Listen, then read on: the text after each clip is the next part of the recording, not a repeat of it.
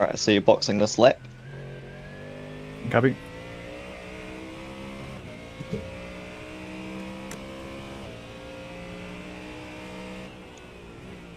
It'd be cool if we got a bit of rain midway through the race. I'll be down for it. Little X Factor. Oh, not this race, sorry. There first. Both. Right. In.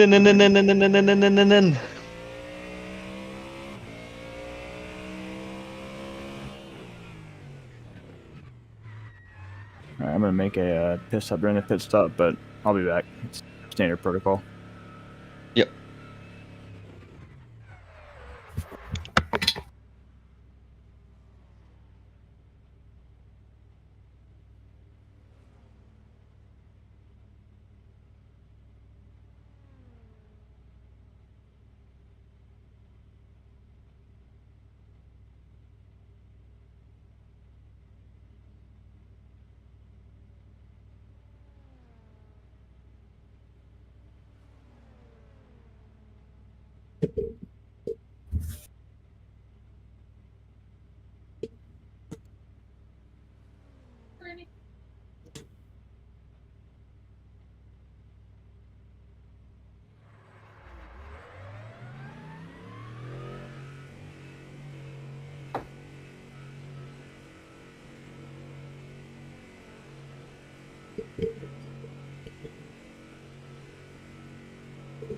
Thanks, mate. Give you a quick update.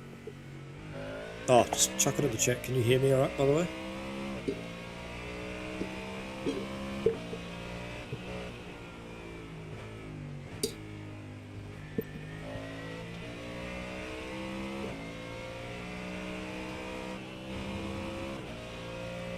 We'll just chuck it through on Messenger.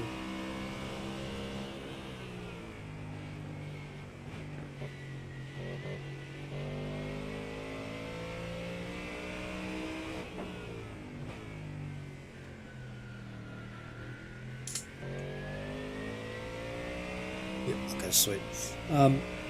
Quick update. We are currently sitting in P7, I think.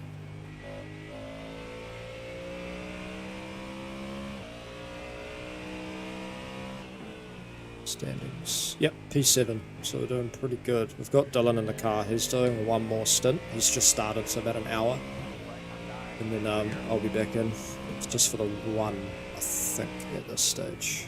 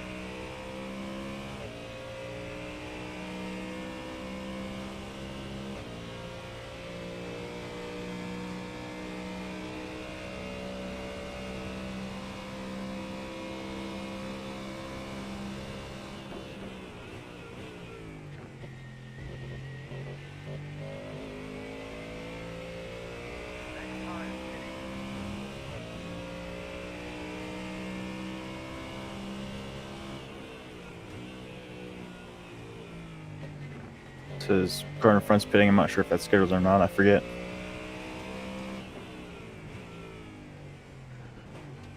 What was that? Sorry.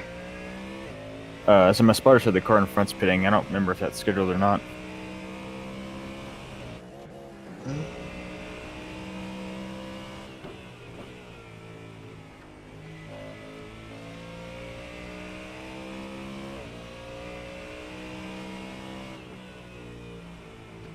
Look.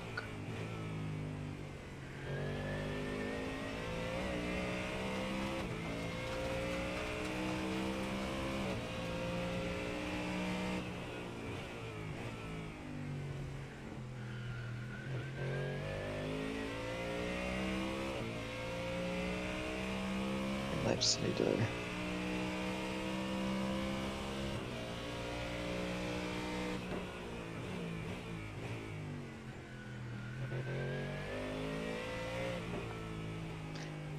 Yeah, it was.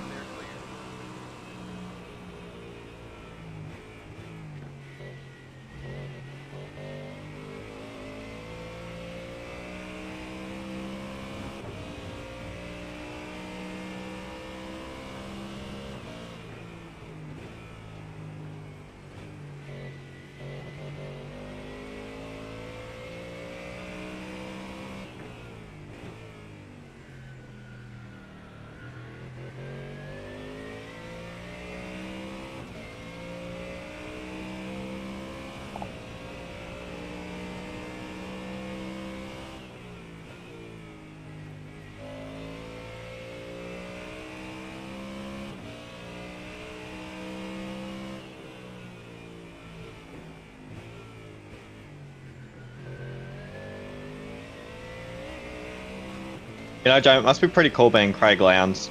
Like, just kind of, you're just doing it for fun at this point. Oh, hell yeah. Dude, I saw It's so cool that he's like, Oh, good save. he's nice save, dude. That he's got someone who's brand new and like he's open to just, you know, pretty much helping newer guys. Yeah, he's such a legend. I saw the most wholesome video just before. So there was this kid who was literally the kid was like maybe like 10. And hey, what's up, JB? Welcome, buddy. This kid was literally like 10 years old and was literally in tears because he finally got to meet Craig Lowndes, and Craig just gave him the biggest hug. It was so wholesome. Oh, look at that Supra. Yeah. Are you watching it? Nah, I'm watching my own stream, buddy. Oh yeah. Yeah, they've just got the Supra doing a lap. Man, it looks. I honestly can't wait.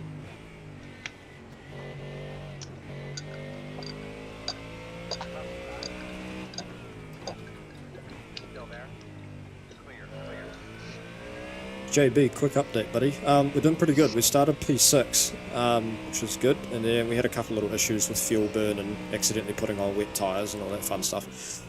Whatever happened to Nissan? But we're now currently sitting P7, so They run it for a little bit. So we're doing pretty good, buddy.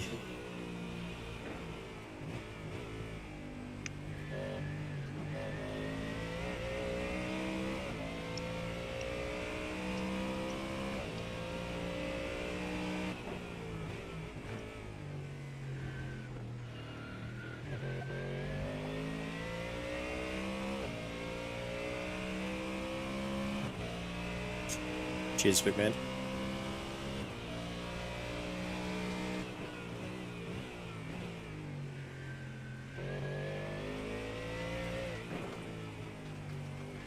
Also, Jacob, I don't think I've ever sweated so hard in my life than I did last night. I was literally dripping when I got off this thing. It was like 40 degrees in this room.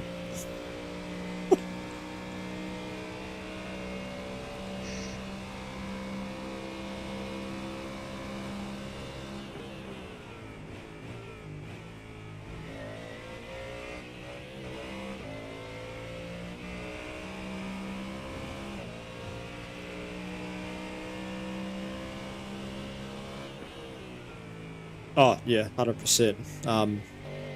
It's literally an exact rendition of how everything works in real life. Like we have to go through and like you can probably see it just on the screen. This one that I'm clicking through. So we have to go into here, set all of the fuel settings and stuff, make sure we've got enough. And then in here, select what tyres we want, adjust all the pressures if we need to. It's tyre information. That's pretty crazy, J-Man. J-Man. It's pretty crazy, bro. Yeah, man, what's that? So they're just going through like the stats of Bathurst and how you can fit the Melbourne racecourse through it, like inside it, Bondi Beach inside it and stuff. But they were saying, they just said last year they had an attendance of 190,000. At Melbourne F1 race, they had like 460,000. Holy. You just think, like, you'd think this race would, out of everything happening in Australia, racing-wise, this would be the one that would draw the most, eh? But even then, like, it's still not...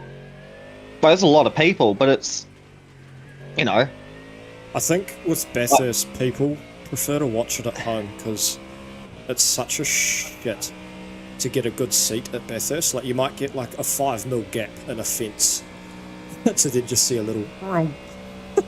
Yeah. And then, I mean, I people do obviously also still go for think... the atmosphere, but...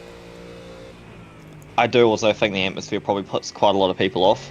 Yeah, absolutely. Like, you can't move.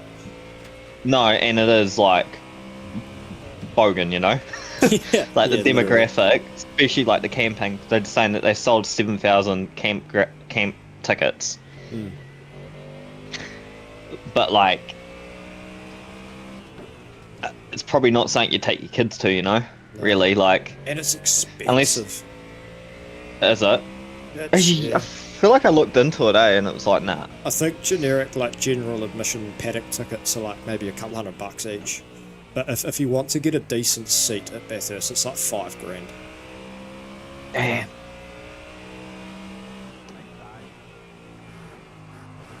I think a while ago, me and Dad were going to look at going one year, like the whole weekend. And Yeah. and we tried to have a look and see, like, with accommodation and stuff. It was literally going to be, like, for memory, it was between 10 and 20 grand for the whole trip. It's just, it's not worth it, No.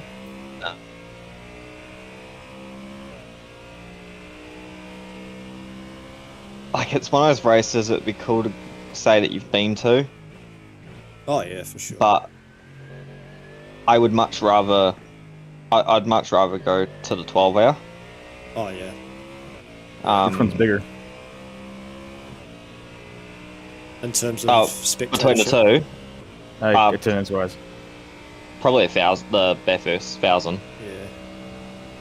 Yeah. Because, yeah, the GT one is kind of a bit of a niche. It's still not... Like, it's a big race, but, I mean, this one, like, over here in New Zealand and Australia, you go to nearly every second household will be watching it. Like, it is the race that brings the countries together. Even non-motorsport fans just watch Bathurst because of the lore.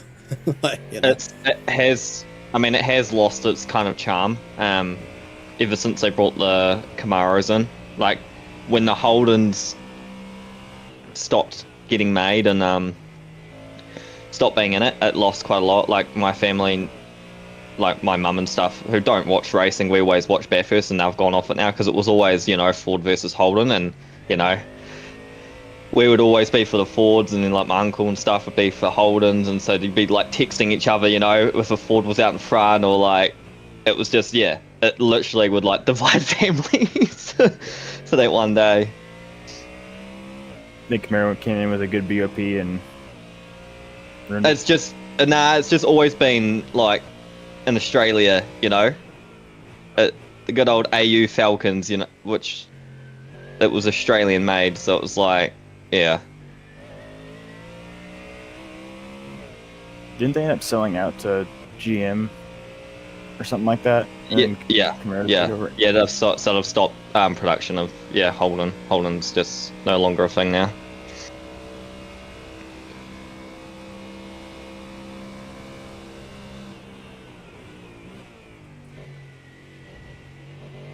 because they had Nissan A Jamin for a little bit.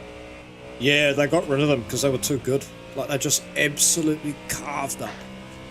It was cheese. Like, And I remember, that was kind of the downfall. That was like the beginning of like, it was like, oh, what are we doing, guys? Like, there was that this really, isn't. there was that really infamous moment. Who was the driver?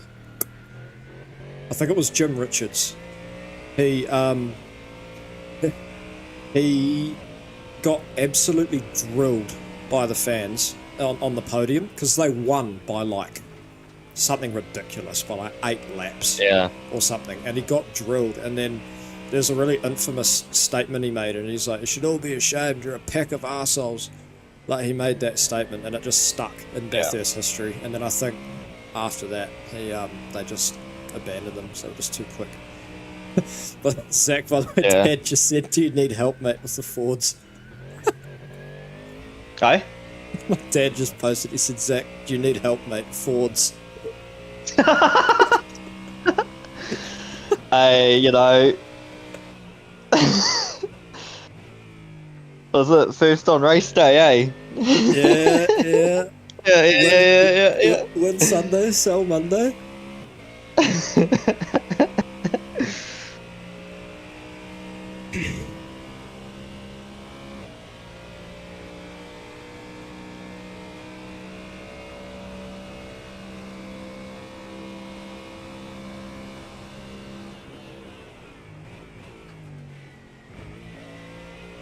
Who is that behind?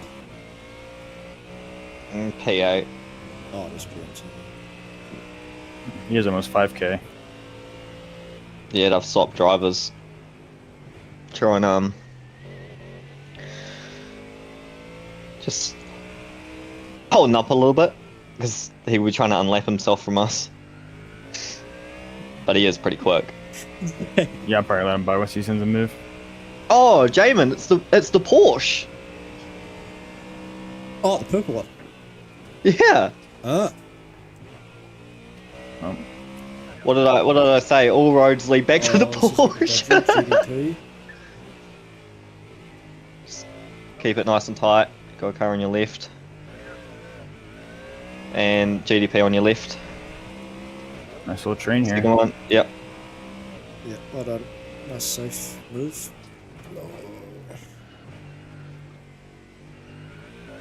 Nice, good stuff. Awesome work. Zach, Dad just said, you'd rather fix or repair daily. I know, I was trying to avoid that one. That's always the one. Fix on repair daily. Yeah.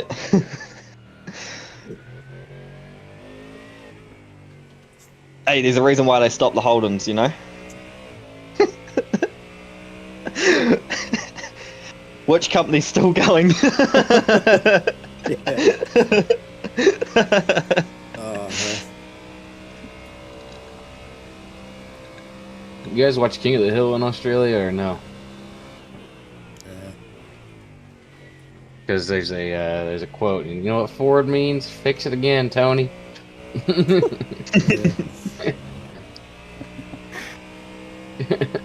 Yeah, that badge, man, it's just oozes reliability. I drive Fords. I've dailied Fords for the past like 7 years. I love Ford.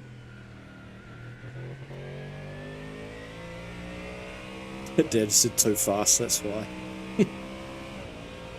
I mean, my truck's pretty badass. I don't know. We got a Raptor, you know.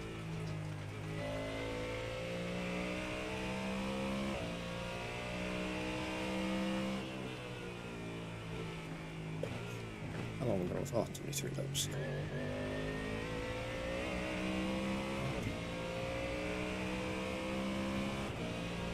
Sure hope that's Joe.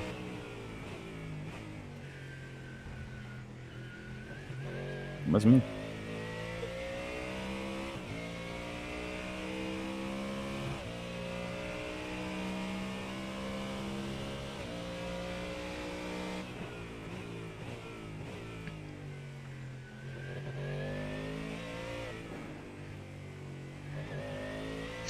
Wonder how Michael and stuff are getting on. Hmm. They're still in their voice chat, so Oh, actually, I think Stubbsy's streaming. Someone's streaming it, yeah. I'll have a look.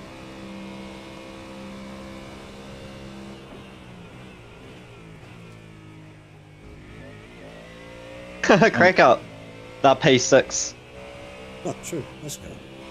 It'd be funny if we They we might get P6 as well. They were P10, eh? Yeah, they've clawed their way back. Yeah, Man, yeah. it was like They started P6 too. Did P6 Oh, just P4. hit? Let me look. there's a minute gap in the GD3s. RP6 did not pit. I forgot they got behind us.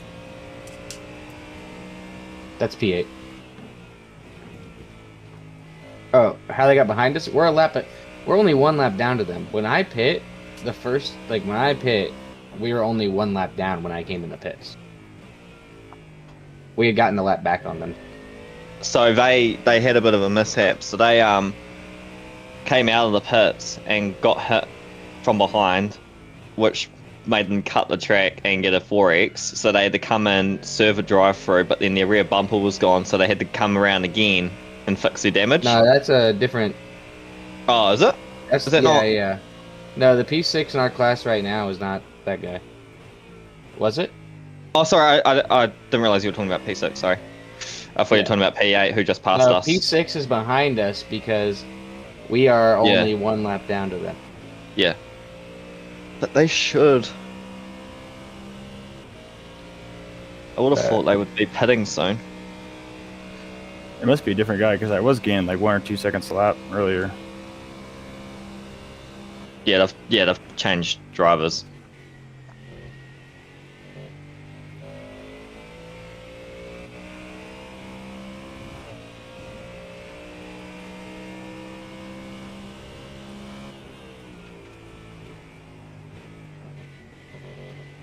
Back in a sec.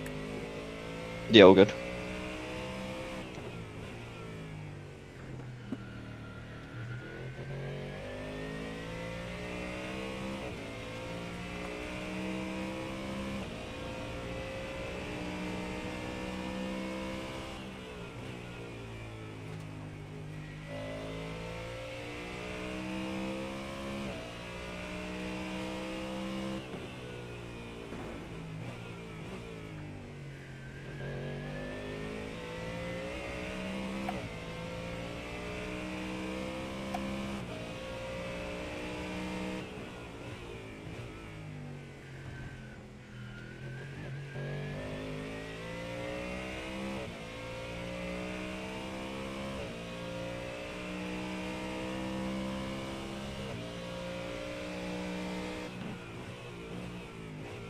They've already done it.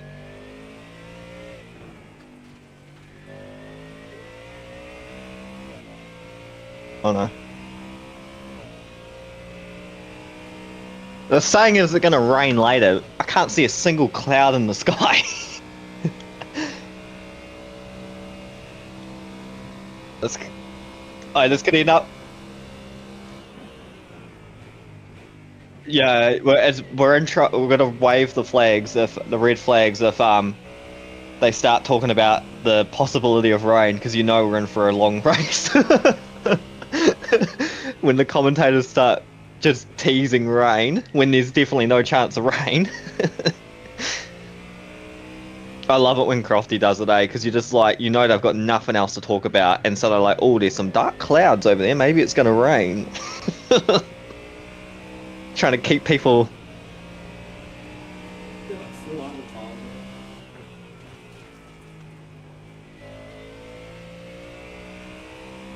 I swear it's like there's some sort of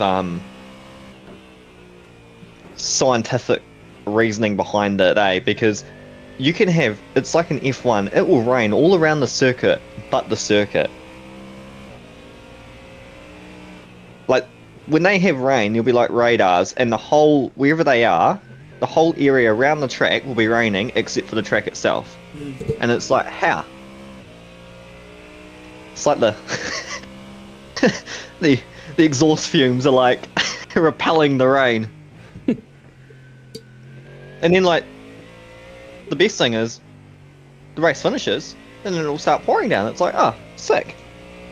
Where was that rain when we wanted it?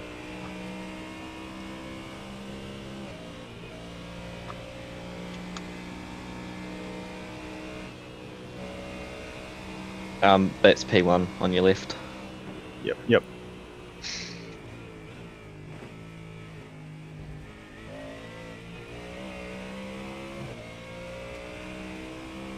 They've had a couple 2K guys that ran me down. I don't feel like I'm running that bad at lap times. Maybe I am. Sandbaggers. I was hoping so. They've been quick all race though. Like,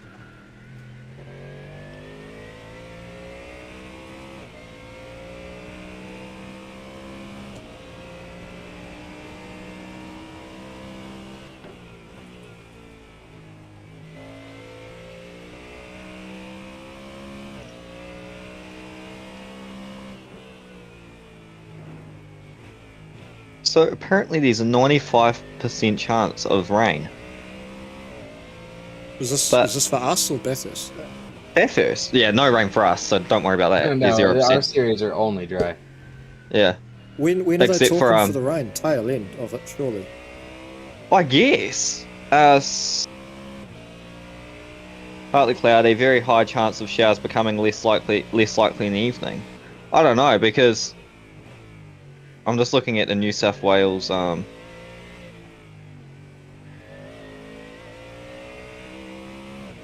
weather forecast. Because like all the camera footage I've showed today, there ain't no dark clouds or anything. Like, it's sunny as anything.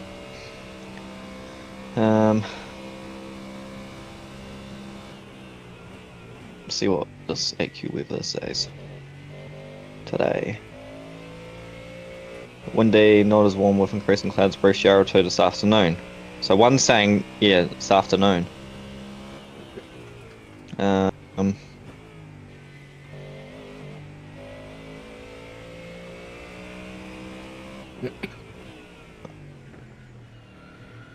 Yeah, not until 4 p.m.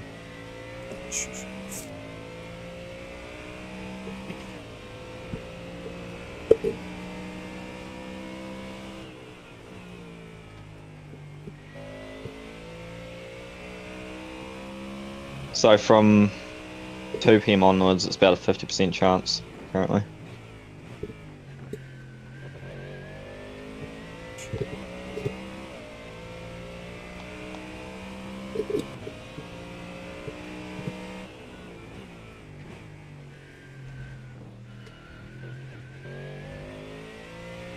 Hang on.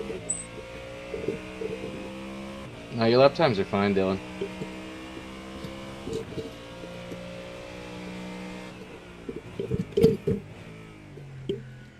Yes, they're just fast. Oh, my microphone just broke. It broke. It fell off the table.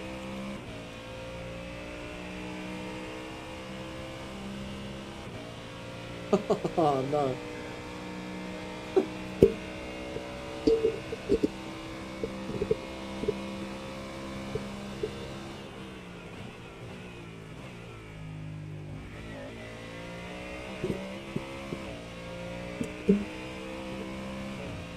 I'll So resurrect this. Give me a sec.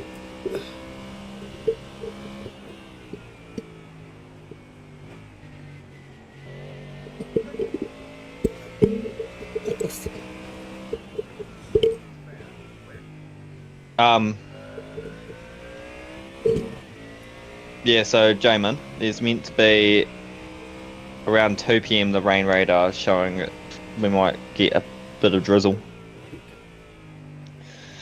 So hopefully it's enough, that it just makes it a bit greasy. It's not gonna be a lot though, but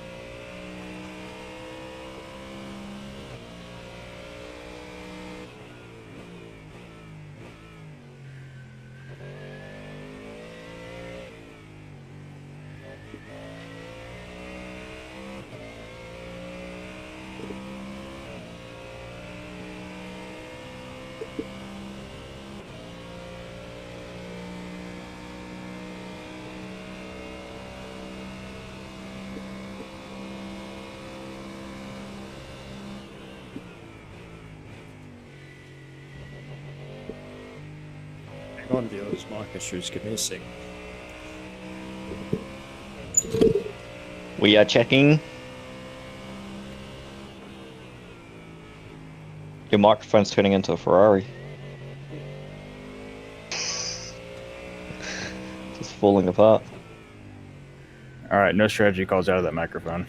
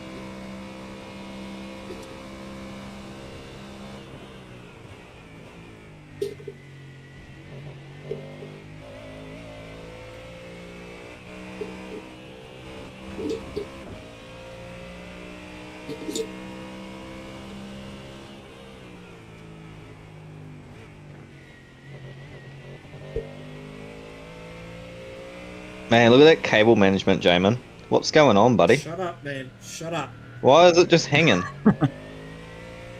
Buddy, cable tight. See, this is why you're coming up to Wellington, bro, so you can help me.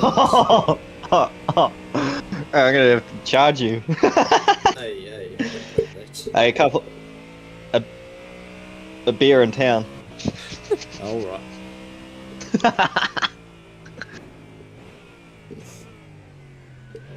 Right.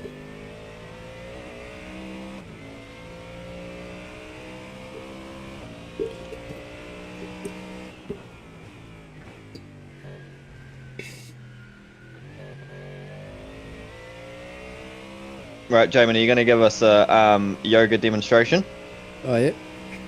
of your warm-up exercises? Yeah, I can do that.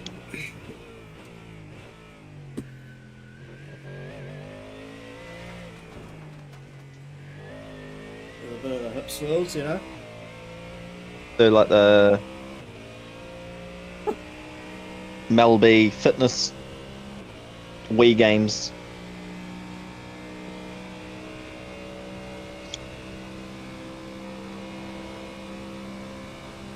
There you go, done. Oh wow! Peak physical form.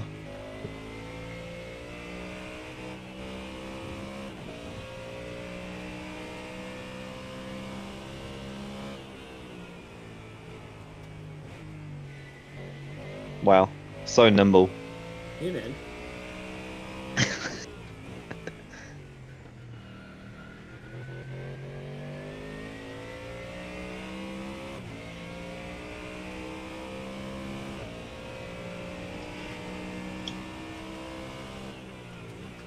Melby fitness Wii games.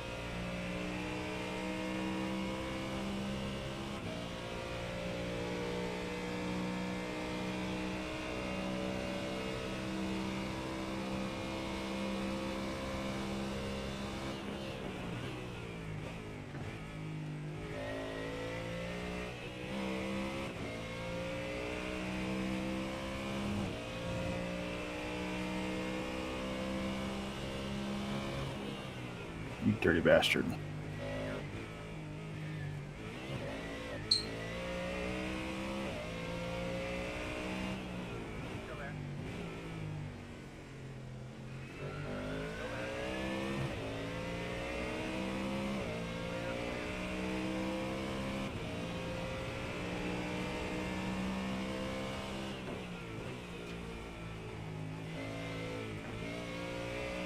P6 get a drive through. Because they're now behind us again. Yeah. Checking. We are checking. Ah, Look at their last lap. So they've been behind us for a few laps now. yeah, so they've had a...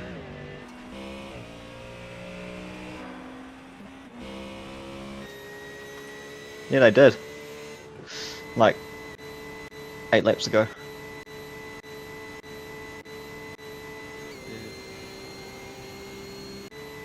Damn, they are farming off tracks. So they've had, this guy's done 2 drive-throughs already in a stint. Shit.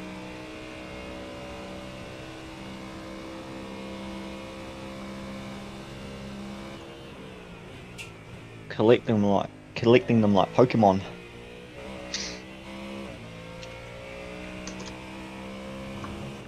Suppose I have to make this guy's life difficult.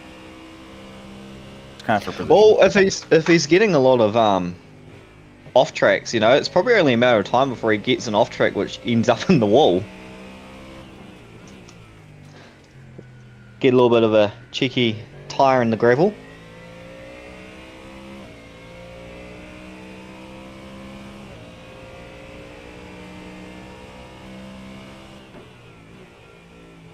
It's one of those stories though, I like that. He's quick, but he's also obviously pushing a little bit too hard that he's like just on the edge and it's just that little bit too much. So like they'll gain a whole lot of time with us and then get a drive through and pick where you start.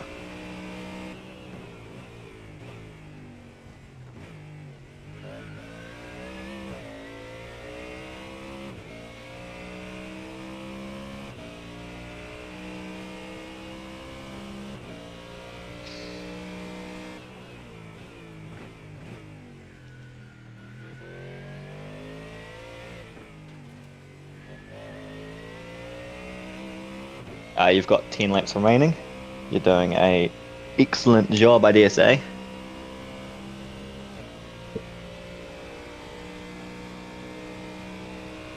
$20 until the Bathurst 1000. 20 minutes. Actually, it's 21 minutes. Oh. It's actually 20 minutes and 55 seconds. 54 now, 53 now. Oh, wow.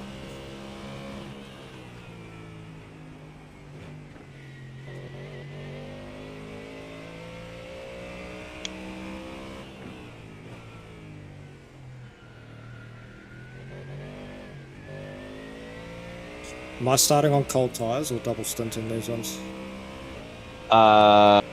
You'll be starting on cold tyres. Cool. And then when you come into the pits for me to take over, we won't change the tyres. I'll just run your ones. Just don't destroy them.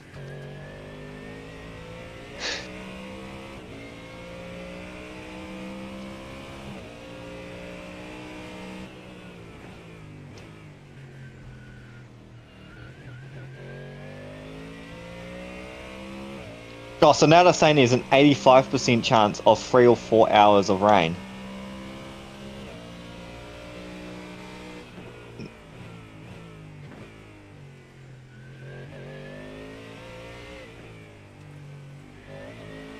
Oh, it is looking a little cloudy now, to be fair. There's a bit of...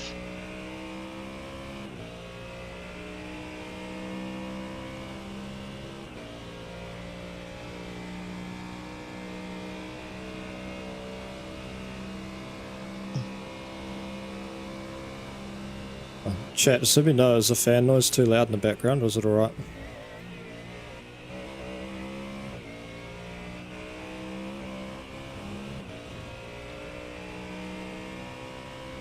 What is going? That is unbelievable.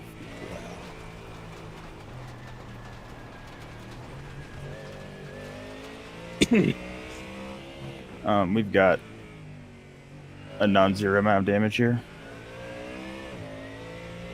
Oh, dude, it wasn't We're even gonna- contact. It was netcode like crazy. Did we get a drive-through for that? Yeah. Yep. Incident points. How bad's the car? Wheels. Yeah, wheels a bit crooked and right-hand turns are kind of sketchy enough that Alright, whenever so you you guys may- are ready, I'll Sweet probably come cheese, in. JB. Jamie, you ready? Yeah, buddy. Born ready. Yeah, so you Born should be ballin'. able to come in, eh? And we'll be able to swap, and then Jamin will just be able to come around and do the drive-through. Yeah, I'll just do one lap and then just serve it.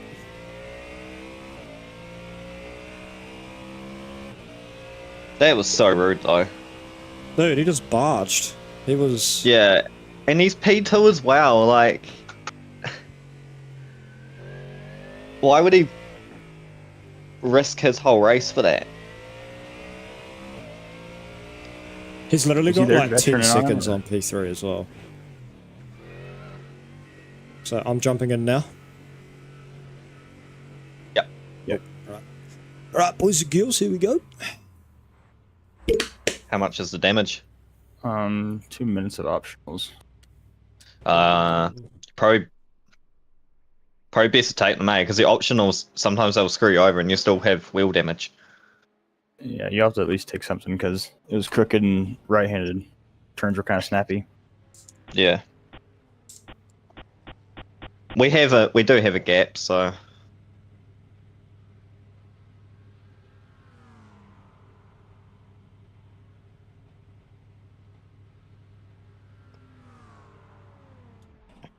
Oh.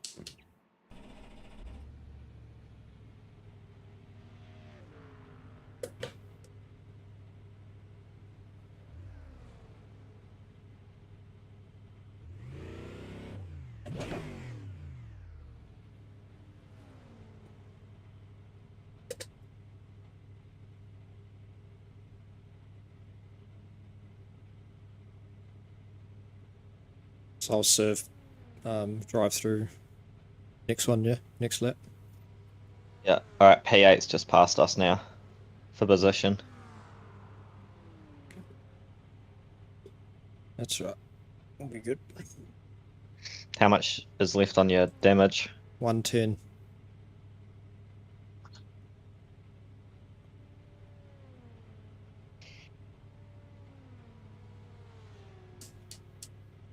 I'll let you know where P7 is. What I do for the stint, do you want me to try and push? Or... Yeah, just go for it. Send it. But Roger that. we're not doing fuel saving, so But like in the Ford versus Ferrari, Phil, where he sticks the billboard out, 7,000 RPM, go like hell. Okay, roger that. P7's going through turn 8.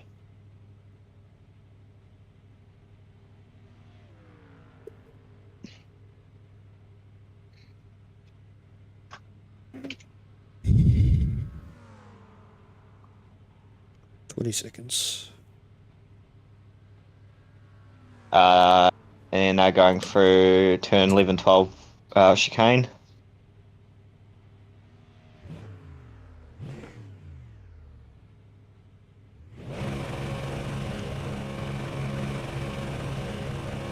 Sorry about that, guys. I probably should have known he was going to send it there. No, it's No, all you're good. mate. It is what it is. Alright, they're going through the final corner now.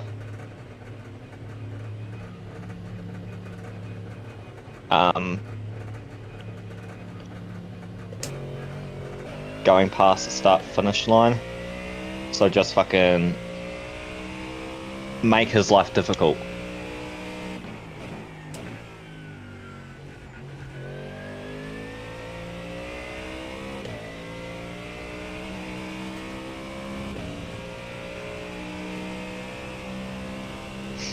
You've got 3 seconds to him behind.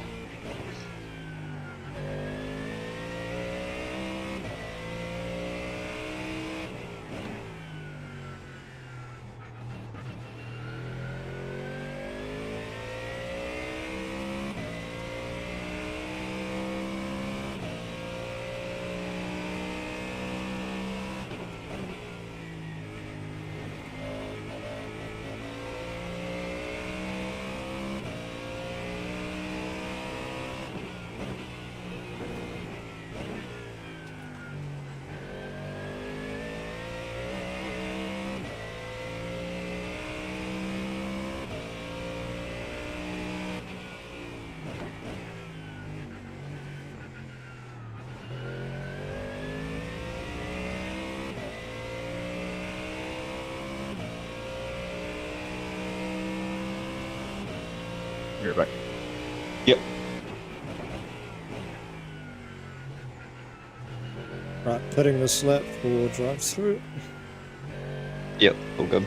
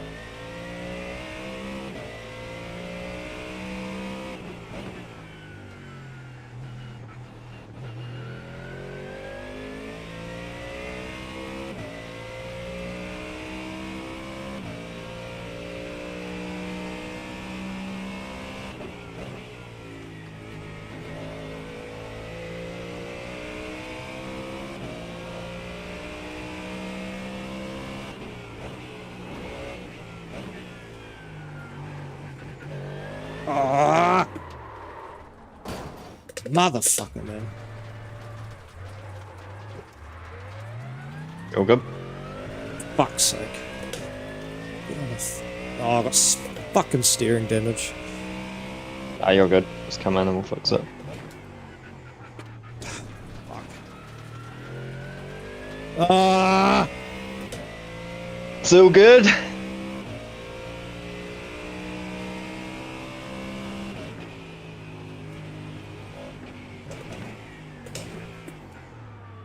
I'll watch your right hand side.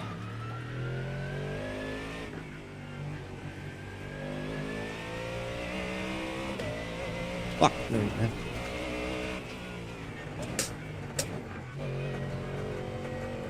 Ah!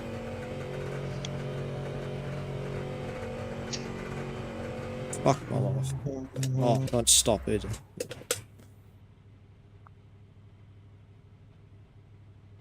What's the damage? Ah, fucking 6 minutes. 6. Shite.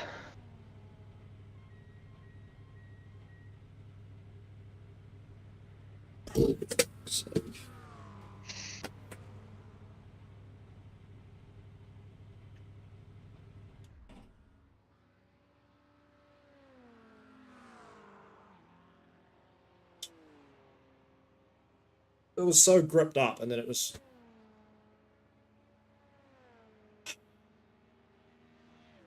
Oh.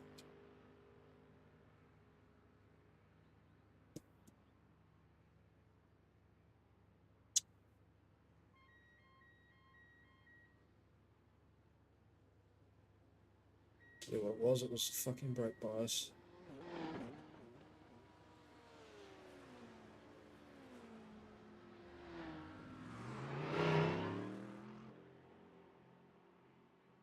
Oh well.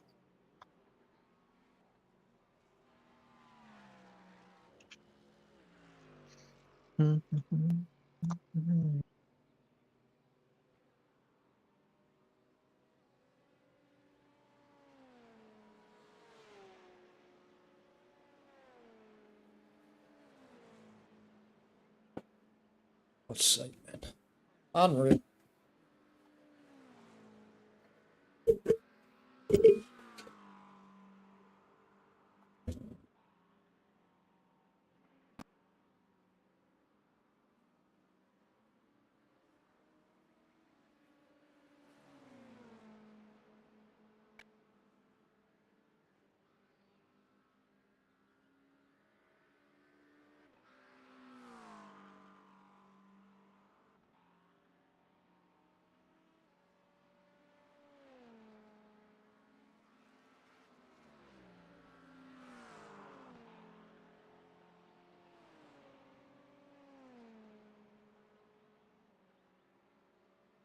Oh, we okay?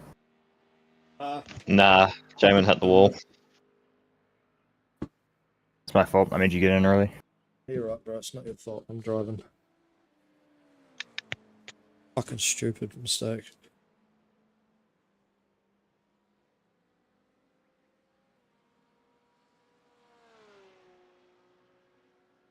What lap was that? Was the tire still cold? Not really. They were like 1.7, so they were just warm. It just completely kicked out on me. Just that right-hander up the hill just before the big chicane. It's completely through.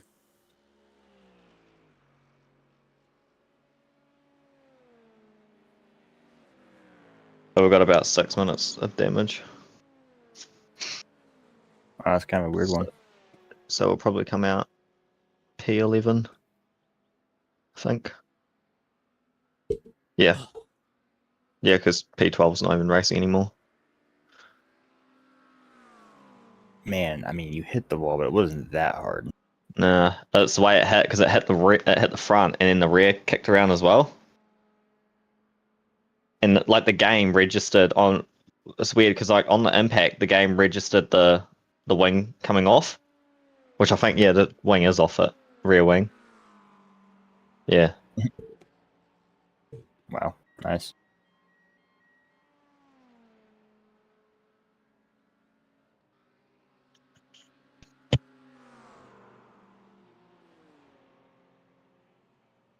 Yeah, those corner hits seem to be so devastating.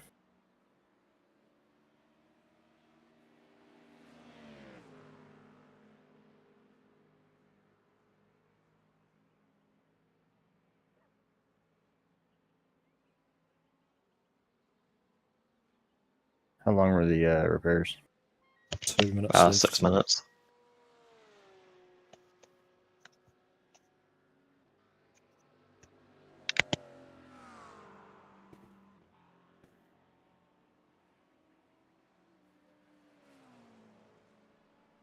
The good news is this is the worst position that we could get.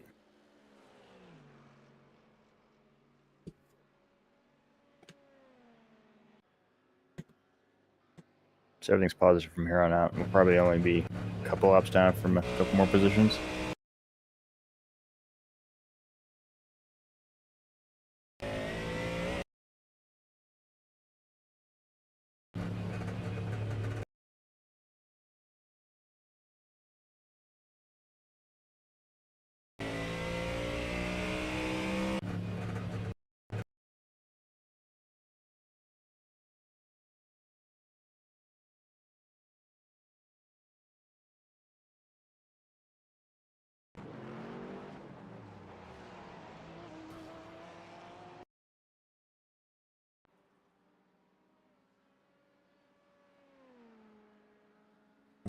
One minute.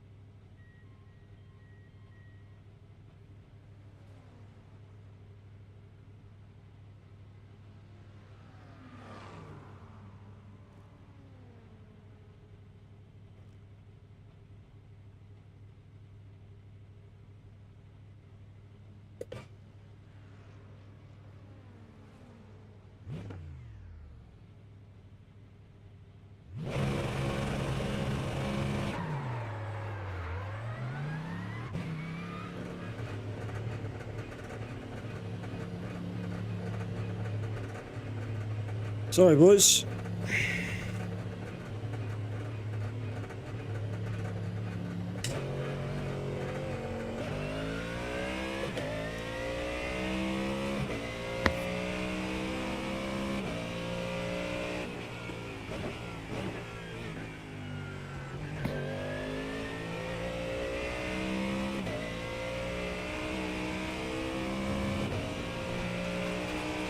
The next position is about a lap and a half ahead.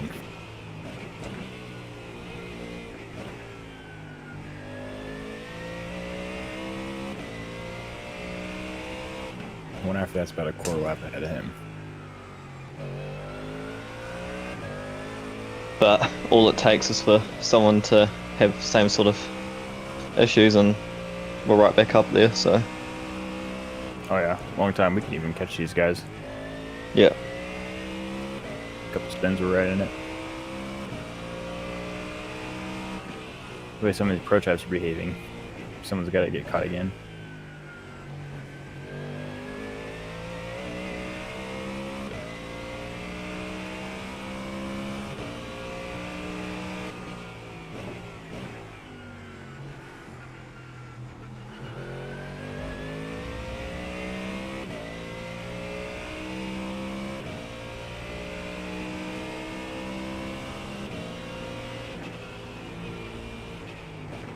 Oh, Jesus, man. Alright. Moving under braking is fine. Yeah, it's kind of ballsy by him, considering how well we could break there. Mm.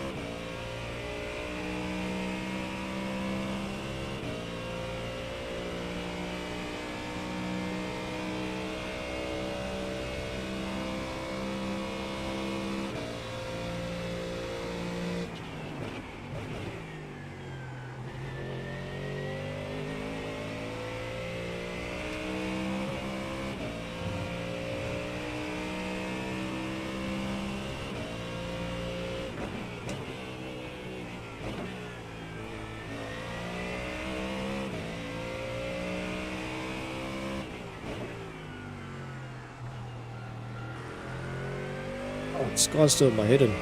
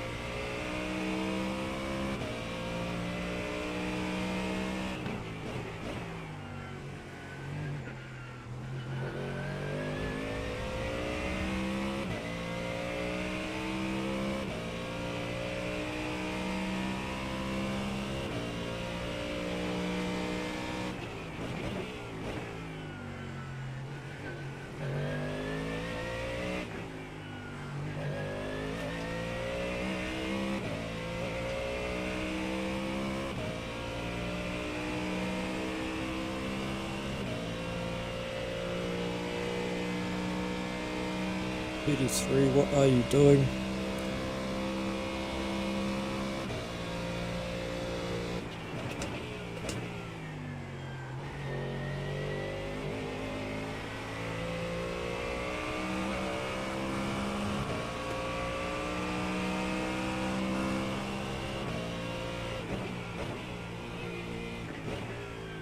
Nice work.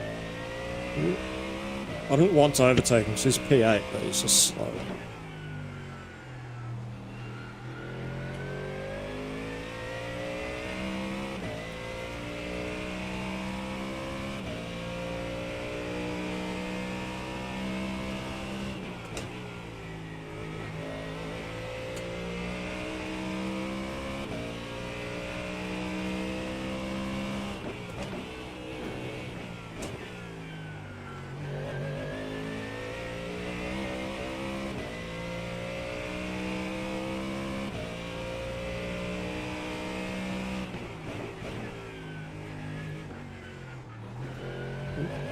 Jesus.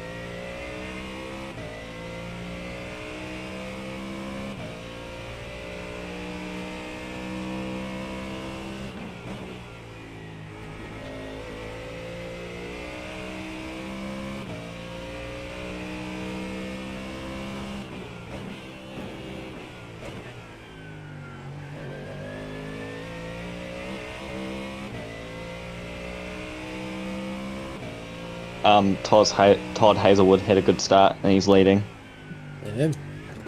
from P1. But Brad Vaughan didn't get off the line What happened in the there? number 14. They're suspecting drive shaft. Oh shit. They've pulled it into the pits and they've got it up, but now Todd and a couple of drivers are saying there's oil on the start finish line, Oh hell. which may be from that. It's rough, eh? Don't even get off the line. All that prep, eh? Oh, just Yeah. kill you. They're like jacking it up in the garage now, I guess, to see what's actually wrong with it.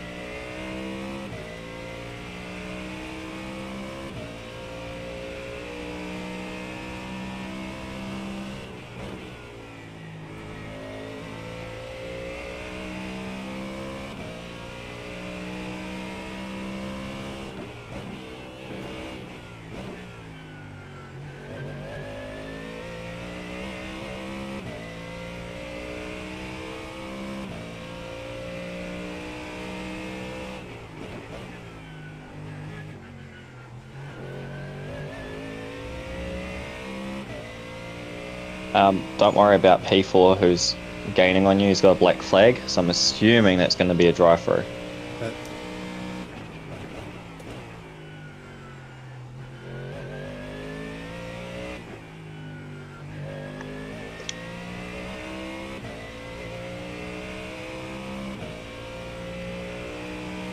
Yeah, he's got a drive-through, so.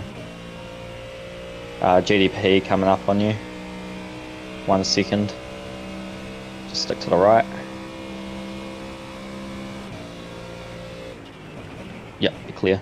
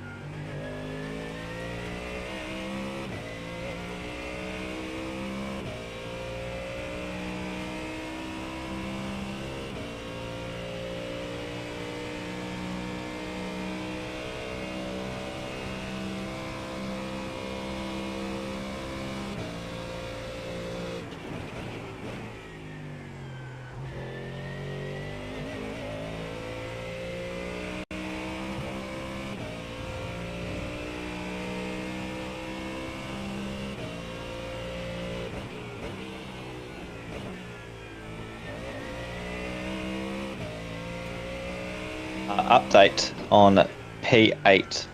They have the black flag and I've got no rear bumper. Awesome.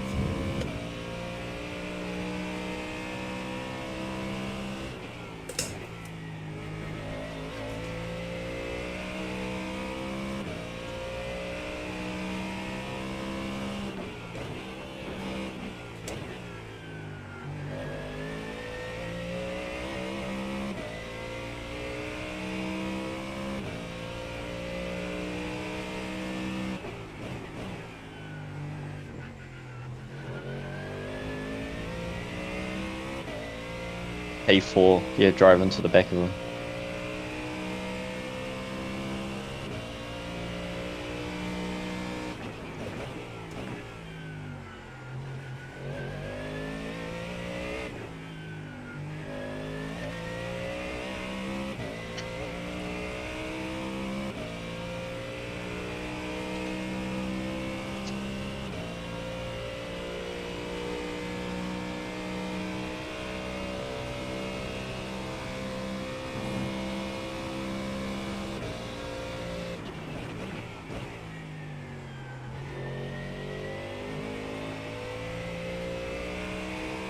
P8 are coming in now to serve their drive-through.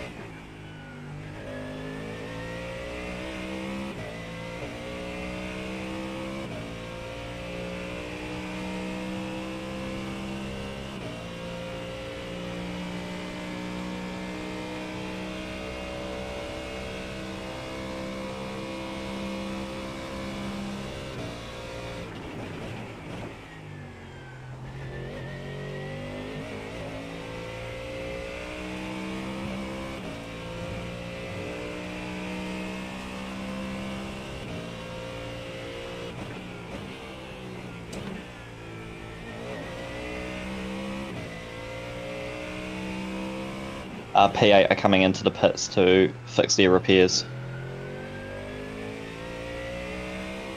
Fix their damage, sorry. So...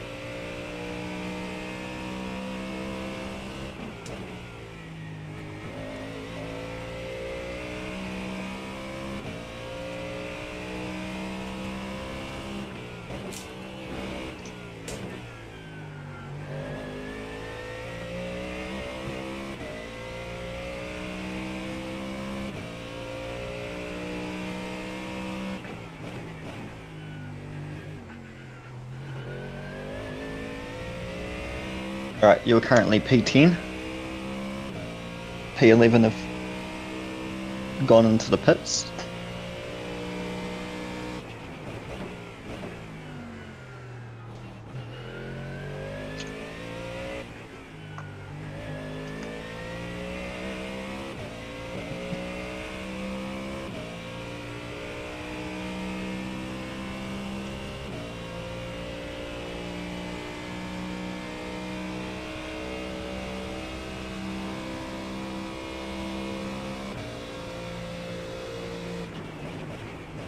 Okay, update, P11 has big front end damage that they're repairing right now. So we're actually in P10 as of right now. Yeah.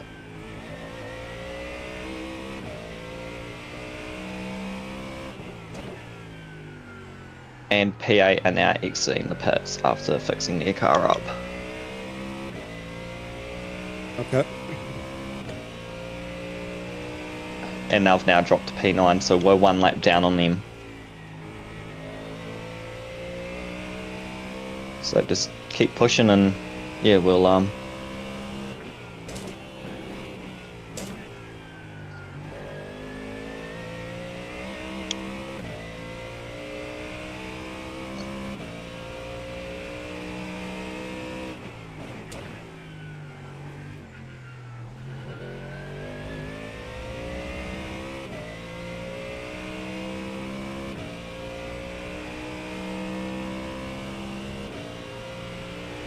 been pretty scrappy in the supercars. Always is, isn't it? The midfield, going too wide through turn 1, door banging up the hill. Damn.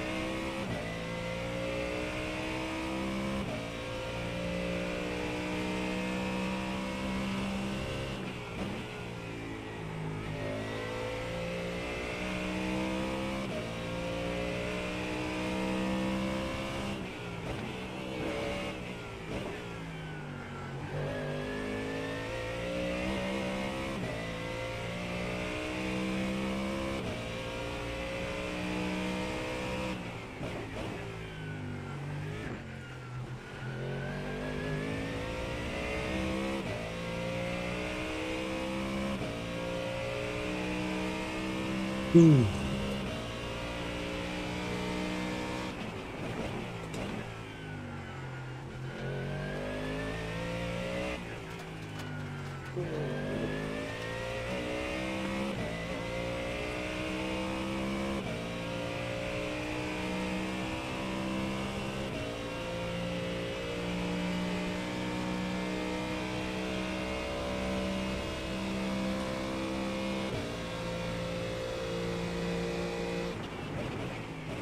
So, how you're running right now, off of averages, you're one of the fastest cars. Let's go.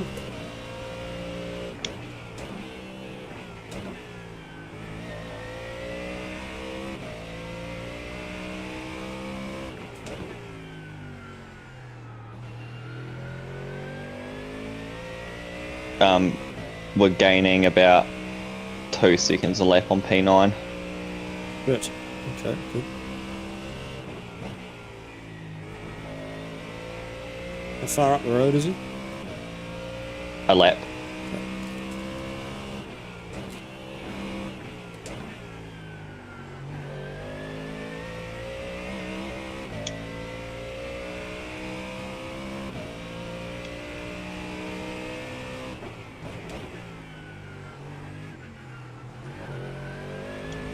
So we're a lap behind P9 and we're 3 laps ahead of P11.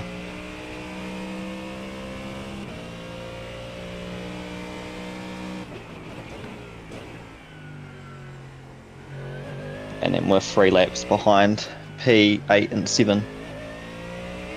Yellow flag, turn 11, which you're just past that anyways. LMP2 cars got tangled up with each other. Okay. But they're all going again, so. This is P3 in front of me, isn't it? Yeah.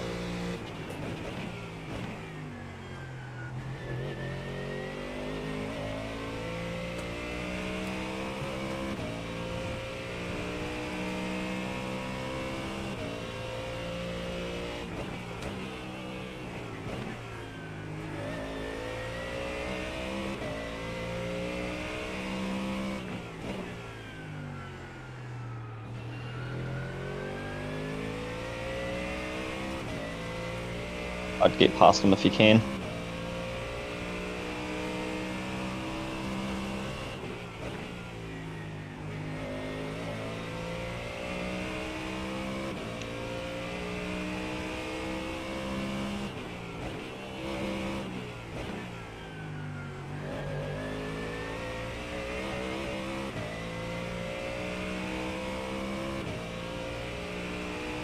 And then P2 in front, I don't know what's happening with them. Their last lap was a like 43 flat. Hmm.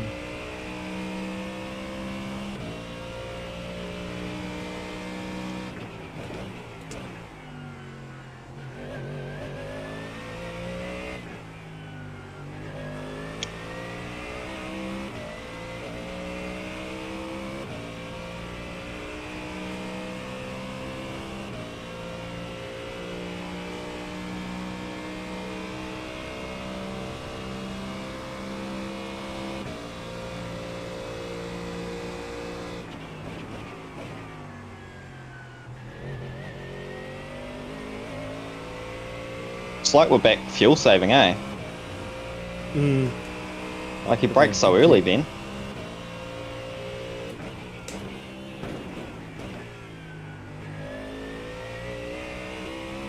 But he just let me go. What a legend.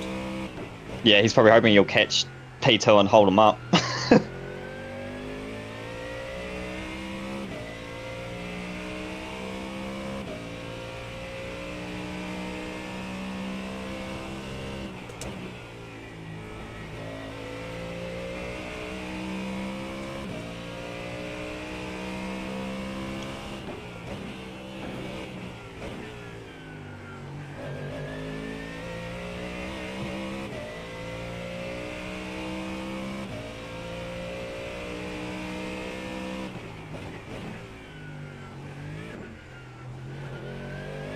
GDP behind.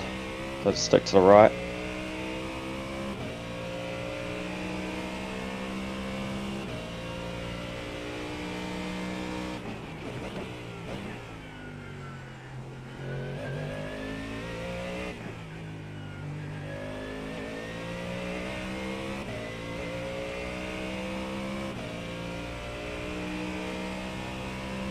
You might be able to have a go into turn 1.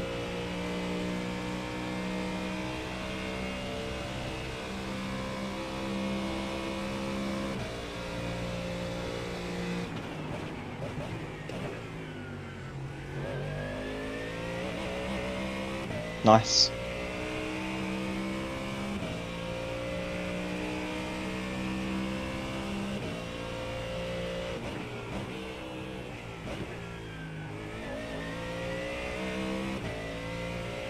P9's currently going through the final corner now. And his last lap was a 42.9. And yours was a 41.6. GDP on your left.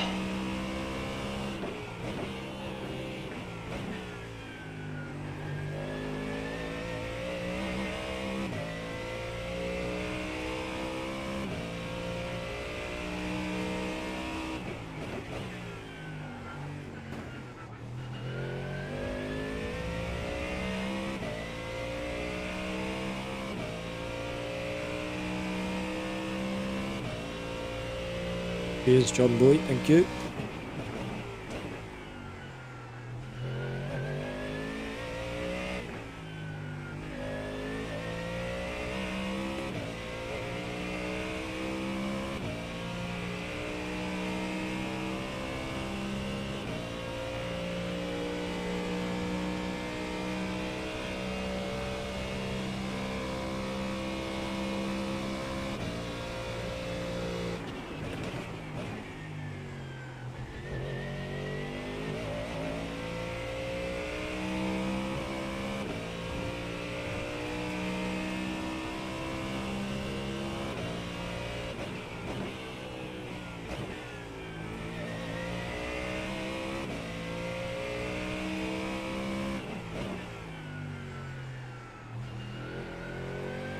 So the car that didn't go off the line, it has a hole in the transaxle.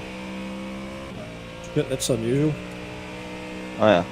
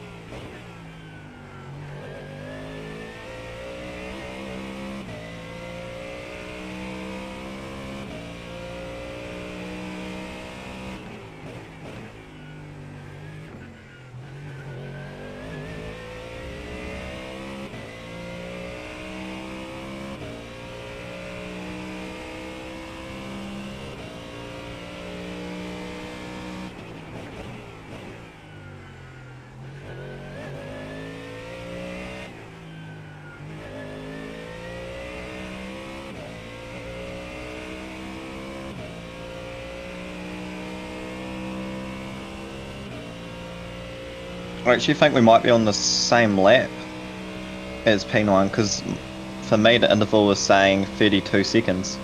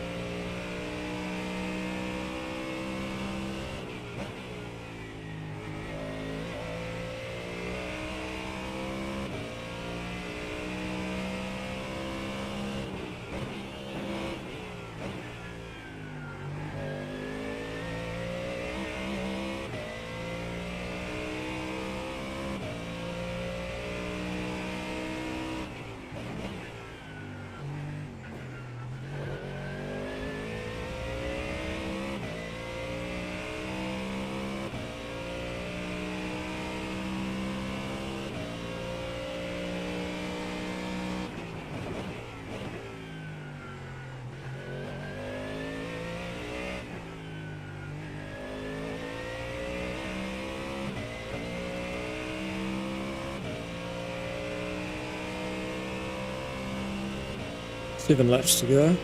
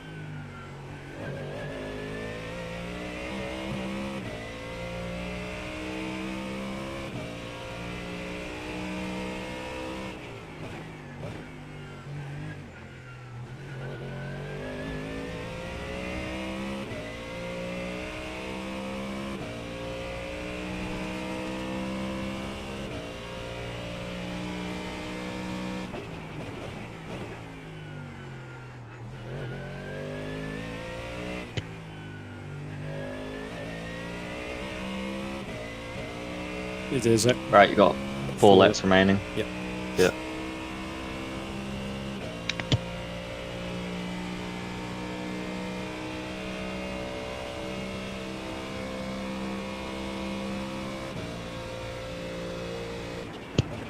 P9 is struggling. Yeah. Their average is a 45. And Last 5 lap average, yeah. And their last lap they did was a 44.8.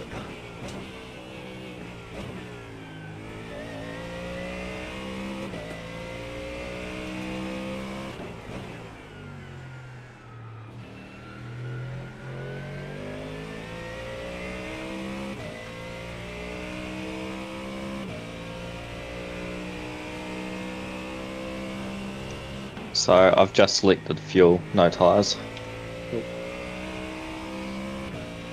oi, oi, oi, oi, oi, oi. Where's he going? Buddy's off on a little adventure. Hmm. Oh, it's our Porsche. Yeah, Up in all roads lead P7. back to the Porsche, man. Yeah. You're going to want to pass him pretty quick.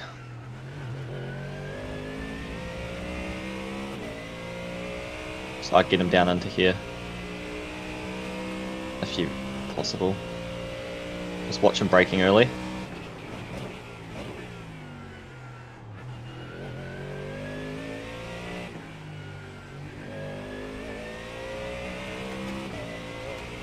You'll get him into turn 1.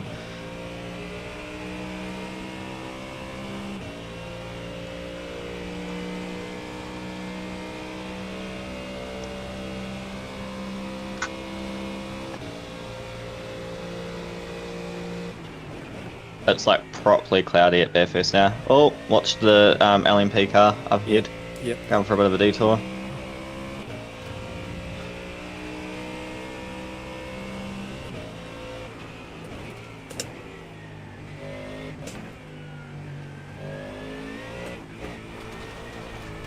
Oh, you dickhead. Fuck's Absolute sakes. fucking sponge. Just wait for him, wait. Go, go, go, go.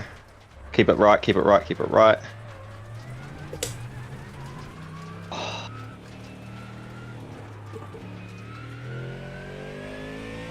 Wheel damage. I think it's alright.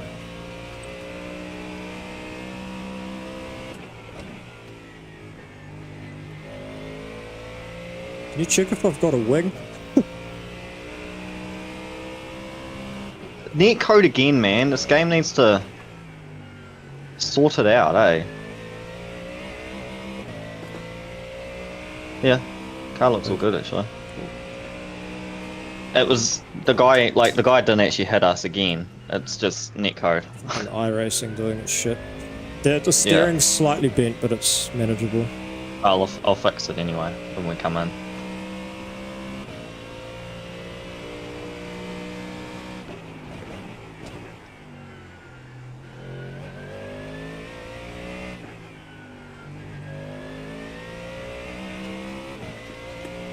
It's alright, we lost about 20 seconds.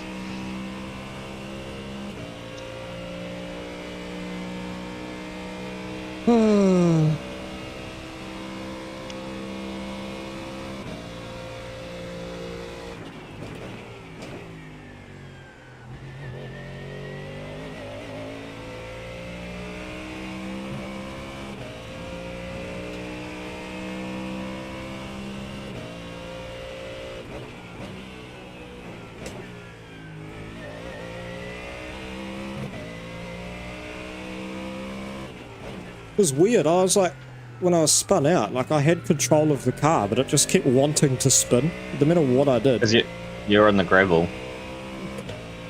Yeah. Yeah.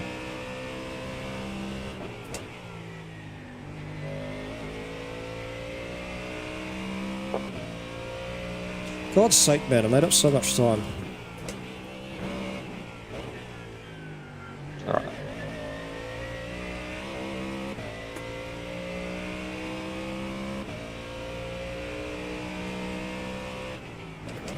Thanks, JB. Appreciate it, buddy. We'll get there one day.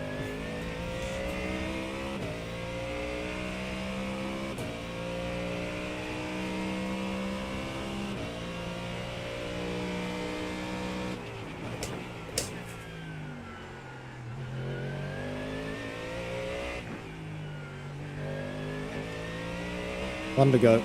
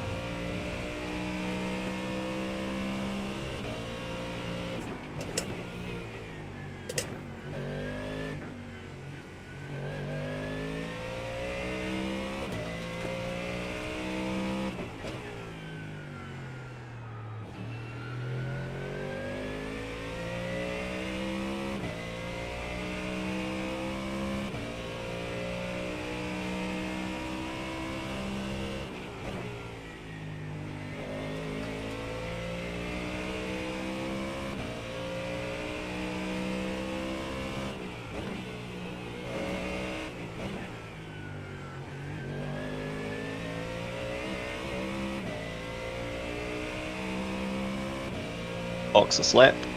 Yep.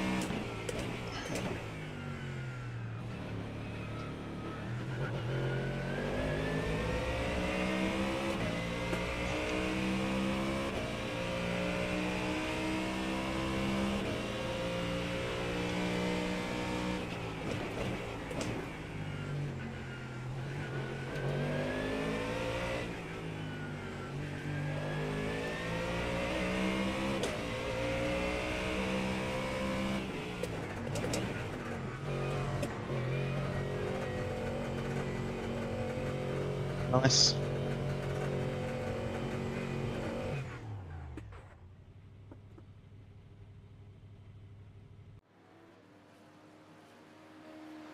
Oh, that's frustrating. Made up so much time. Oh no, I didn't have a wing. I did not have a rear wing. No, you did on Wait. my screen. You did on my screen. Not on mine. It did feel a Fuck's little bit. sakes. Did feel a little bit different. Yeah, I've got 2 minutes of damage. It's better than 6. I don't know how I drove this thing around without a wing. That's crazy. Well, I don't know if you didn't have a wing or not, because like I said on my screen, you had the wing was there. Hmm. I don't know. I mean, It's if it was there on yours. drivable, surely the wing was there, right? Yeah, it's there on your screen. It's not on my screen. Anyway, doesn't matter. You weren't even slow though, so you definitely yeah.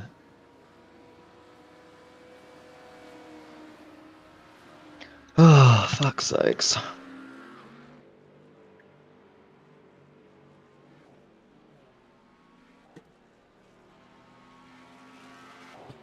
Cute.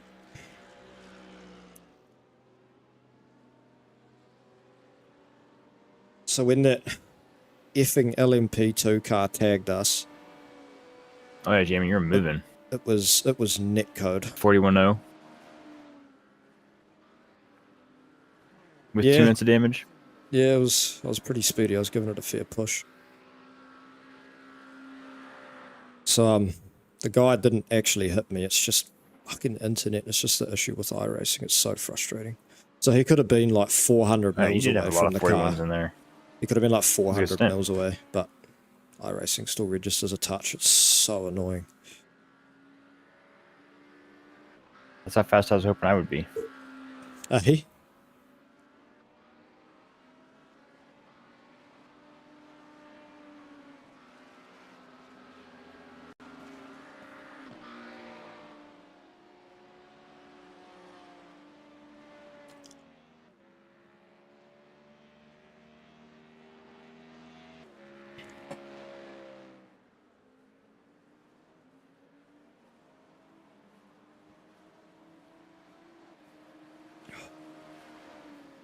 So we're a lap down again, aren't we? Back to square one.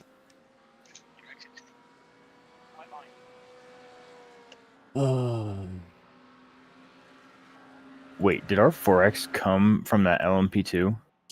Yeah, Dude, even though it was net code.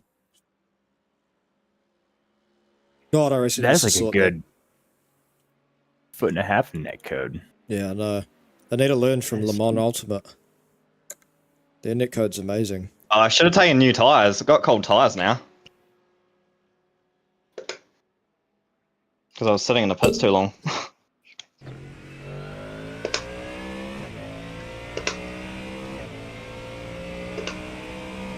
A lot of times net code, it's like the cars would have hit anyway, but I don't think you guys would have hit at all.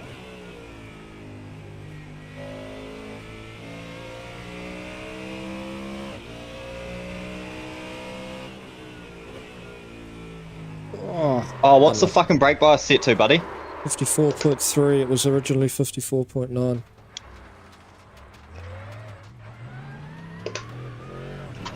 Oh, what the fuck?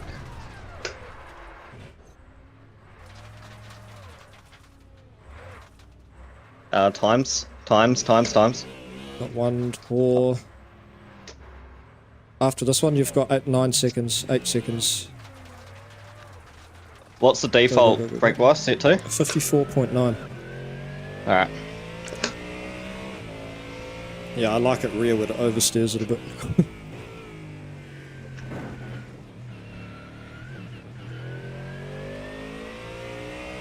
The grass is like ice, eh? Oh, such a pain in the ass.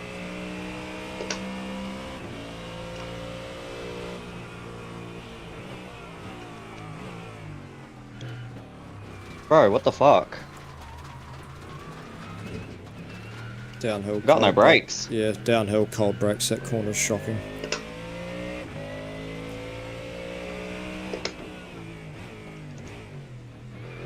Have we got more damage? Eh? Have we got more damage? No, I got a penalty. Oh. Because we were on like 37.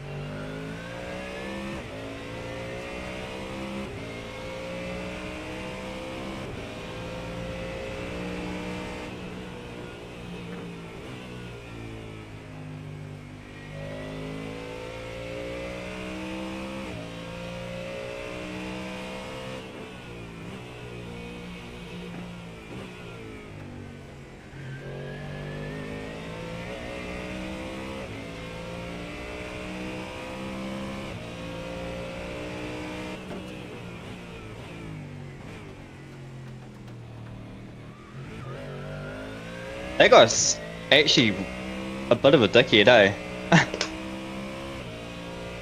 Oh, just pretty sure it's the guy that hit us.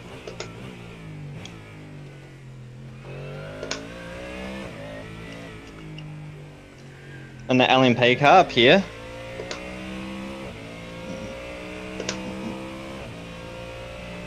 He just sent it on me.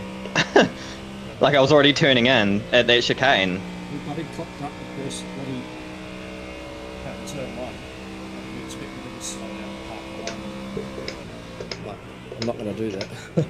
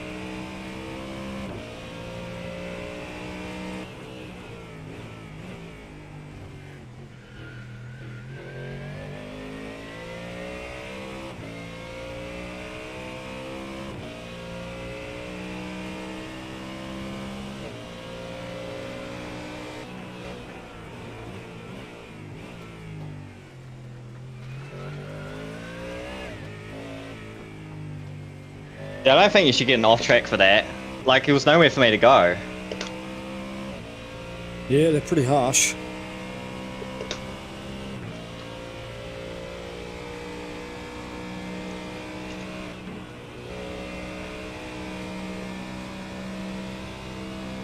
May as well just give a quick update on the race. Man, we are just misbehaving as a team. So we started in P6, maintained a pretty good first stint. First couple of few, 3 or 4 stints. 241.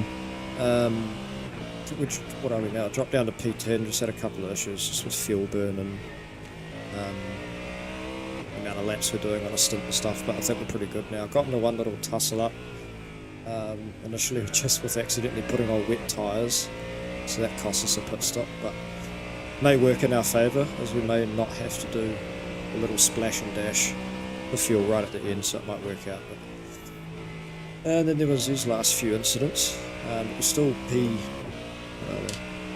P10, so can't complain too much, but just keep plugging away, head forward. That's all we can do. We're aiming for a top 10 finish, so it should be good. I'll be back in the driving again at what's the time now? 3, 4, 5, 6, at about 7, I think. So in about 4 hours time I'll be doing the last final 2 stints of the race and crossing the finish line, the privilege that it is, so yeah, let's get it. I believe in the dream too, JV. Thanks, buddy. We'll just win it, bro. GG, easy. We'll win by like 6 laps, if you watch.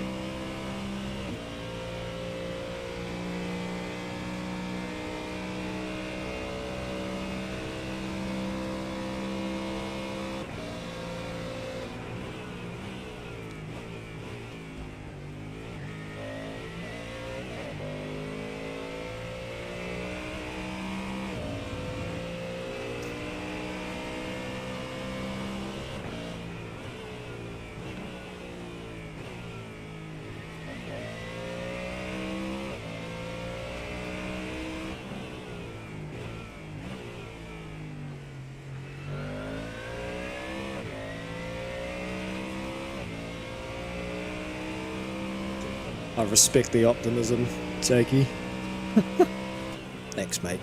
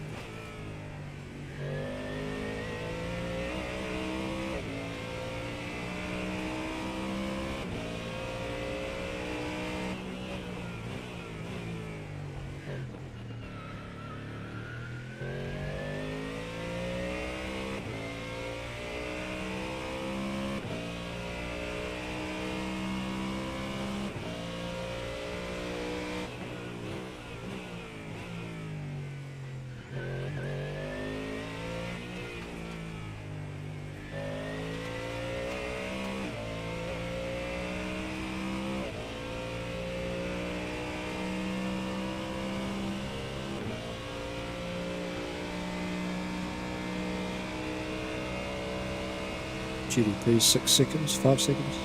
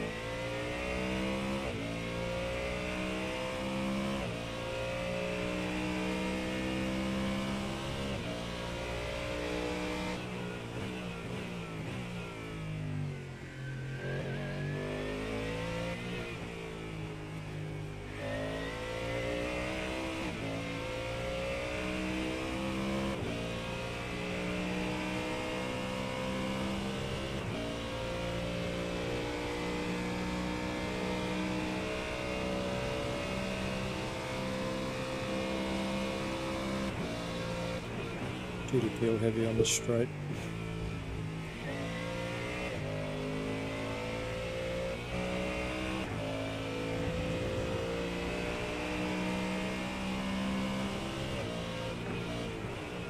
Got a little bit of air now, you've got 13 seconds to LMPs, and then GD3's behind that.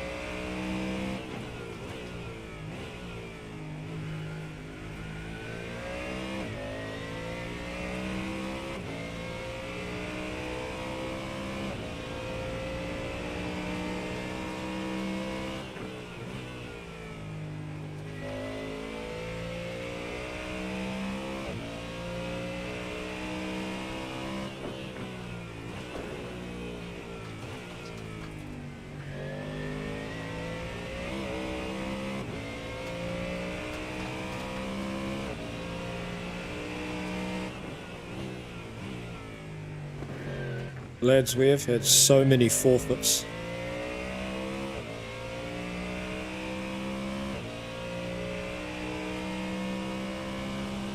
Yeah, I think there's a lot of GG3s that were out early.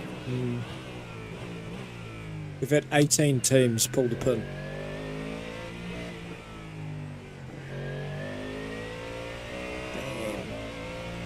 Quite a bit. Almost half.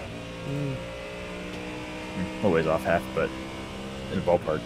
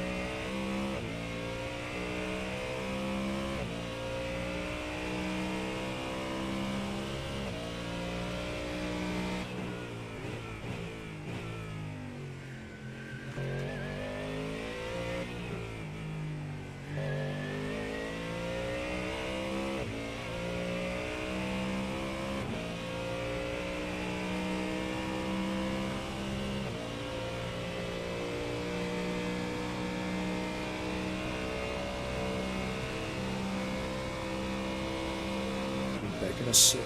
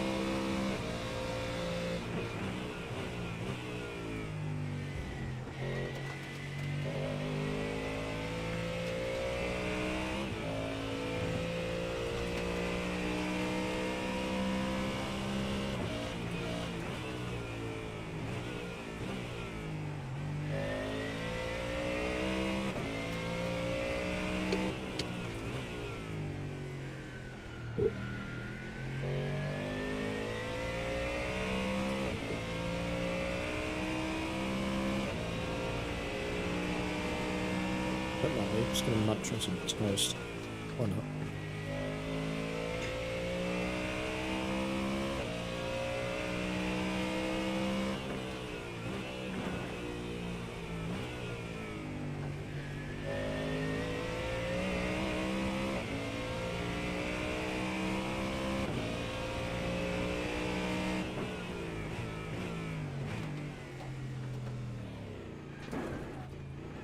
What was Buddy doing there?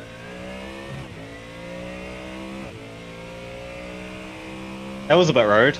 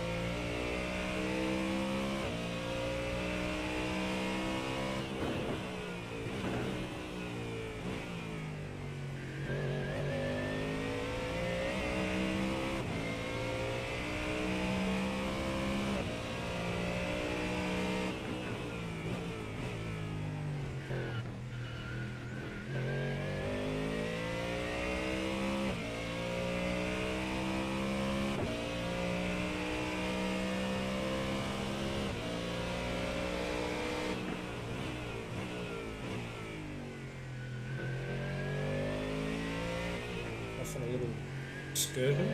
Little excursion of the trip.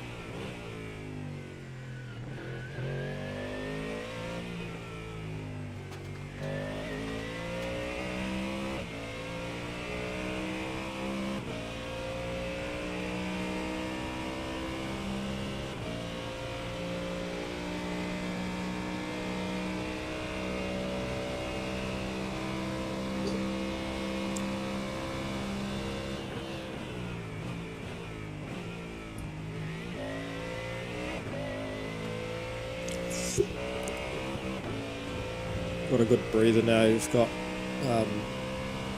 20, 25 seconds to the next LMP and then GDP's behind.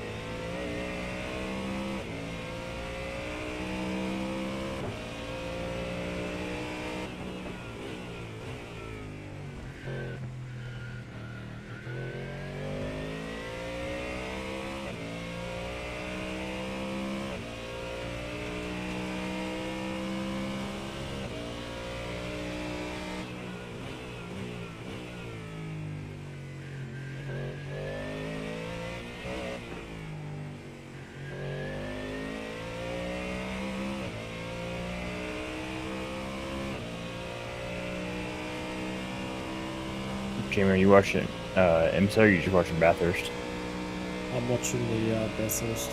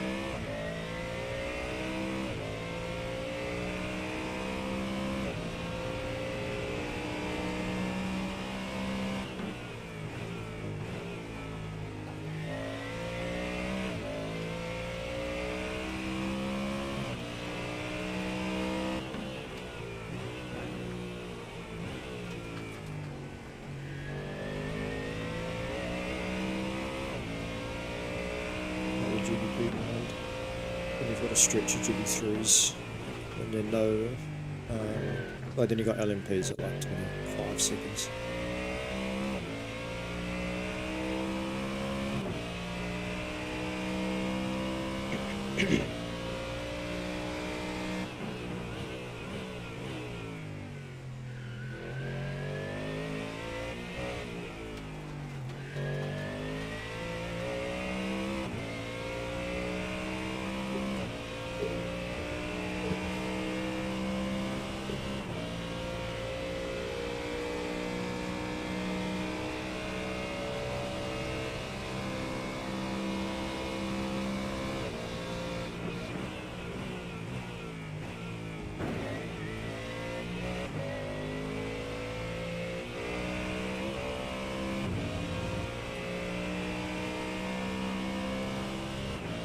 How's the stream looking, people? No issues? Have any issues arisen?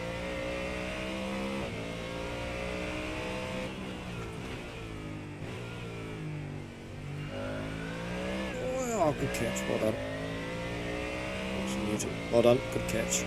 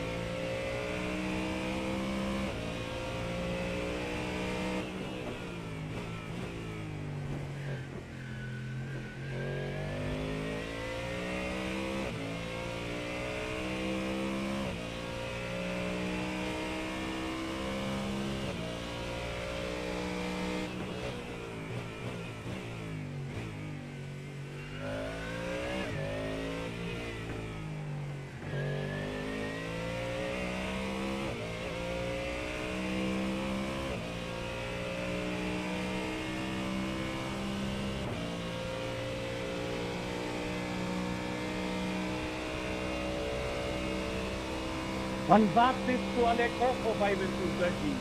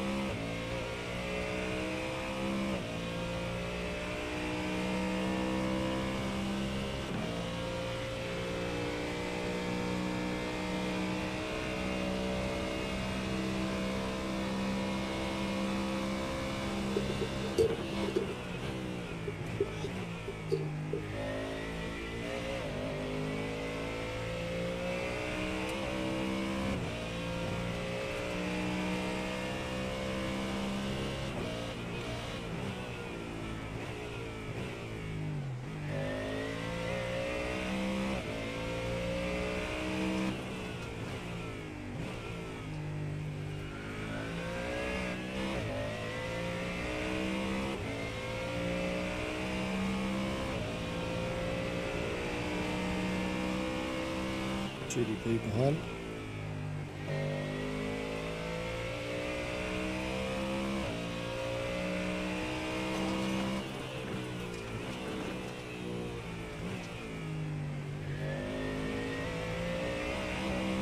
Just passing.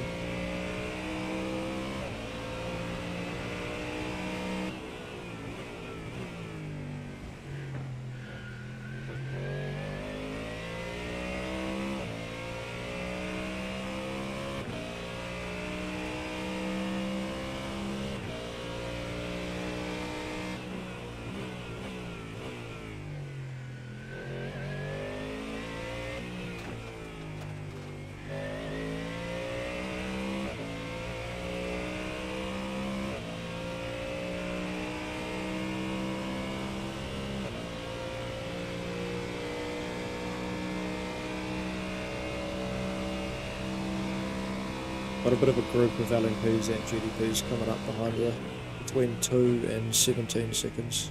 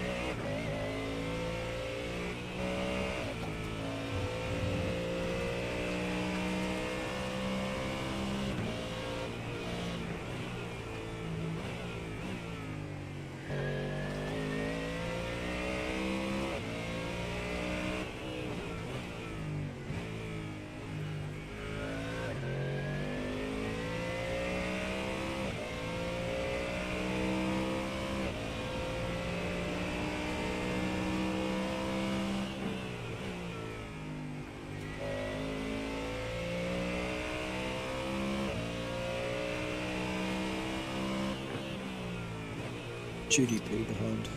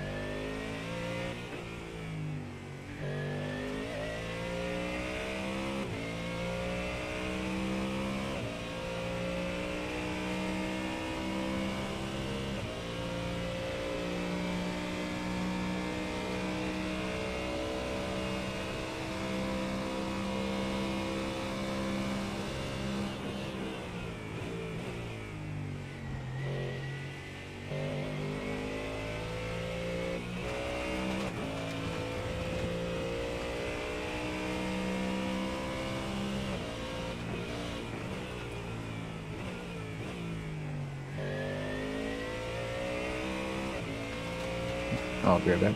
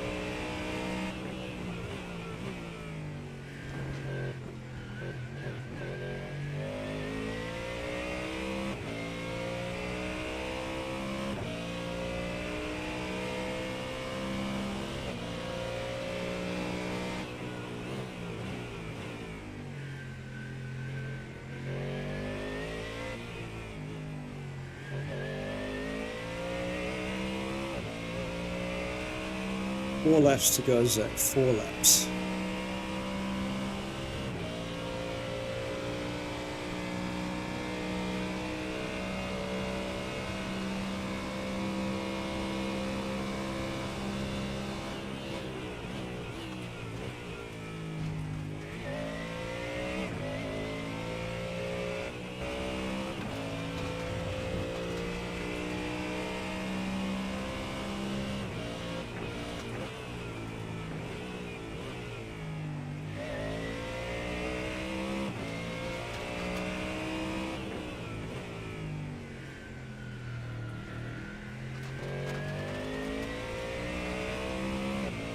Bit of gravel around the joint.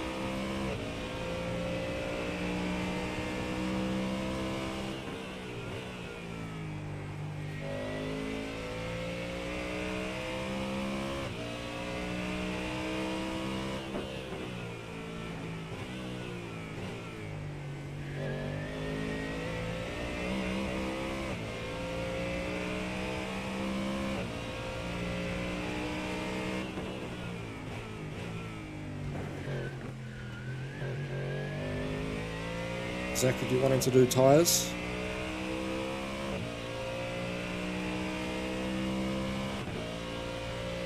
Hello.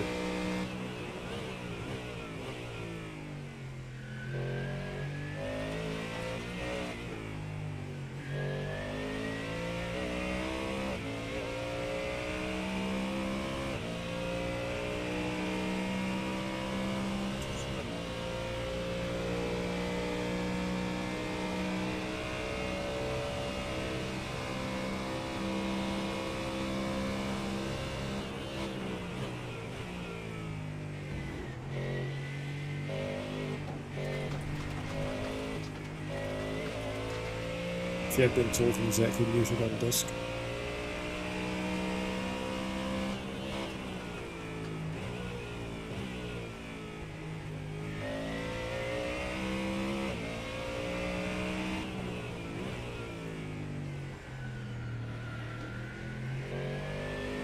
What's going on? There he is. Ah, you good. Do you want to do tyres? Or are we leaving these ones on? Well, no, we need to do tyres because these are two stint olds. These But are isn't two Dylan hopping in? Yep. Yeah. Yeah, because I'm struggling on these tyres. Okay, cool. Alright, and it says compound is dry. This time. Yeah.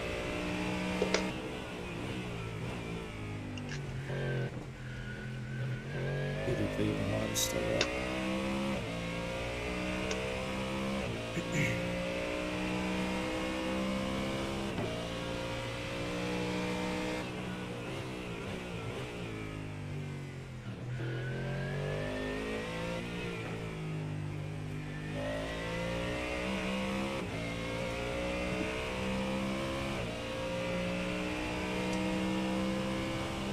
Two to go.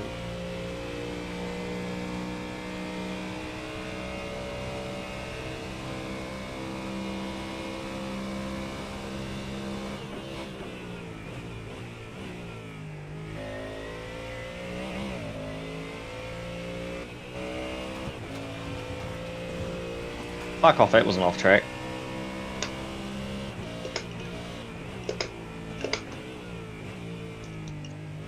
Nope. Nice. Oh no, my tyres are dead.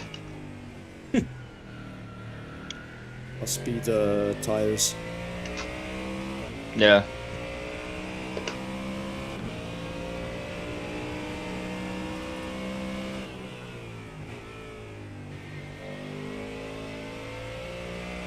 Oh, I'm here.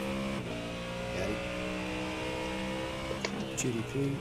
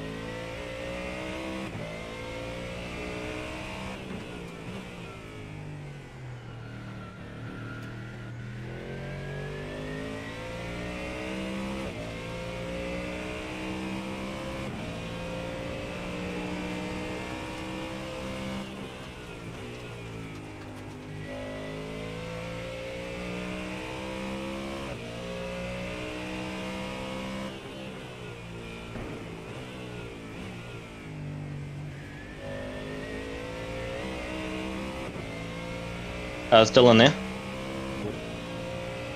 Yep. Sweet. I'm boxing this lap.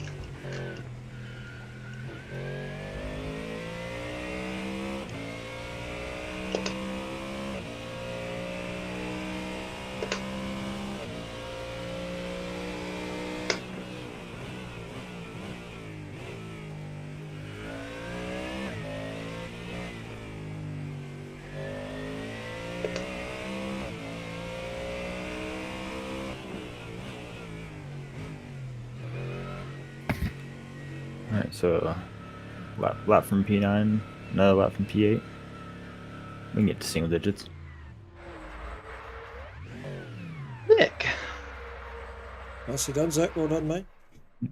Yep, nice stint.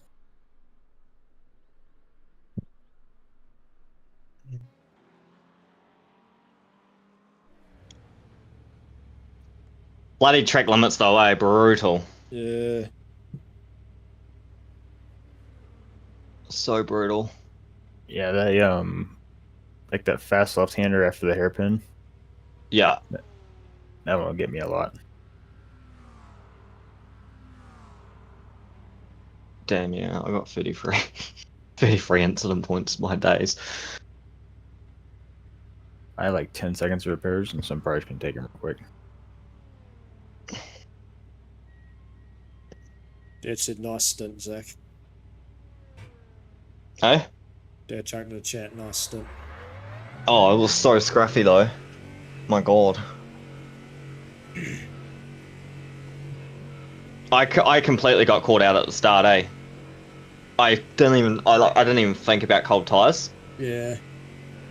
Because I was like, oh yeah, I'm taking, because I was fully in the mindset I was taking your tires, but of course we had to wait. So, probably in hindsight we could have just taken tires again, but that's alright. Pretty good second half though. You had quite a few laps in a row under 43s. All 42s and below. It was just super inconsistent, eh, with the braking. Yeah. But also, I don't know if that was just tire grip, also just slowly dissipating, but Yeah, probably.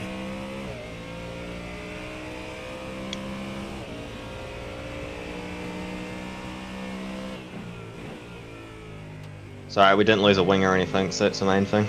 I don't know where we are low in the standings, it's kind of all over the show now. We've been in 10th for ages.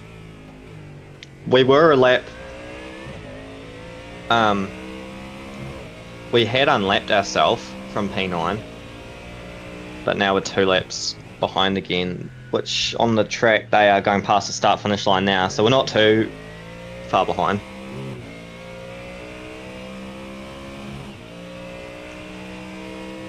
Man, some of the GDPs were a bit spicy. Yeah. I was a bit annoyed the one that caught me through here. Like, just completely squeezed me.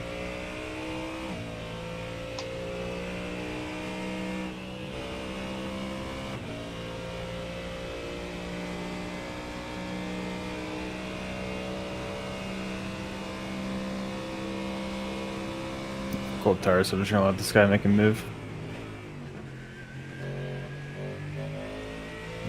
Hopefully pass him in a second.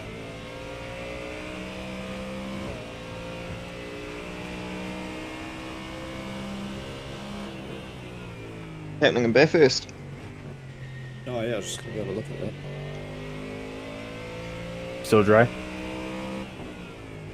Oh, they wouldn't. When I was watching it, they wouldn't stop talking about the rain. So I'm hoping it's going to be raining, but yeah. What does it end up being, like a 6-7 hour race? Yeah, about 6, 5.5 or something.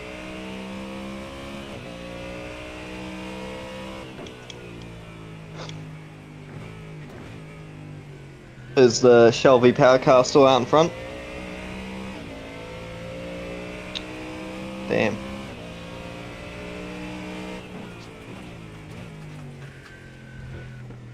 Oh, Gold Coast is next day. I quite like that one. I really like Gold Coast.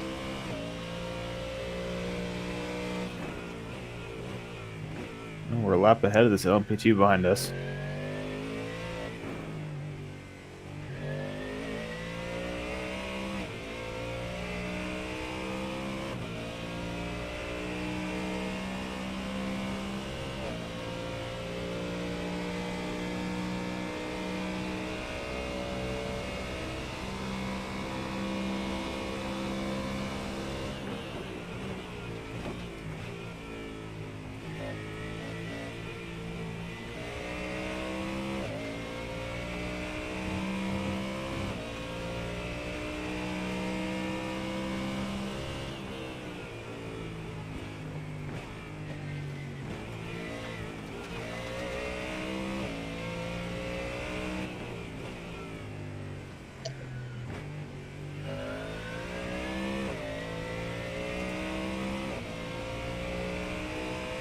This will be fun. Shell V Power is a minute up the road. They are hauling.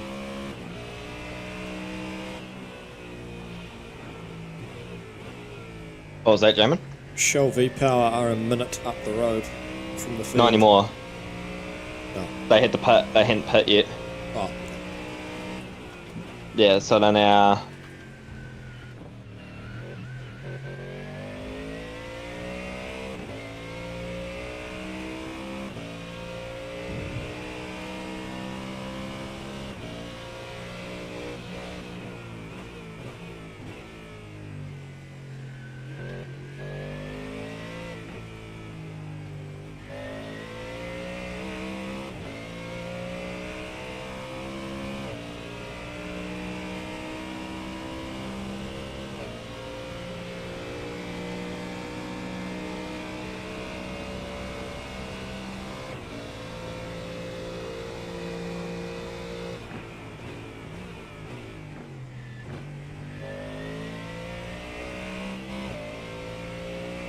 Well, Nick Perkat's car's retiring. oh dear.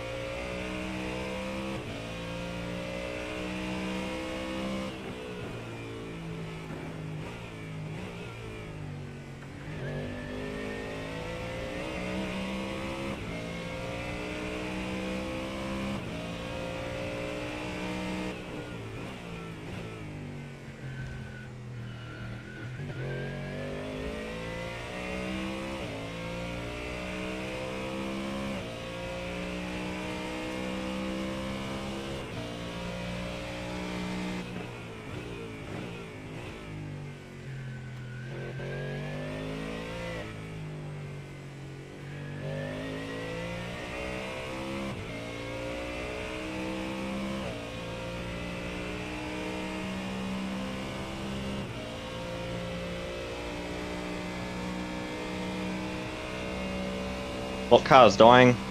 Jamin? What? In the Bathurst? What car's dying? Yeah, they were saying there's a car dying.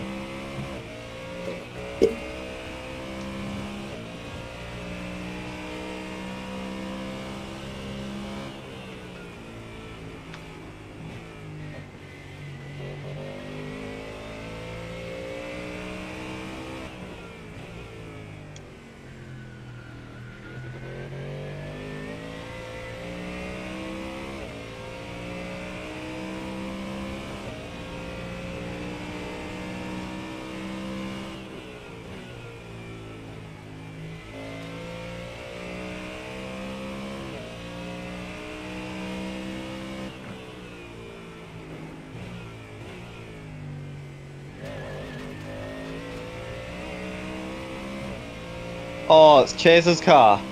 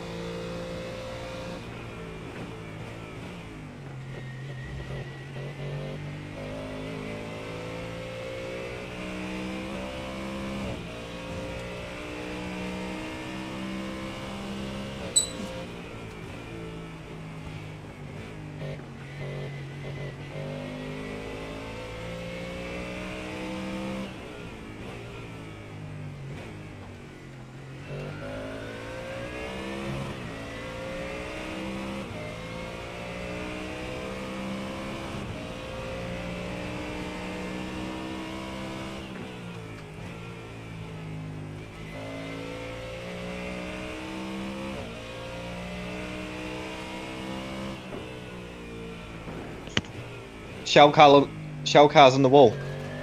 No. It's Will Davidson.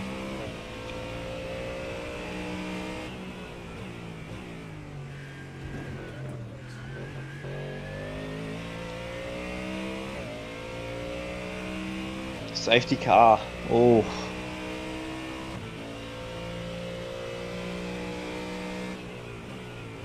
Yeah.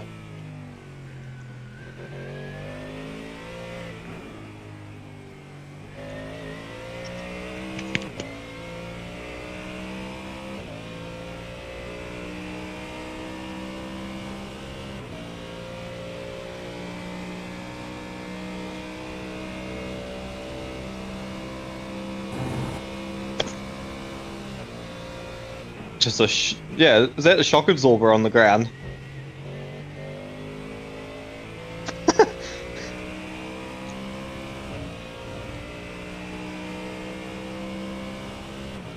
Oh, he just hit the inside.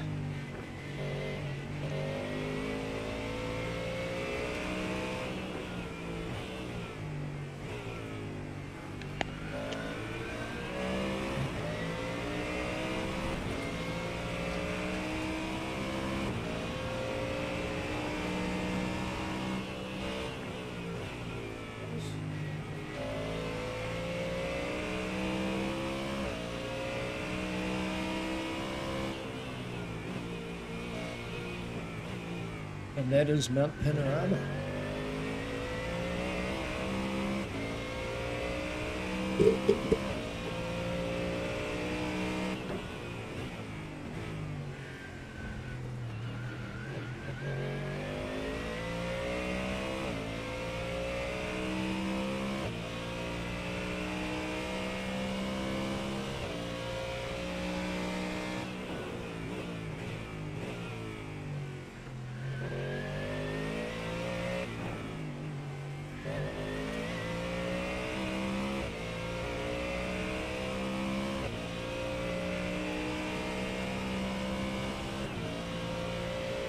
Can I do a double stack?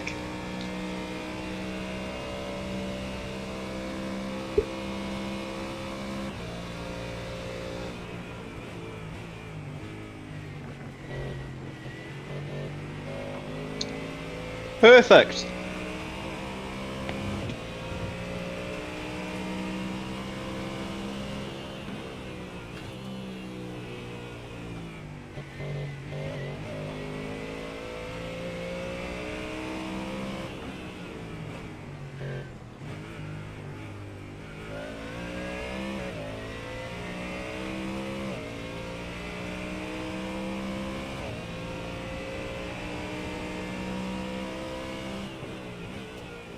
Whey!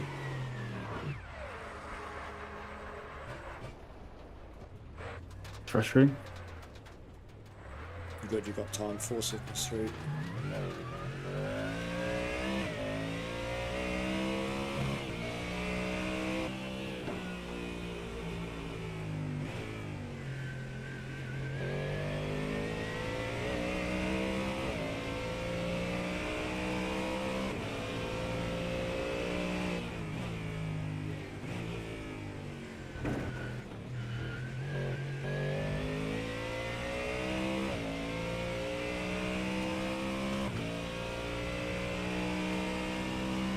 You've got slight rear end damage. But like your wing's still there, it's just the boot is slightly lifted.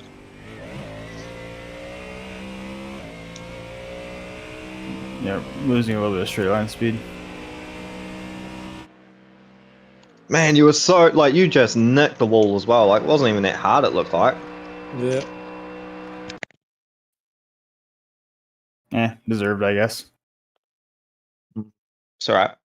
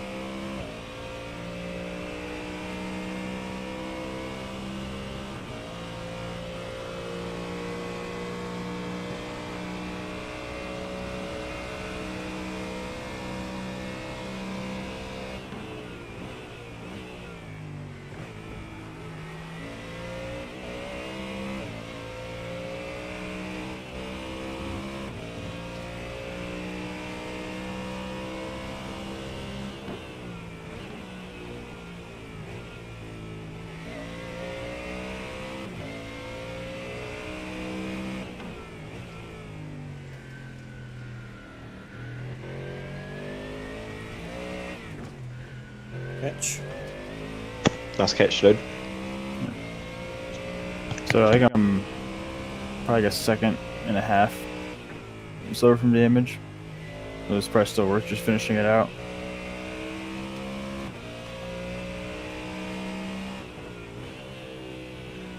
Oh, you've still got 21 laps, so Good 30 seconds probably. yeah.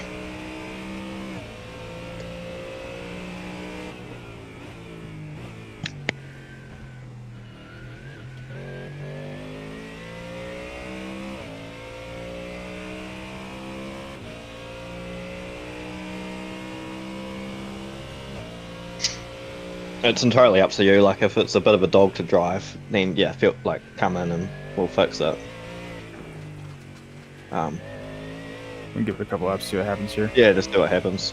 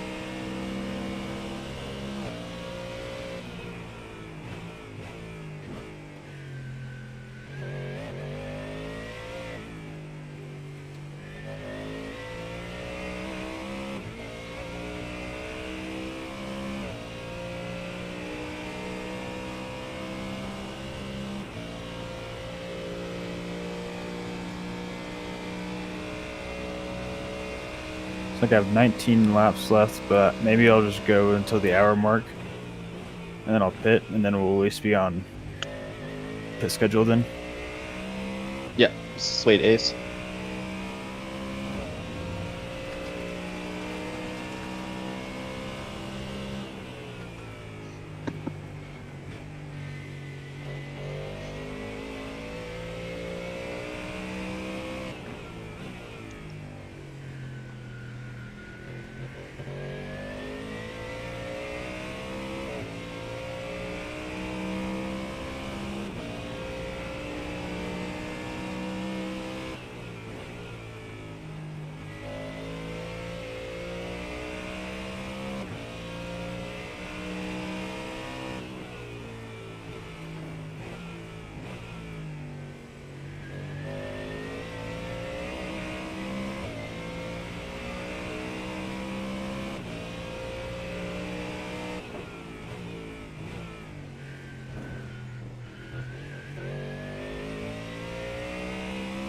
Oh, hear that, Jamin? What? Number 38 might be having a clutch problem. Oh dear. Talking about bleeding it when they do the brakes. Mm, Oh, maybe that's just the commentators trying to hype it up a little bit. maybe.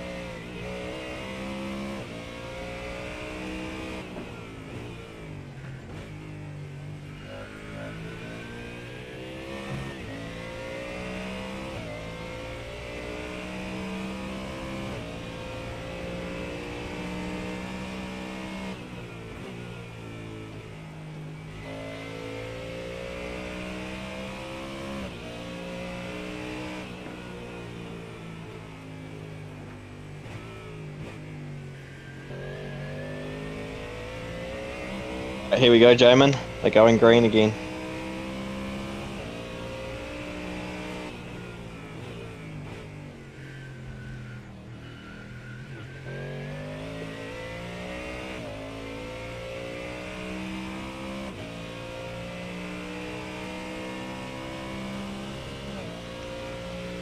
And there was a bit of raindrops on the camera. Ooh.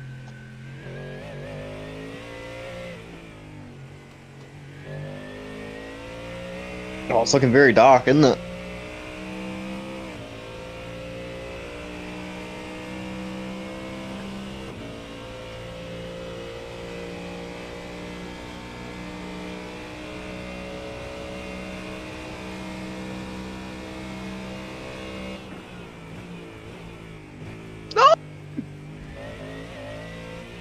Mustard's car's just died. Ah. It's not because it's a Ford. It's not because it's a Ford.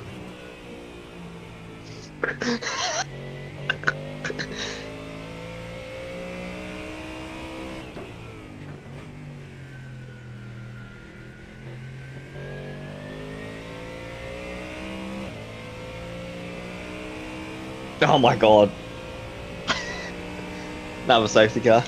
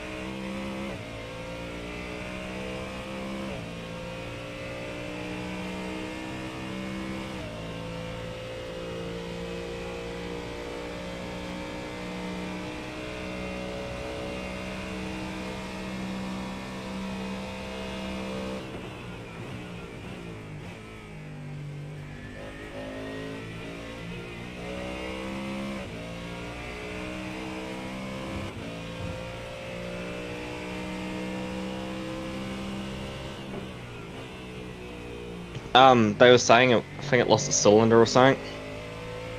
It's been running rough for like last 5-10 laps.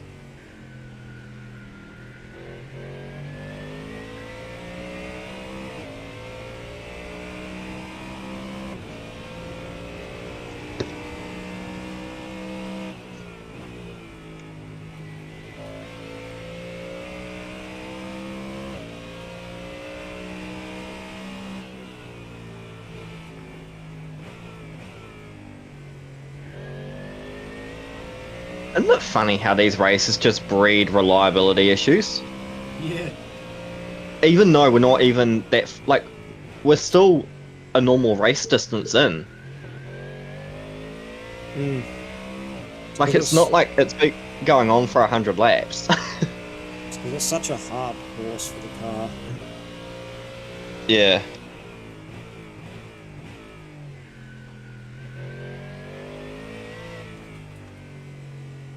Yeah, I guess it was dubbed Conrod Straight for a reason.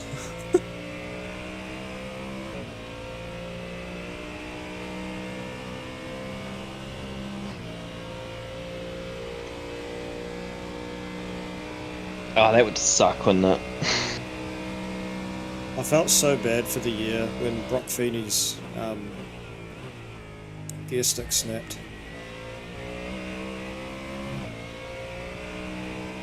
Yeah, it's like that sort of stuff. Like, it's not even like reliability. Like, someone's gear stick just snapping. But again, it would only happen here, you know? Yeah.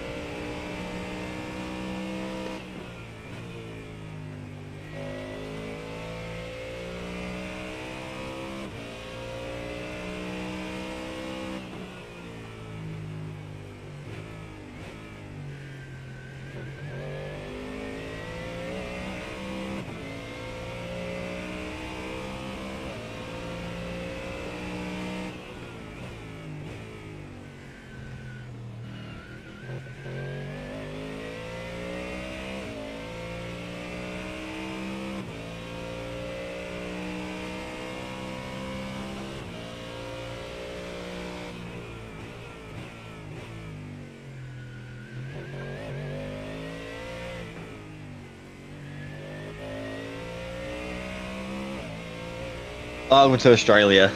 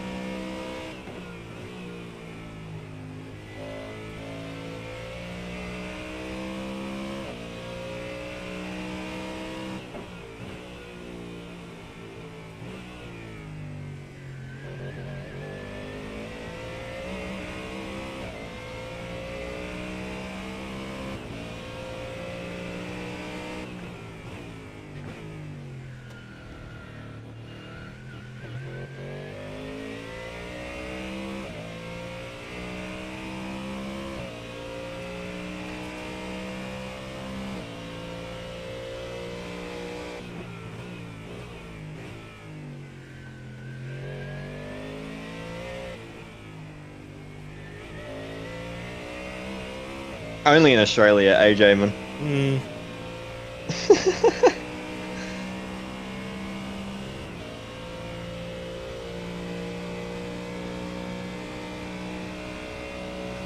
Almost guarantee you wouldn't be allowed to do that in F1. They'd probably give them like a $50,000 fine. Yeah, probably.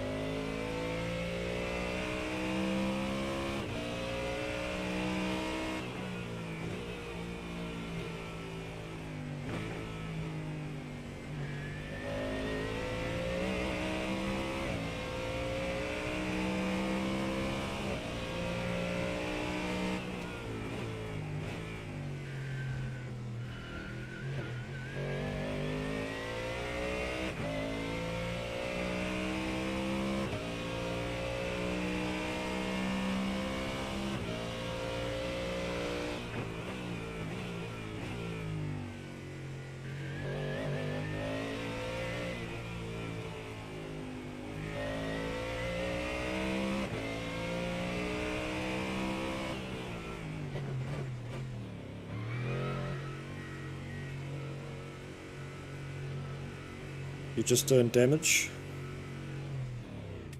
Damage to fuel. Yeah, so 40 seconds. That will definitely make that up over the stint. I was losing like over 2 seconds, or at least 2 seconds a lap, probably. Yeah.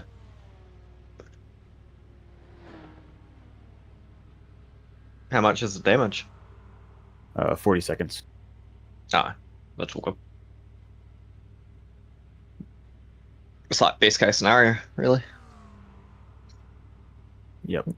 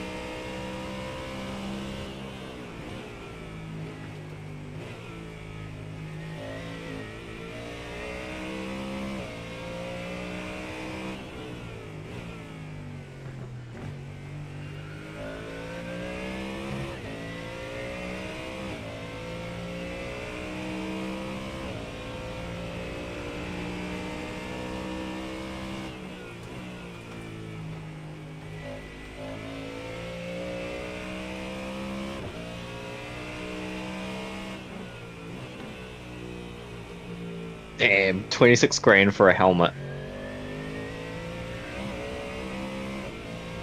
A Bathurst helmet?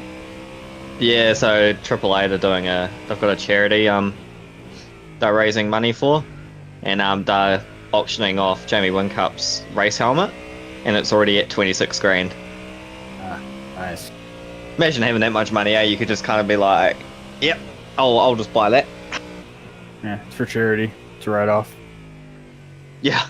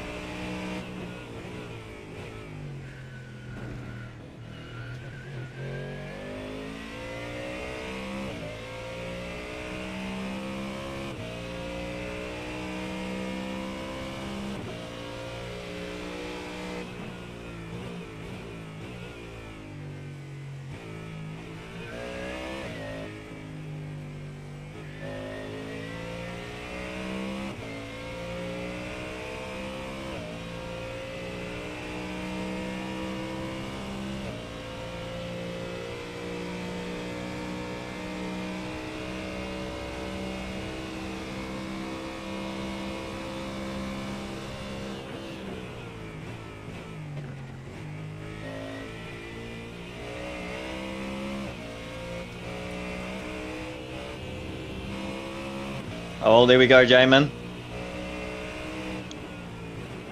The commentators weren't lying. It is pouring down.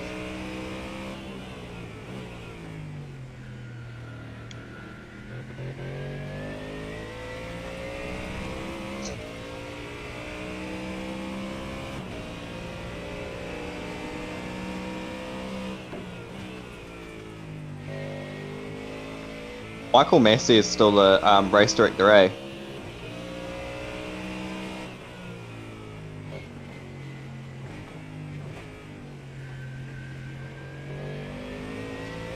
Craig Lound is having a phenomenal race. He's up in P5 now.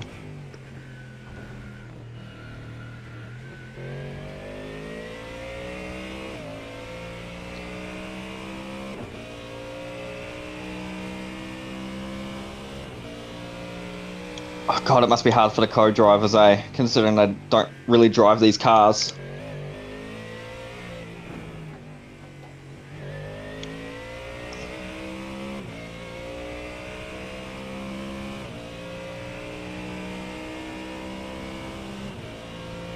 Oh!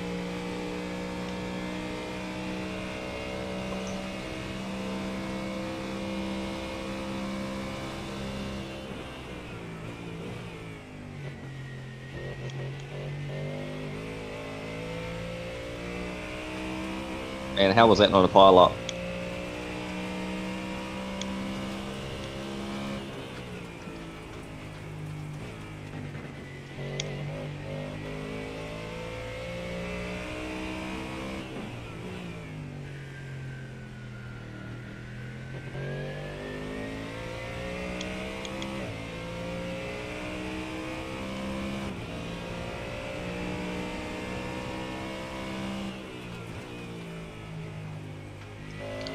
I do like there's no clear like winner, eh? Or like someone who's just so much quicker than everyone else.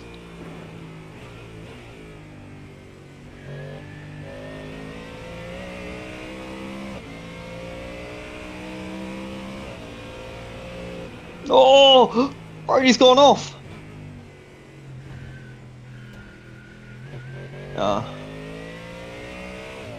They're still not coming in.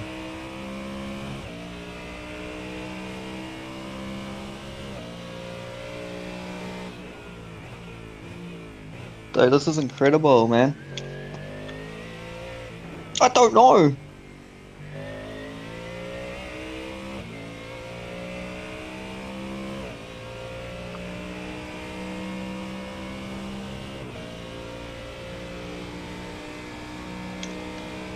There's no one pinning.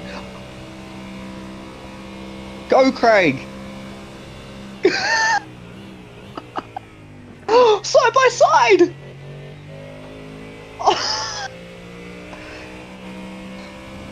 Who's gonna blink? Who's gonna blink?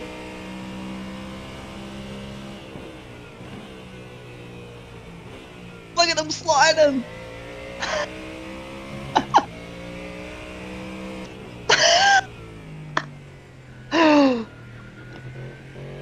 This is incredible, man. Oh! On the outside!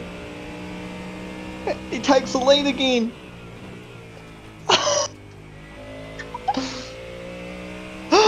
Side by side again! Oh god!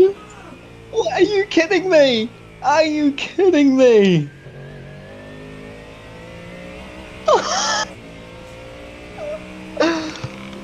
For real? Oh, this is what you expect from like lap 1.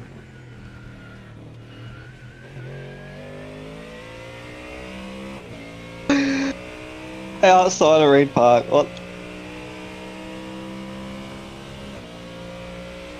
Oh, is he gonna go? Surely they're gonna. When are they pitting?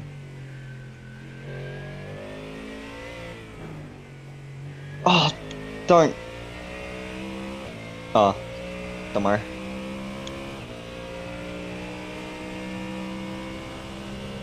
Oh, it's. Oh! Oh, whoa, whoa, whoa! Camera, go back! Who was that off the? Oh. He's alright. Oh, that camera car. Is he gonna go? Oh, look at it! Bro, P1, 2, 3, 4, 5, P6 are all... This is incredible. Surely. Yeah, they are.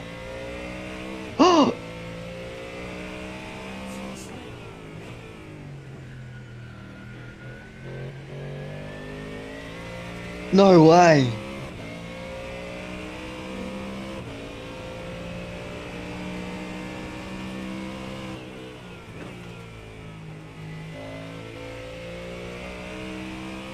Look.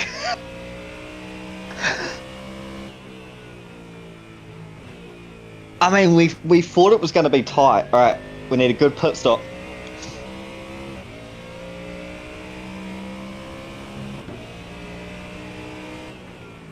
Oh, and a driver swap as well.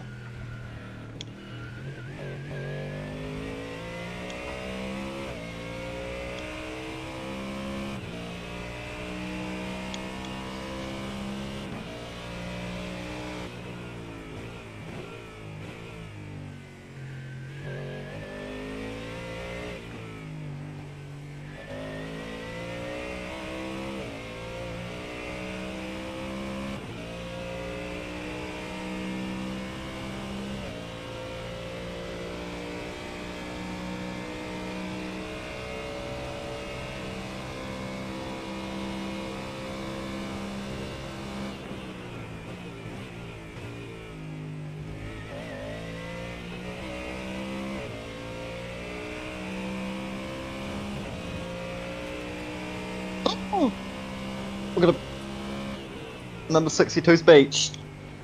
Safety car. That's gonna be perfect. That'll be perfect for these. I've nailed it. Safety car.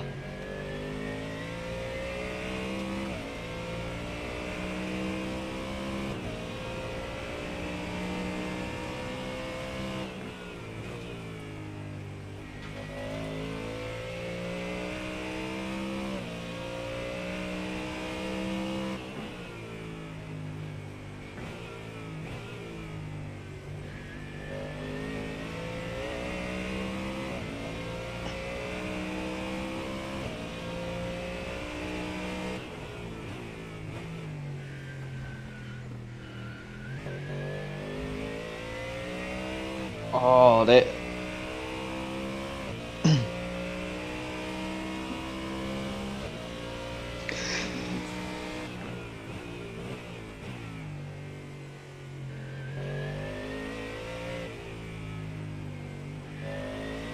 Why are there slicks? Why are there slicks? Why are there slicks? I thought I was seeing things for a minute there. That definitely were slick tyres.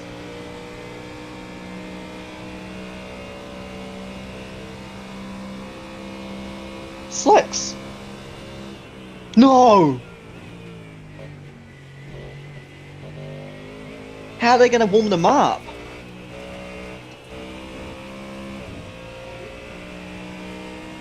How much rain are they expecting?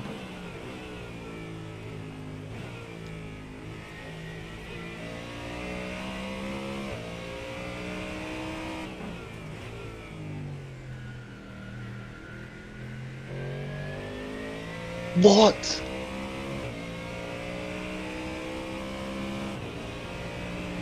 They must be expecting the rain to just be passing through pretty quickly.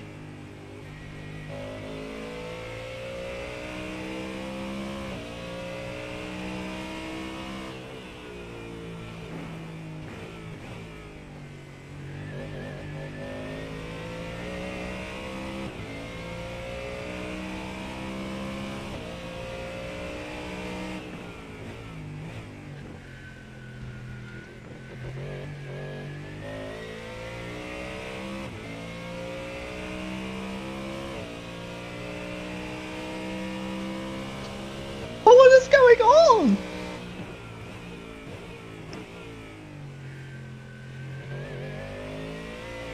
Are we watching F1? Like, are the wet tyres useless as well in this?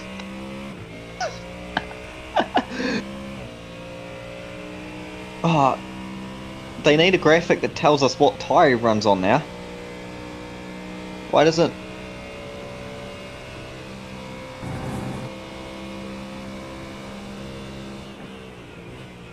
Why is it not showing on the timing tower?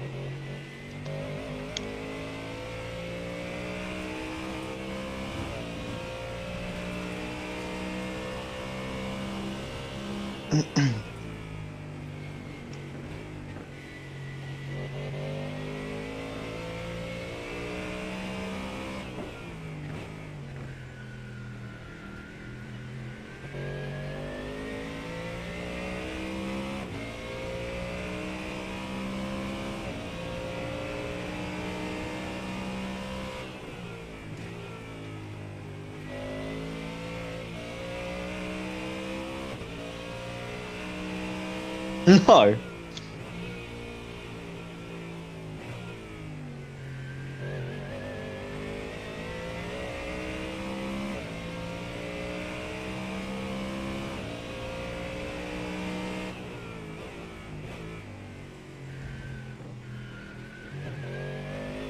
Oh, that was super audacious. Like, it was always going to tighten up.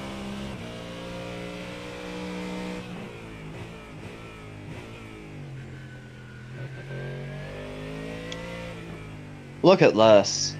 What?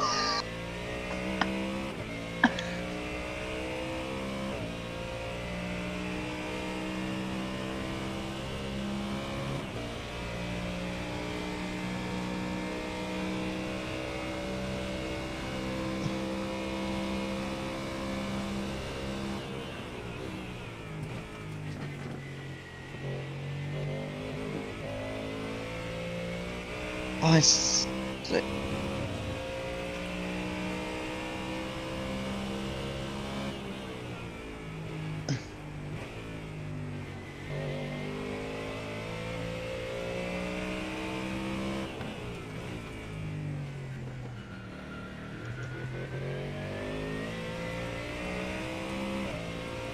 That's like Nords. Has its own microclimate. Get up the hill, might be dry. Get down the hill, might be wet.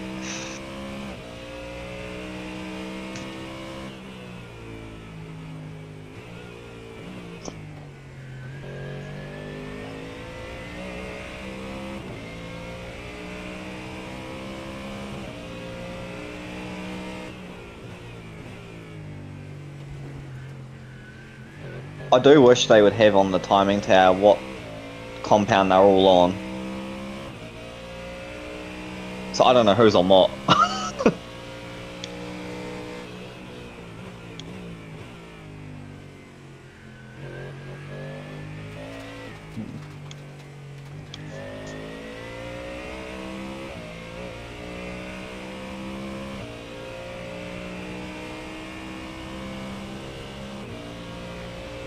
You doing all good, Dylan? Yep. Sweet.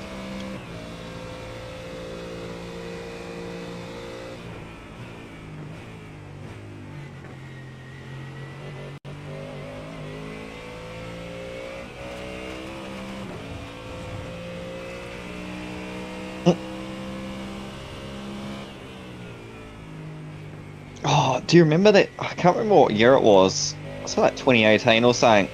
When he had cramp. Gnarly. Because it was like a whole stint, hey? He was just cramped. Like, he couldn't even get out of the car.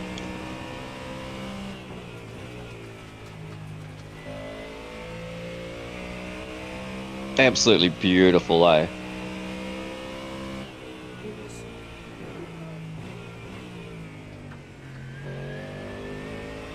Well, normally it's just line of stern, like...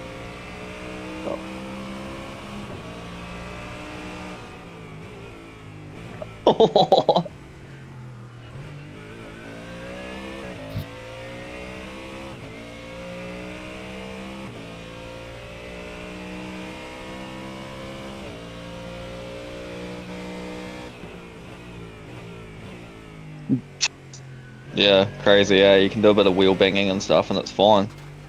Wow, look at all the gravel. Someone's gone off.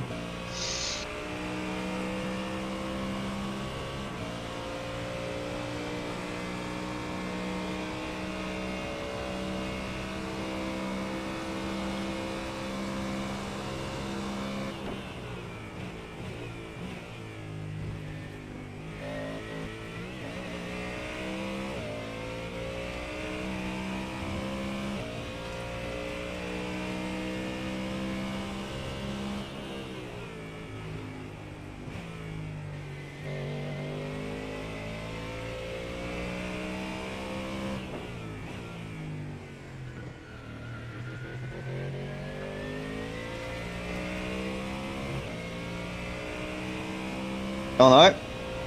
Who's coming in?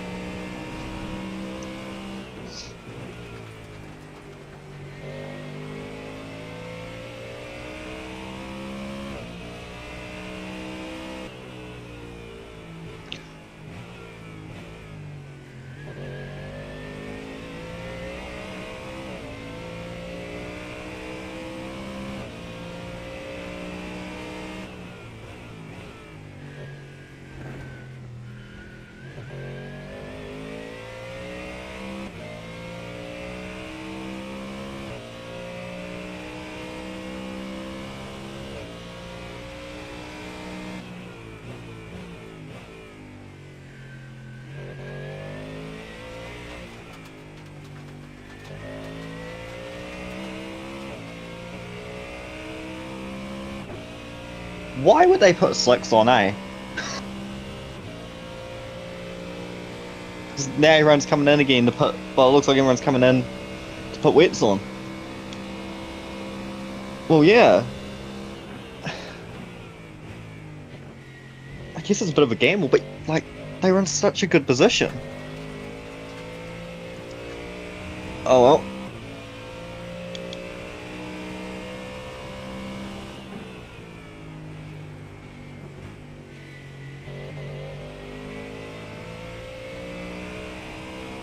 So who is on wets?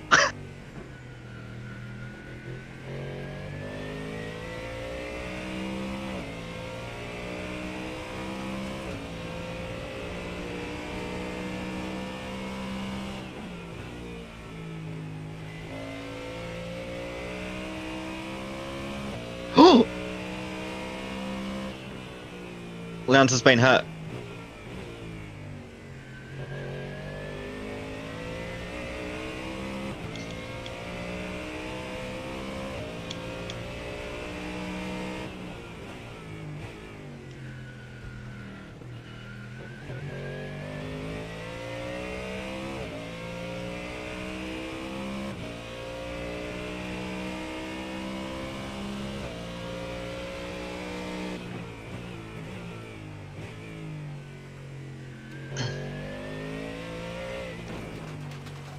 I mean, I understand, like, wanting to do something different and a bit of a gamble, but they were so, like, not when you're the front runners.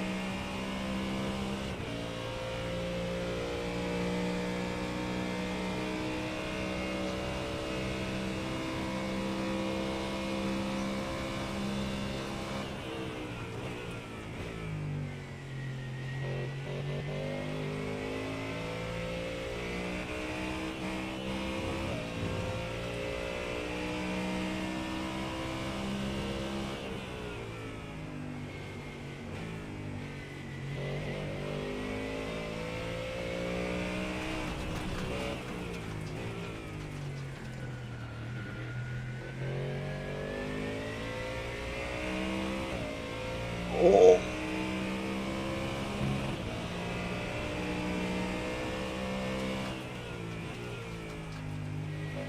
Oh, isn't it?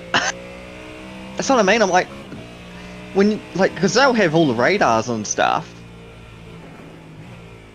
Like, it's just such a gamble.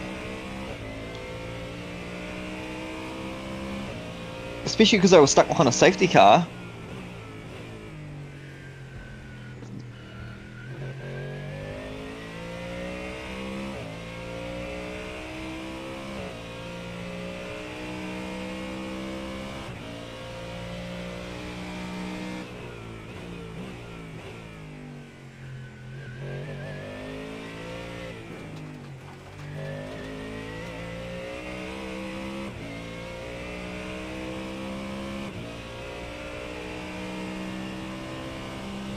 Winterbottom's off.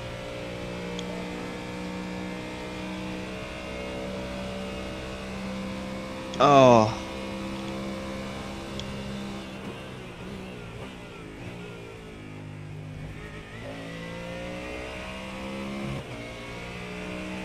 Yeah, and a happy camper.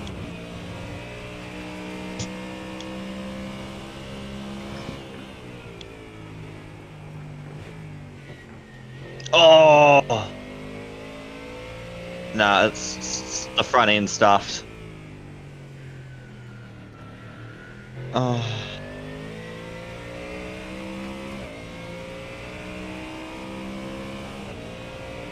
Oh! Holy hecker!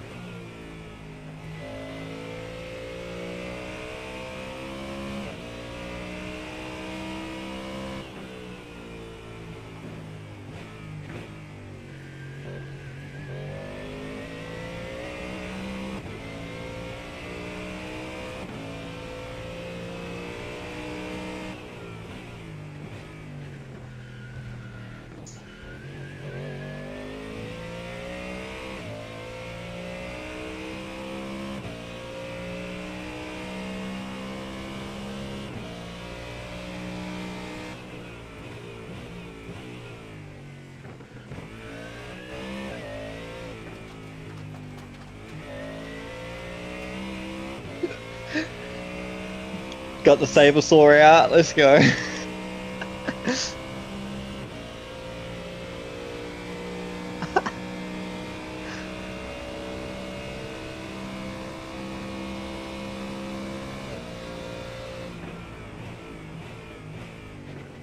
There.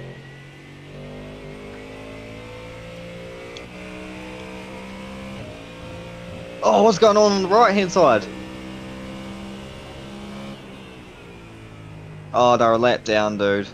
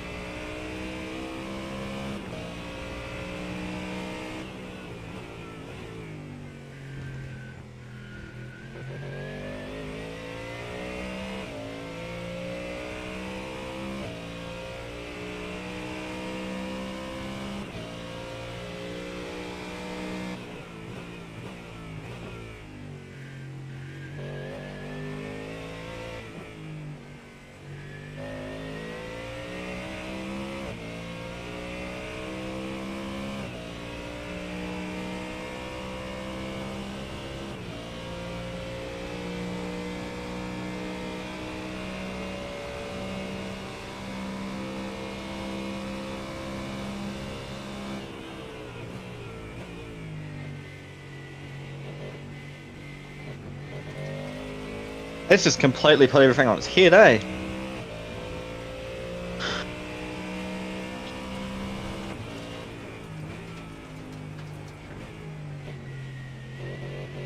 Wait, they didn't even put them on wets.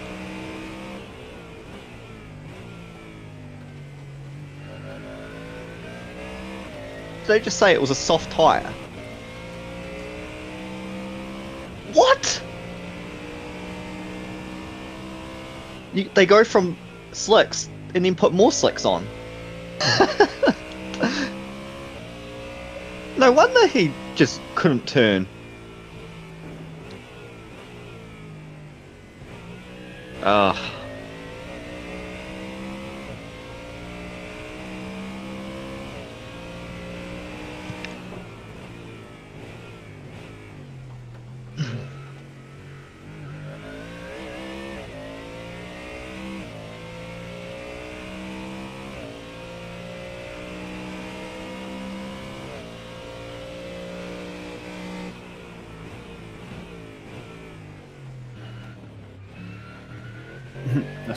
That's fortunate. Netcode car contact, and an X because he went off track.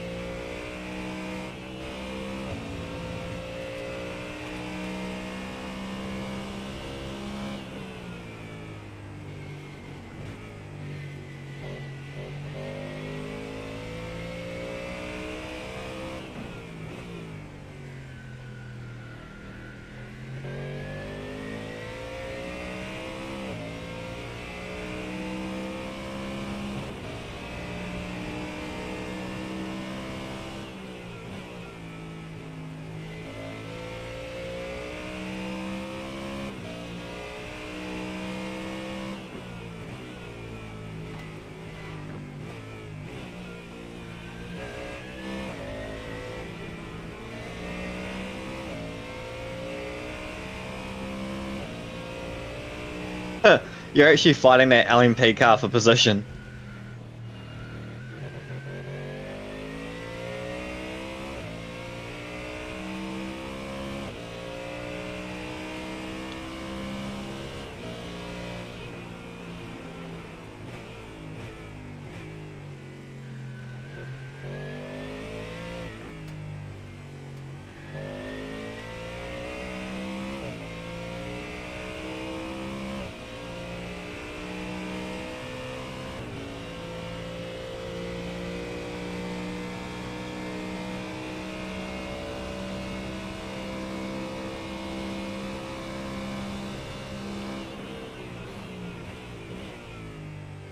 I just don't know how you can look at this track and go, yeah, nah, let's put slicks on.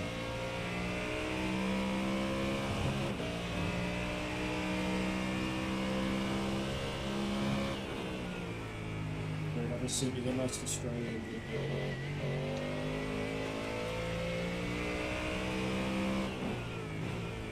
Yeah, I said that when it happened. Did you not see it? Oh, yeah. Is there a kangaroo? Nah, Chaz Mostert's car died, and so he hopped out and hopped the fence, and a group of spectators brought over a beer for him. Nice. And he's just chilling, drinking beer, and yeah. Yeah, that's what I was saying, Jamin, about if it happened in F1, he'd probably get given a $50,000 fine and like a 10-place grid penalty or something. Oh, right. I thought you were referring to when he stopped on track. No. Oh. Oh. You got 10 seconds. 9, 8, 7, 6. You're good to go. I just lost her on throttle. No, you're all good. Yeah.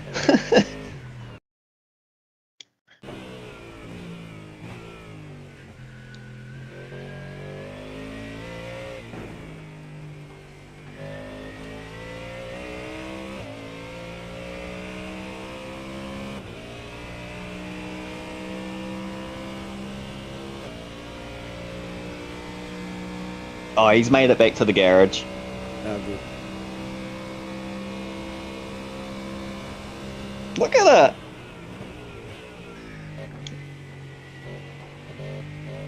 You know, this would be too wet for F1. They would have red flagged it by now.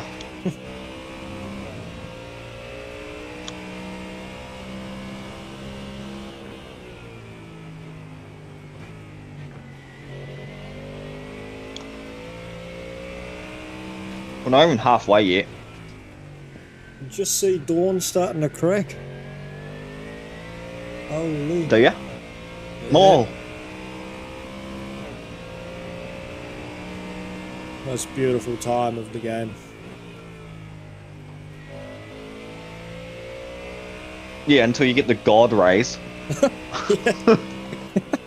Yeah. That just, like, fucking completely blind you. Yeah. God, Christ.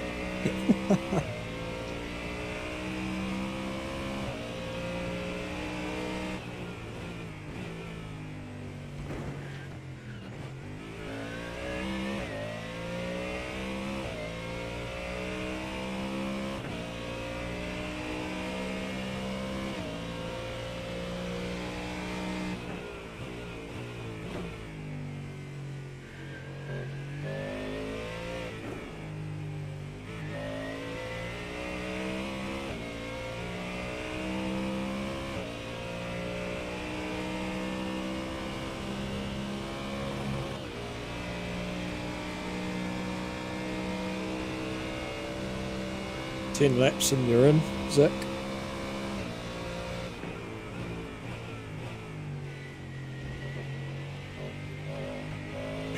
You have to keep me updated on what's happening in this.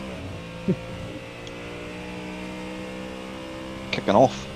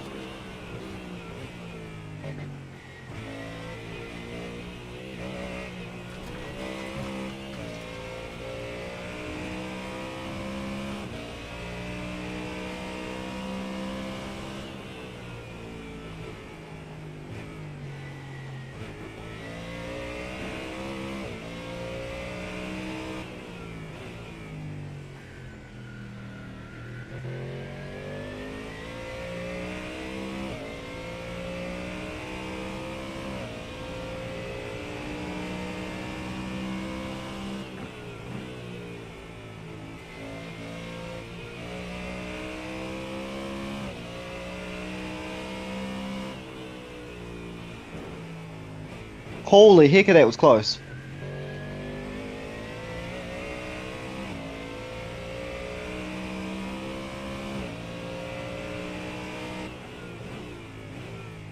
Did you say lock up? Nah, I'm not sure. Oh, what? I'm in the rig. Oh.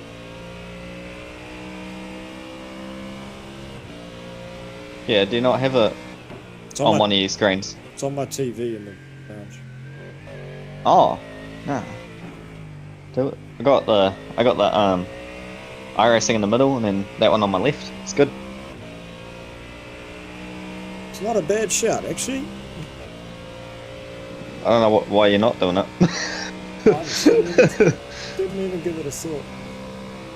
Well, Russell just completely locked up going into the cutting. Somehow didn't just go straight on into the wall.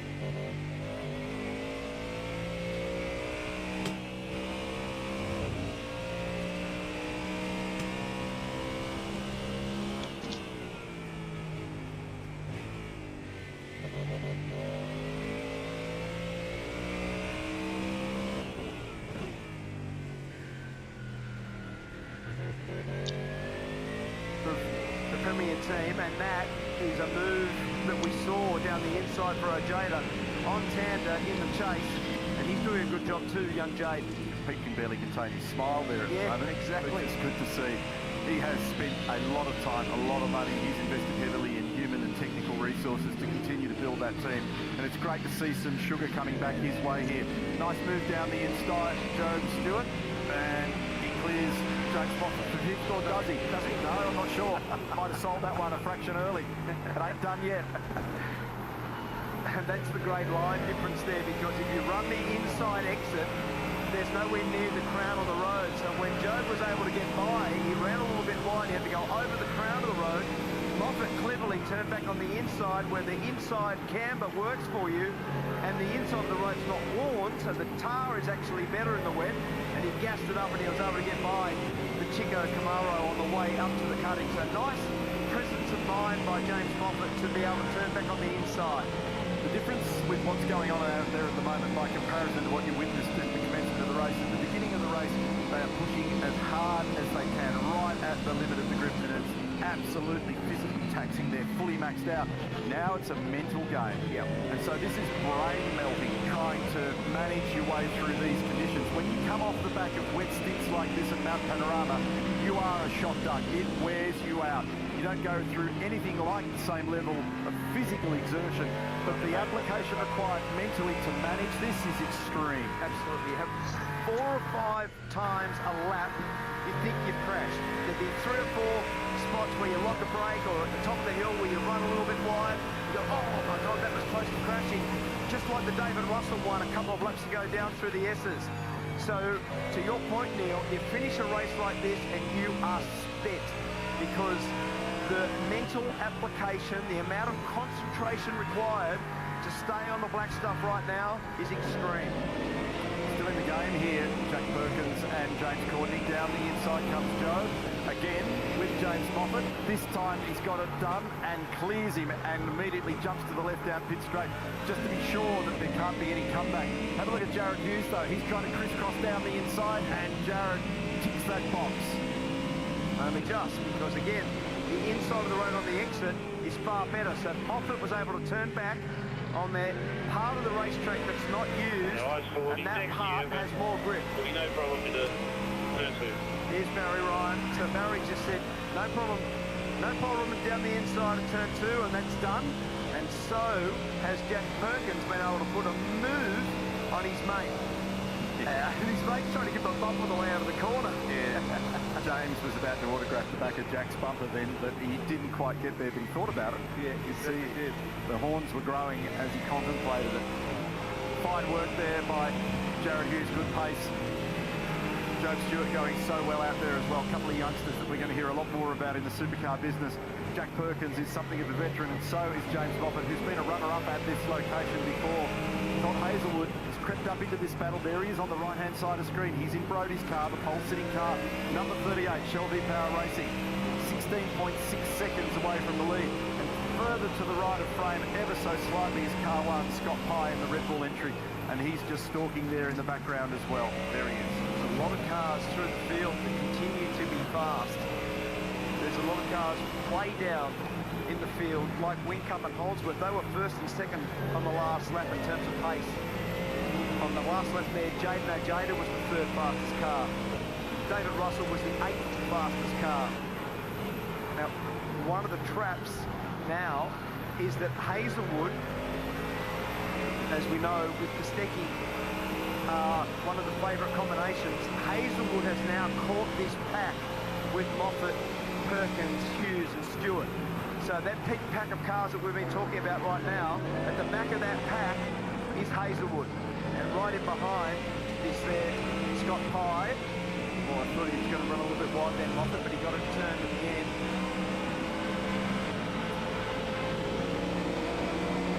Alright, you've got 6 laps to go. Zach Best having ticked off the minimum requirement for his sequences at co-drive. He's got 60 under his belt. 61 laps against the name of Jack Perkins. 61 laps against the name of Todd Hazelwood. They're the only drivers that I can see active out there at the moment that got that job done. And speaking of Todd, there he goes down the inside of James Moffat. Ooh, he only barely pulled it up. Oops, a little moment there for Wincup. Got away with it. And it's getting even weather heading up Mountain Straight there at the moment, Mark. Combo, as you know, we've been fair dinkum when we talk about driving these cars in these conditions like driving them on ice. So let's jump in the car with live data with Todd Hazelwood, who's doing a ripping good job. Up here is his speed trace, here's his throttle trace, the colour, here's his brake trace, and here's his steering trace, right? So straight away, look at this. This was his fastest lap earlier on in the drive, the white lap. This is him now, the colour, right? Look how hard it is for him to get on the throttle. Look how much his speed is down. Look at this. This is what you want to watch. Gets on the throttle later. Oops, got to get out of it really early. Can't get anywhere. Look how long it takes. Look at that. As he goes up. Now watch this across the top of the mountain. This is really, really hard stuff. His speed is already down. He can't get near the throttle. Trepidation. whoop, a little bit of throttle, straight back out of it.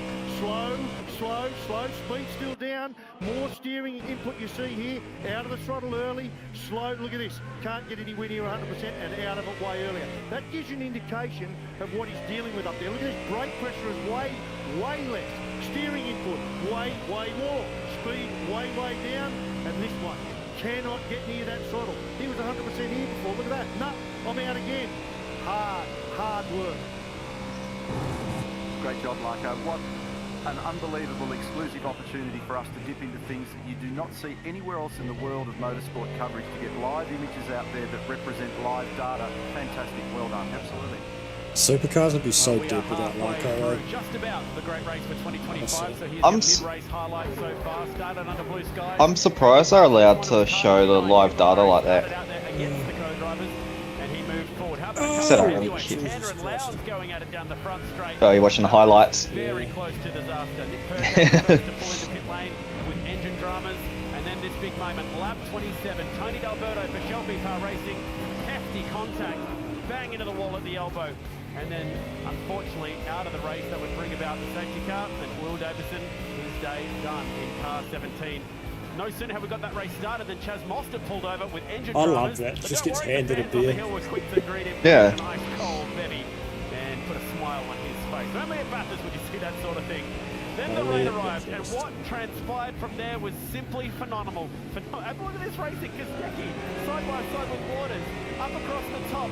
Check this move from This Waters. was He phenomenal. can't do this at Reed Park, no way. Drives around the outside of Silver Park. Just fabulous racing. Todd Hazelwood could barely believe what he's watching. Car 38's got a couple of issues. God, as as the well. co-driver, you, Some to or blame, some to whoever's right. not in the car, Some you'd be decided, hang on, those are the absolutely wrong just tyres, shooting come back around, bullets. put a different set on it. This was one of those cars, car 6, and unfortunately into the fence with Frost. All unfolded in an unfortunate lock-up for a stupid tyre decision. And you know that you've got a really good race on your hands when Chad's doing the highlights. I honestly am baffled at why they did it. I don't get it. It gives you a bit of a snapshot as to what we've been doing. They were struggling on their hard tyres that they have. Why would they choose to put softs on? And we've been racing for 3 hours. Like that's gonna fix it. 82 laps remaining. We've got the propeller heads going and the abacus flat out at the moment. Thinking about these conditions to work backwards from the checkered flag, considering the fuel burn, what might you need to do if it has set in terms of your critical lap? In other words, where do you fuel and get home from with fuel and with tyres?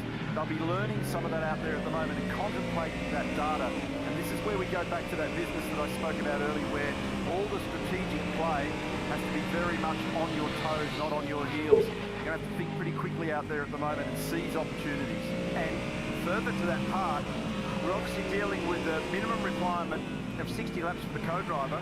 A lot of those people are pretty much done.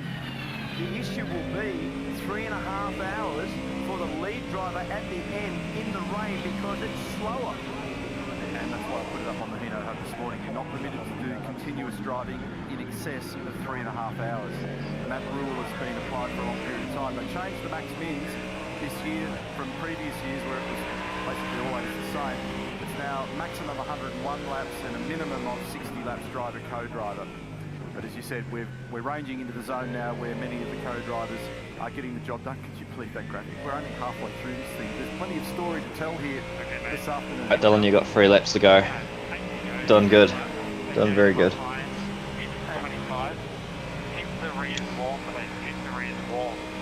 Well, what a Sunday this is, lads. Got 2 different motor races going on at the same time. This is 24 hours of Imola with the boys and Bathurst 1000 on the other screen. Holy.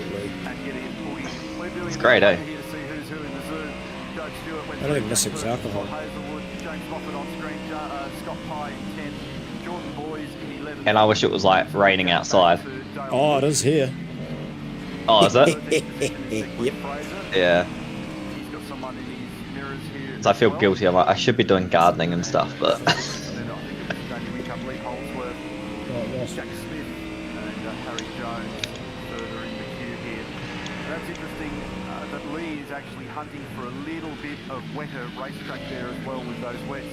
So he's obviously decided, based on the feel that he's got from the cockpit of the car at the moment, that he needs to just ease a bit of the temp concerns around. You know, if there are some drier spots on the racetrack, the wets don't like it too much.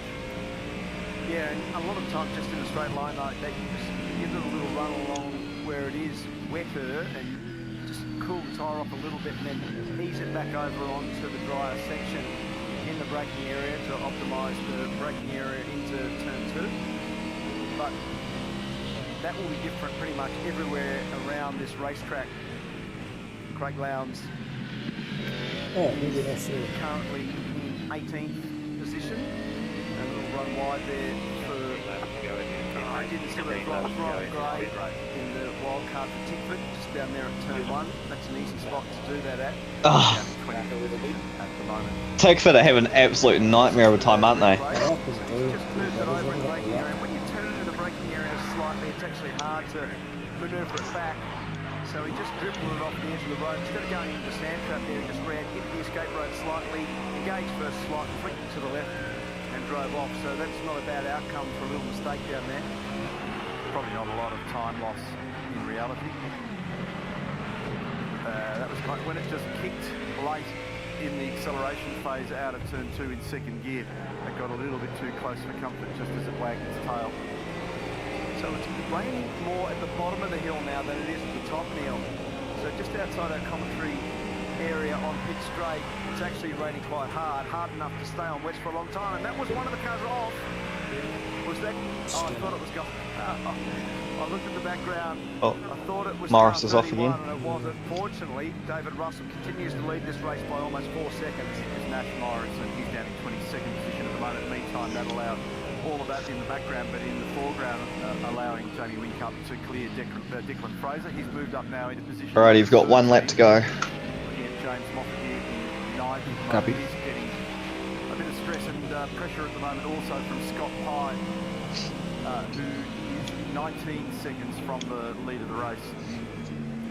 Jada's done a fine job out there thus far in challenging conditions, so he's held his head up high and he's been able to pretty much maintain. So those 3 guys have well and truly settled into the conditions pretty well out there at the moment. Davey Russell, Jada, Zach Best, high performance for all 3 of those guys. Garth lost a little bit of ground and is about 12 seconds from the lead. Oh, hold on to her, baby. That's Jamie Whincup, massive slide, great gather, beautiful car control.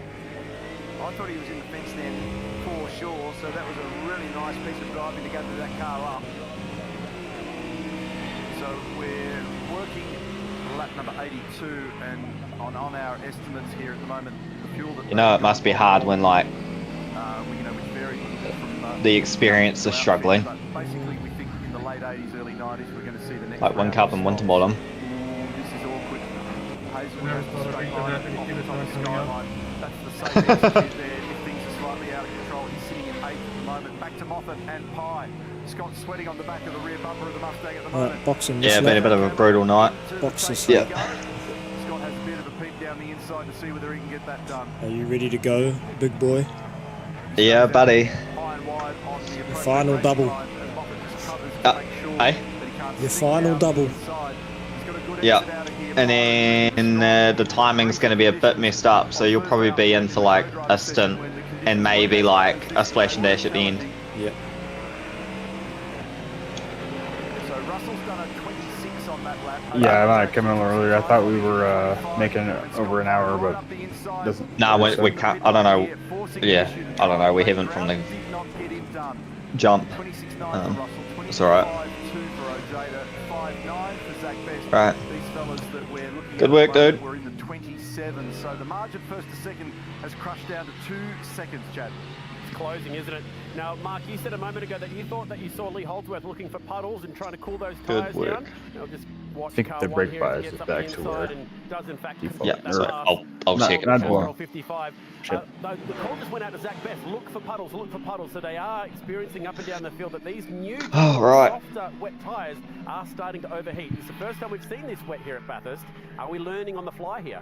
There's a lot of that going on for sure at the moment, and you can't get that extra grip and adhesion from a varied compound without some other trade-off. So in these slightly drier grooves, it's not dry, but drier grooves where it's been able to dispense some of that water that's sitting on top, the friction on that tyre will be hurting it, and so we did see Go. Lee looking for some relief there on Mountain Straight before. there's a couple of really admirable runs through the field in terms of pace. I keep on saying down in the middle of the field, on the last lap, Dale Wood was the second fastest car. Jaden Ojeda was the fastest car. You made reference to the gap that he was able to close down on Russell little bit for traffic. the lead. But there are some really fast cars through the field. So Alright, came out in a good spot, I think. fourth fastest car on the last lap. Yep. 15 seconds to GDP, and then LMP is behind 23 seconds. Ryland Gray went down the escape road mark down at turn 23. Chris? Hey, it's Miska. Welcome, big man. How we doing? Cam, can you just give us a synopsis of your day so far? A couple of podiums previously, but this one's going pretty rough.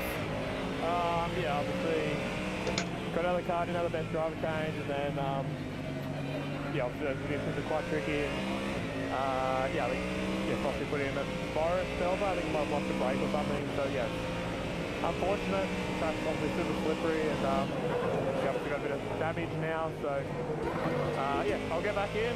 Hopefully the car's not that bad. We get a safety car and see what happens. What's Mark saying about the performance of the car at the moment? Is it Yeah, too good bad? man. I've got the Bathurst on too. It's on this screen. Thanks, mate. Thanks for the update, Chris. Going back to Been a crazy race so far. The reason why we're looking at the action between first and second is it's about to light up because the margin is rapidly disappearing between David Russell and Jaden Ojeda.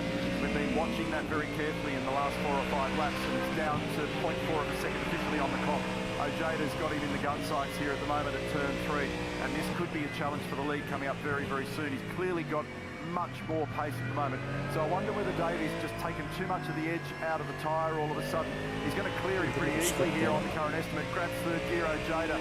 No space here. It's a single line trying to thread that margin at the top of the mountain. There's not any space to go left or right there. In fact, there's not a lot until you get down here to Forest Elbow if you can get down the inside.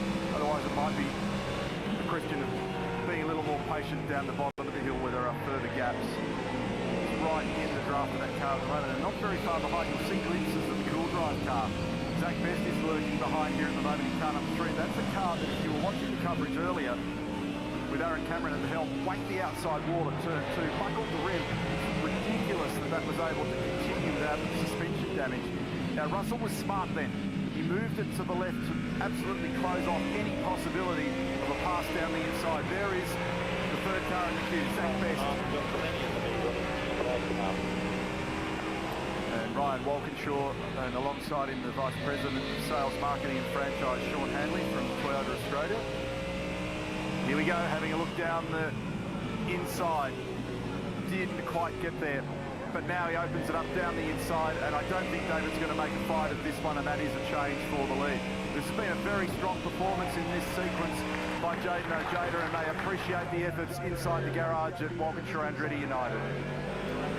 Done a nice job. He's been using the outside line. He's been using the line where the surface is less used. There's more grip where the exposed bitumen sits up. The tyre engages in it, and this is a replay looking back from the Russell-mobile back to Jaden. Jaden able to get it stopped, slides across in front of him. But David Russell didn't do anything about blocking him or doing anything weird. It's way too early for any of that anyway. And in fact, he's lost further ground now, so he's dropped back into third position. So Zach Best has actually grabbed second place now in the Cool Drive car. This is great to see some of these other names, some of these other teams getting in the mix here. Just as it is with Pete Gibbers, John and Tim Blanchard have spent the national debt on their supercar operation. They're running 2 cars. The sister car is the James Corty Jack Perkins car. And this Cool Drive colour, or these Cool Drive colours that are on this vehicle represent their national business. Oh dear, that was a bit of a moment for Russell. Actually cranked sideways on the gear shift back to second gear. It locked the rears and got very sideways on the run into the cutting. So nice to see these guys getting some sunshine, metaphorically, at the front of the field as well. So Zach Best second in the Blanchard Racing Team entry. And they're well and truly holding their own. So if you go back to those that were being talking up like Pye and Hazelwood, what have you, Hazelwood's 14 odd seconds off the lead and Pye's 17 seconds off the lead. They've made a little bit of ground in this stint, but not that much. But I think you find that David Russell went really hard on these tyres early, so I reckon he's actually overheated them now and they're probably wearing. So as a consequence of how hard he went early, remember he had a 10-second gap over everybody. And look at the bag distortion on the wet compared to the slick. sidewall here. Just look at the margin between the rim and the road. It crushes under acceleration. Got a line of LMPs and GDPs behind you, Zach. And then 3-4 centrifugal force will seconds. just open up the bag of that tyre. It'll Yep. blow down the straight because in the wet, you virtually get back to the same speed, you just don't spend as long there. And the reason why it's moving is he's moving around on the road at the moment. Got the whole Massey gym squad in here, boys. Gee whiz. The wet edge or the wet verge of the road. And he's running the outside go-kart line everywhere pretty much. He's doing it at the cutting. He's doing it there. Oh, a big slide. He had a massive slide there coming off the right-hander of the chase. And that wasn't an anticipated slide. He might have got a little bit of the exit curve at that occasion. And then he runs it. See how narrow he runs it there? And the reason he does that is it goes against all Oh, that motor GDP racing behind theory you. in terms Holy of opening up the racing line shit and balls. taking the least amount of lock to get around that corner. But he was able then Yeah, she hit me. Yeah, I was going to say, it was run it where the grip level is and Effing straighten the tight. exit up, which makes the rear tyre live. Luckily, I didn't get a 4X for it. He's got some really alternate lines going, Zach, at the moment. He's trying to keep those tyres on the car. And when Chad pointed out before with the wet tyre, we haven't used this compound wet properly at this facility. And although it's not a really hard place on tyres, Bathurst, when you are in big, fast corners for a little while and you are sliding the cars around, you get a lot of temperature change on the surface of the tyre. And as soon as the surface of the tyre gets distorted, the blocks distort, the edge of the blocks distort, they get rubbed into a shape that doesn't actually disperse the water anymore, and they become less efficient. And then you know where, aren't you, Mark? And this is going to become a game of that. I mean, one of the weird things about sitting on the edge of this rain band that's going through is we're about to go into a clear area pretty soon. So this race will become a game of being on the right tyre at the right time. Now, you can't design that, but there is going to come a clear patch, and then is that going to line up with your stops? Maybe not. And then behind that, I reckon we're going to be wetter than ever. This is going to be really, really awkward. And I guarantee you, the weather, this isn't a very clever statement, will not be in sync with the pit stops. We talked about it this morning, didn't we, Mark? And that's exactly what's playing out at the moment. It was expected to be a bit wetter around this period, improving a little, blowing everybody into a false sense of security, and then getting worse again in the latter part of the afternoon, potentially when things cool out slightly. Car number 12 is in the pit lane. Jackson Evans, Jack Smith. Jack making a return to competition. Zach Best, I think on my calculation, actually enjoyed a 24th birthday yesterday as well. He's in the Cool Drive car number 2, and he's got that margin between he and Jaden O'Joda sitting at about 3.1 seconds at the moment. Jordan Boys on screen from Albury, sitting in 12th position at the moment in the Pizza Hut. Oh, went a little too hot there. They've been there or thereabouts. I did witness that. Just outside the top 10 window, really from qualifying on Friday. He's driving with Macaulay Jones. Young Jared Hughes was the fastest car on the last lap. So nice job there. Alright. with car 9. We didn't get off track. Scott Pye was the third fastest. He's looking for where the rest of the order was. So there's a lot of guys that through the course of this phase of the race, there's been some strategy application which has either gained or lost some track position. But in terms of pace, there's a lot of people in the field that have gone a lot faster than I thought they would. We're like one of the worst places for them to pass because it just sets you up so poorly for the final corner. Shelby Power Racing Garage, and on the right-hand side of the screen, we're focused on the battle here at the moment between 9th position Jack Perkins in the Snowy River Caravans car, the second in the queue, chasing Scott Pye, car 1, Will Brown's vehicle. Will is the reigning supercar champion. They're making the run up towards the cutting. So the rain continues to fall. Hell yeah, it is, around brother. Mount Panorama at the moment. We've got 75 laps remaining, and we're a half beat away from the next sequence of stops. We saw Brody Kostecki getting ready. So this is the ongoing battle here between. It's the whole idea, buddy. and Keeping it chill. Perkins. So we're seeing a Have a variety V8 of screaming in the different background. What else do you lines. need? Barely got away with that one. That's not the go-kart line. That's almost the motorbike motocross line. That one. You see how heavy the rain is up there at the moment. So Jack only barely rescued that one. And so he's now tucked in behind Scott Pye, and he's just in front of James Moffat as we look at Will Brown. And he is gearing up ready for this next sequence of stops that are coming in just a moment, Bree. James Courtney is gearing up to get into his car, and they talk about all the money and all the development, all the technology in this sport, and they just run out a map that they've stolen from the caravan out, that's Snowy River's caravan, so that the drivers have their wet feet nice and dry before they get in the car. Yeah, low-tech solution. Gets the job done though, doesn't it? But what you do not want is to climb into the car with any moisture on your feet. Now, it's pretty warm in that pedal box area.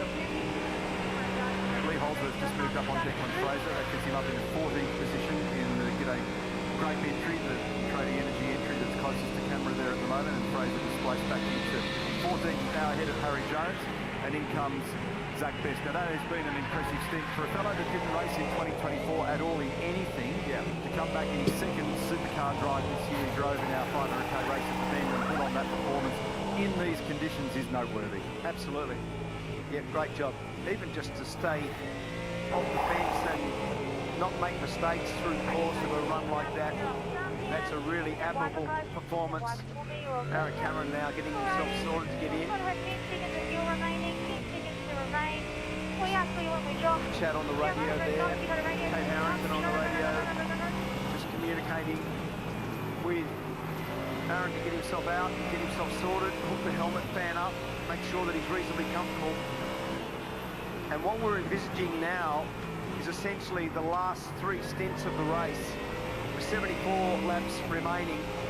And if we've gone the forward window, reverse window, and Neil and Larko Lamb, we've looked at all the options. Scott Tinclair just did the maths for us. So if you do 75 laps, and at the current race pace at the stage, wet all afternoon, it's a bit over 3 hours of driving, assuming no safety car.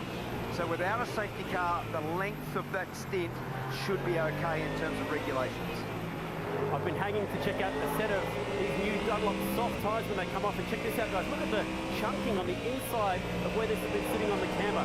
Massive chunks taken out on every single one of these blocks. That's off Zach Best's tyre just now. Tyre management, if it stays wet on this softer tyre, is absolutely a thing to worry about from here to the finish. Yeah, so that's just torn chunks out of the inside edge. It's overheated. And Chaz Mostert back in that garage just saying thanks to his team. Unfortunately, things have not worked out with the problem with that engine, with the car with Fabian in it, and then ultimately came to a stop for Chaz, and he parked it up on the edge of Conrod. I'll have a side bet with you that he's leaving. Yeah, I reckon that's what's going on. I've had enough of this.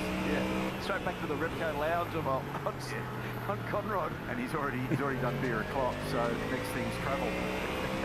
So Jada leads at the moment 7.1 seconds from Jared Hughes, from David Russell, who just lost a bit of energy. And I'd venture to say that if we could freeze time at the moment as Zach, Hughes mate, look at the comes view in, you've got right now. then the Glorious. inside edge of the tyres on David Russell's Hey? car will look Look at the exactly view like you that. have right now. They've Glorious seen on those. dawn. James Courtney is getting Mate. ready down there at the moment. And he's ready to jump in car 7 when James... I'm waiting for the sun to blind me though. It's the God rays. Yeah, because I've just realised I need to turn my HDR off. Oh no.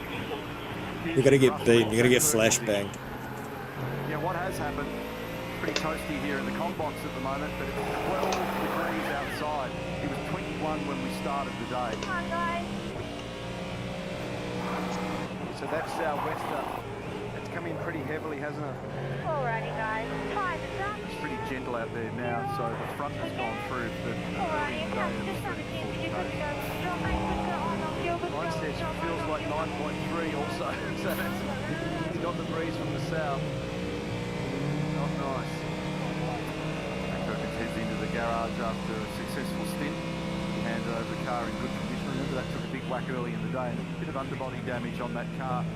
James Courtney said in the interview a little bit earlier, it feels like you're dragging a parachute down the straights. So considering that they're still in this game at the moment and functional and competitive, that's not a bad outcome from a tough run. Back to James Moffat sitting here in 5th position. He's got this arm wrestle going, and Scott Pye at the moment continues over the top of the hill. All of these guys are going to be in any tick of the clock. Scott's using the excess of the racetrack beyond the white line there at the moment. He's totally committed to do that. Oh, there's the big part. Yeah, so it's just in front there is Pye. Right. Wincombe's putting the pressure on him behind. So he's actually come through the field quite well. Remember that pace has been very good. Yeah, it's Pye in front. So got the rental cars messed up there. So Pye's actually gone to 5th, then Moffat and Windcup in pursuit. So they have recovered some ground here. And he's got a nice line down the left-hand side here. Nice exit on the elbow. 11.9 seconds, by the way, Ojeda to Stewart. A good performance from Jaden Ojeda. We've seen some action plenty at the front of the field, especially when this first got wet. And then the difference between just greasy wet and then in full wet conditions like this is massively different. You see them twitching there through the right-hander of the chase. Jamie would be trying to run around the outside of him here because there'd be more grip on the outside. Then they've had a little bump again. Jamie's given him a little mudguard treatment to get himself past Moffat. Moffat in the end has gone down into pit lane to be able to put Thomas Randall in this car to finish off the race. So all of the lead drivers. Oh, what is he doing? Go! Very shortly.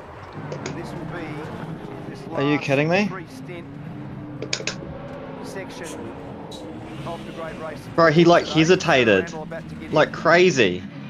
And again, nice job by James Moffat also. No real drama there. He had a really good battle with his mate Jack Perkins there for a lot of laps. It'd be nice to then get out and get organised. On track, still battling these two cars that were battling earlier on. And Yeah. we were talking before about the job that Dave Russell has been doing. Well, yeah, I know I gave room, but it's just like.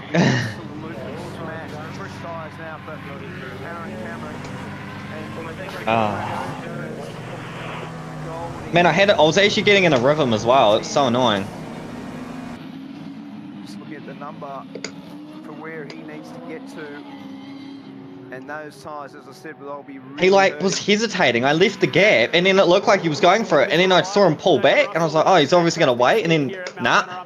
Congratulations. How's it looking for you guys here? Yeah, so far so good. We definitely. I've been given a drive through. When the rain sort of came and well, yeah, because it's a 4X. Our engineer made a good call. He was like, mate, box now.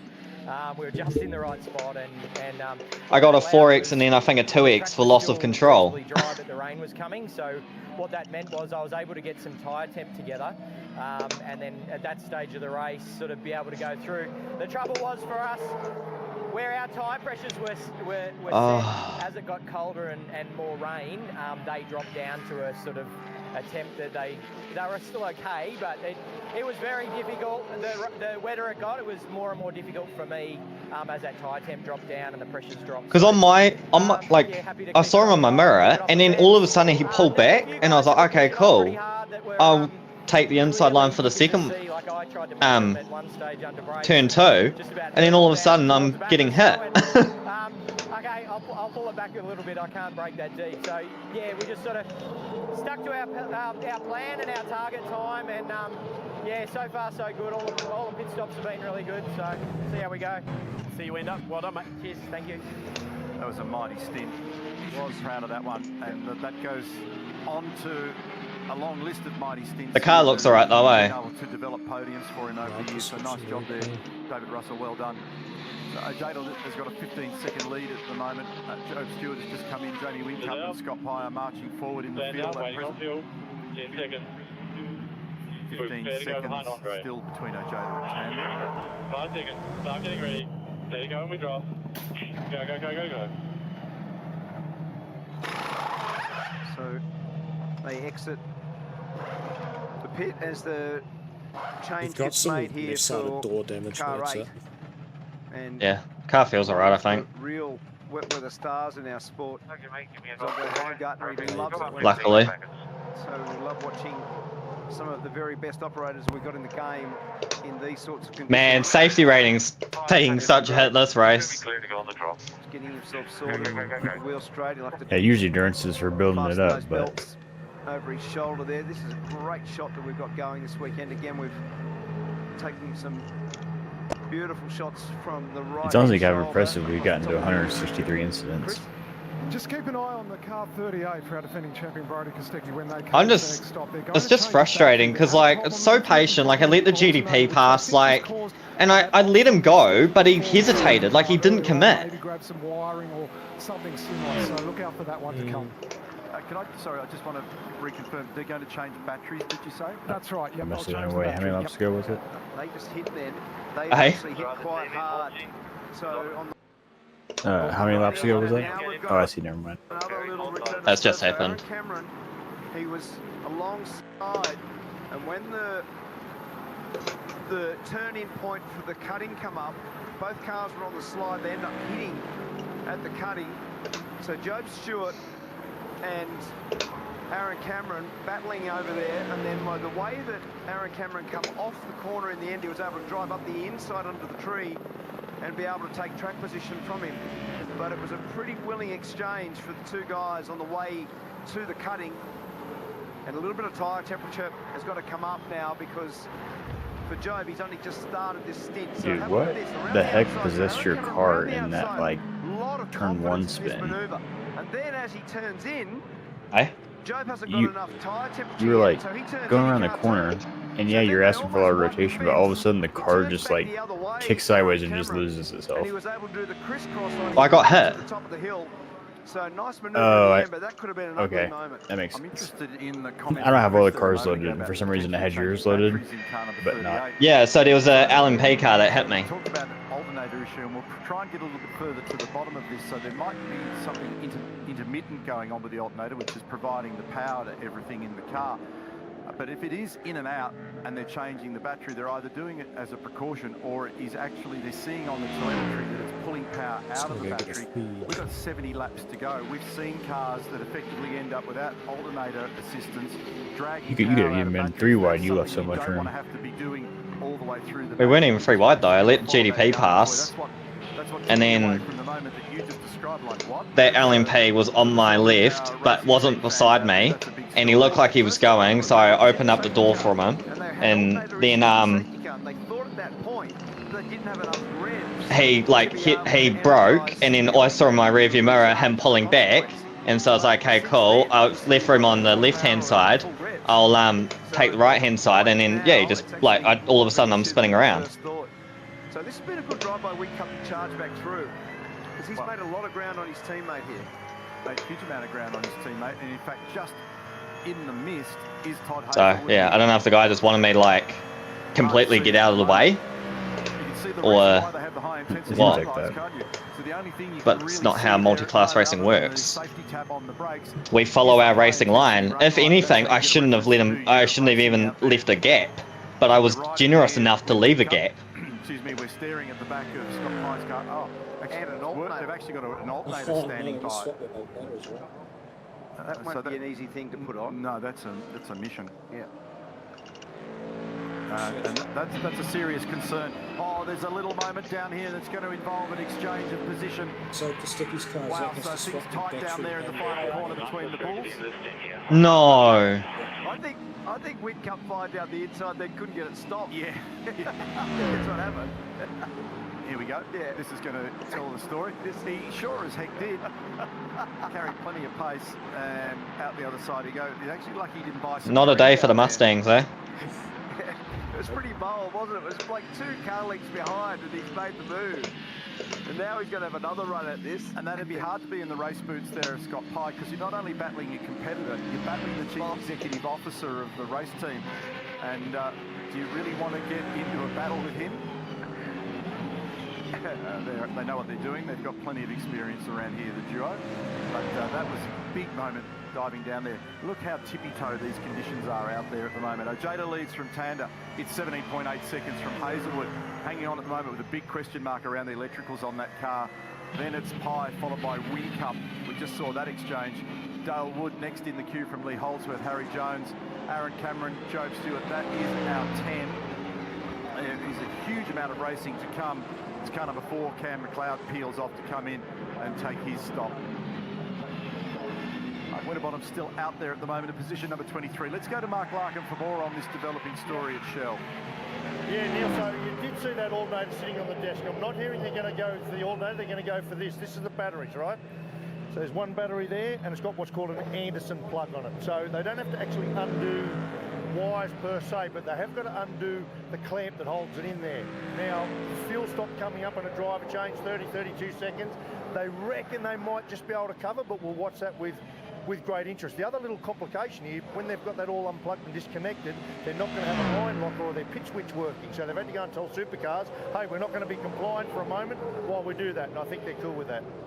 Yeah, so it's not so much the time it's going to take to get it in, it's the underlying problem that worries me, that ultimately are you powering that car off a battery, which will necessitate further changes further down the road. So I know, they're probably not going to tell us that sort of information at the moment, but that would be a serious concern. We've actually seen cars out there previously, years gone by, when they're running off the battery and eventually there's no recharging of it. It dies. That's right. Well, they don't just they start misfiring. Exactly. But they don't just lose charge for no reason. So there's clearly an alternator issue, but maybe a fresh battery gets them away with it. Who knows? Aaron Cameron at the helm now, car number 3. So the lead driver's back in this one after that fine stint from Zach Best. Sitting inside that top 10, just ahead of Job Stewart. 3. Congratulations, Zach Best. That was an outstanding stint for you and really, really tough conditions. What was it like out there? Yeah, it was pretty sketchy trying to manage the tyre, obviously trying not to overheat it early on, and yeah, we just didn't have the tyre temp in the end. The tyres were overpressured at the end and a bit hot, and yeah, just really do my best to keep it in the water. What does the car feel like? We saw a pretty nasty hit from Aaron Cameron earlier in this race. How is the car feeling? Yeah, I think the wheel took most of the hit, so it's actually quite good still. So yeah, hopefully Camo can keep pressing on and do a good job. Wish you all the best. Well done, mate. Thanks, guys. Job Stewart's got his hands full out there at the moment with James Golding monstering the back of that car. Job's just also moving to the left. He is hunting water. They all are out there at the moment. So some of those that are late in their stints on wets are trying to just cool those things out. You heard Zach just talking about that a few moments ago. What's going up here on the run through turn 3 and up into the cutting. Very hard to follow someone that close there. And I think it works out okay. There's no contact, runs all the way around the outside, Job Stewart, and manages to keep themselves separated on the exit, but no change of position there. So Golding still sitting in 11th position. So just looking at the fuel economy now, thinking that 26 and 27 laps, they've actually made it through on this run. So based on the pace, it has far greater fuel economy when you're obviously not on the throttle anywhere near as much and you have to slow down so much. So 27 odd laps to a tank load. So they don't get an awful lot back, do they? So if you reverse that from the end of the race, that means that the critical lap's going to be around 134, 135. I think that was Garth Tander I saw yes, going in. I heard him on the radio, so driver change coming up here for them. And he's in from position number 2. That's been a good solid stint from Garth. He's done for the day. And that puts Matt Payne back in that car. They are in contention there at the moment. How's this for a battle? And this is where we were several hours ago. We've been racing for 3 hours, 48 minutes and 40 seconds. And these guys, these cars, are still locked in combat out there at the moment. Ojeda leads. That's been a fine performance from him this afternoon. He's got a 20-second margin over Todd Hazelwood at the moment. So the battle for second, third, fourth, Hazelwood Pie, Whincup well and truly alive. And one of the keys to this now is that we know Ryan Wood is really good in the rain. So if it continues to be wet this afternoon and you give Ryan Wood a 20-second gain over the field, when Ojeda does come in, he's a big chance to win this thing this afternoon based on that. In good shape. Matt Payne's now in and installed. Garth Tander vacates. Matt Payne, another one of our wet weather masters. Those Kiwis are very good in the rain. So he'll stay in the car now for the balance of the race, and it's a big mission. 67 laps to come. We're watching second, third, fourth over the top of the hill here at the moment. It does look pretty much settled in up there. There's a plume of spray in behind the car, so the conditions are borderline heavy wet up there at the moment. And Pye continues to get closer and closer and closer to the back of Hazelwood. Oh, what the fuck? thinking about putting a move on, isn't he? And Hazelwood just covered him, and in fact, by doing so, just left himself slightly vulnerable through the elbow. Mild difference in the corner exit speeds between the two of them. Aye, aye, aye. Gate is in the pot, so he'll be coming in. Car off when you arrive in the box, please. Switch car off when you arrive in the box. This is team radio for car number 38. So the instruction to Hazelwood is to get out. He's put his blinker on. Yeah, So he's got his blinker on to advise stop high. Yeah, so he's Yeah, indicating. good call. Pull forward right away there. The instruction is I was turn too slow to while they sort give a out this confident electrical call in thing. relative. He barely scampered around the left-hander down there. No, you're good. He's got the indicator on. He's hoping that they fully understand what's going on here at Red Bull and follows. Yep, I did that too. So every now and then it catches you out. It's just like, The sticky's coming in now. I mean Hazelwood. So It's lights off and Damn. he's been told to shut the car off and get out. There is an underlying problem. They don't know what it is. The alternator's not charging completely, but it is giving a little bit of charge. And they're watching the battery voltage slowly diminish. So what they're going to do, he actually shouldn't have his headlights on. So they're going to put a battery in. They might even have to put a second battery in later on in the day. Now let's hope they can cover this off inside a fuel stop and a driver change. About 32 seconds going on here. So they're in there, undoing the clamp. It's awkward in there. There's very, very busy tubes. First bolt's undone. They're using a battery drill with a little ratchet on it. Oh, what an awkward situation. No, this is a little slower than they would have anticipated. Just a lot of drama getting in there and getting the bolts undone on the clamp. I almost did the same thing again. Oh, wow, this ain't going to plan. No, it's no easy task. So clear now. Oh, He's good. They're away. They're away. He had a pile of neutral going on then. He had to hook it into gear. So he now departs, but there was some cost in that. Thank you for the update. You were on the spot down there. A big moment also for 55 into turn 1. Thomas Randall had it crossed up in there in these slippery conditions. Whincup is the leader. So, wow. That's frustrating, isn't it, for a competitive car? So, and in fact, that's even worse when it's intermittent. And that's what I was alluding to. So if it's only trickling some charge back in, they'll have to do another battery later on. So you're going to go through that pain all over again. And they're not necessarily equipped to try and do battery changes on the run mid-race. So you can see the amount of spray as the cars come up Mountain Straight. Then I reckon it's the wettest it's been so far. And that is, and that's the quarter before at the time. And that's about what tallies with what we thought from the modelling early on. He's having a bit of a crack here at the moment, Thomas Randall. He's showing some hustle. He's all over the back of Kai Allen. And let's go back to Larko for a further update. Yeah, just to put a full stop on that, Neil. So as awkward as that was in the dark of the cockpit there and stuff everywhere, they did get that battery in successfully. It's now in place. Cost them about net 4 or 5 seconds, they reckon, in time. So that's pretty good. So Brody's not over and out by any means. No, not at all. But in a business where when we get to the back end of this, we might be talking about separating people by the tiniest margin. 4 or 5 seconds could be an eternity.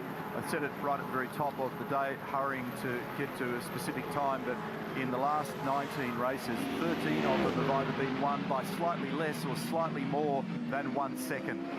Yeah, so the margins can be very tight at the end of this game. A lot of cars here congested. Whincup's in. He'll be handing over to Brock Feeney.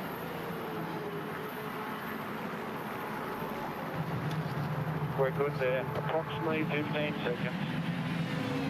Whincup out. Approximately 10. Okay, make sure you got a gear. You're going to be clear when we drop you. Standing by.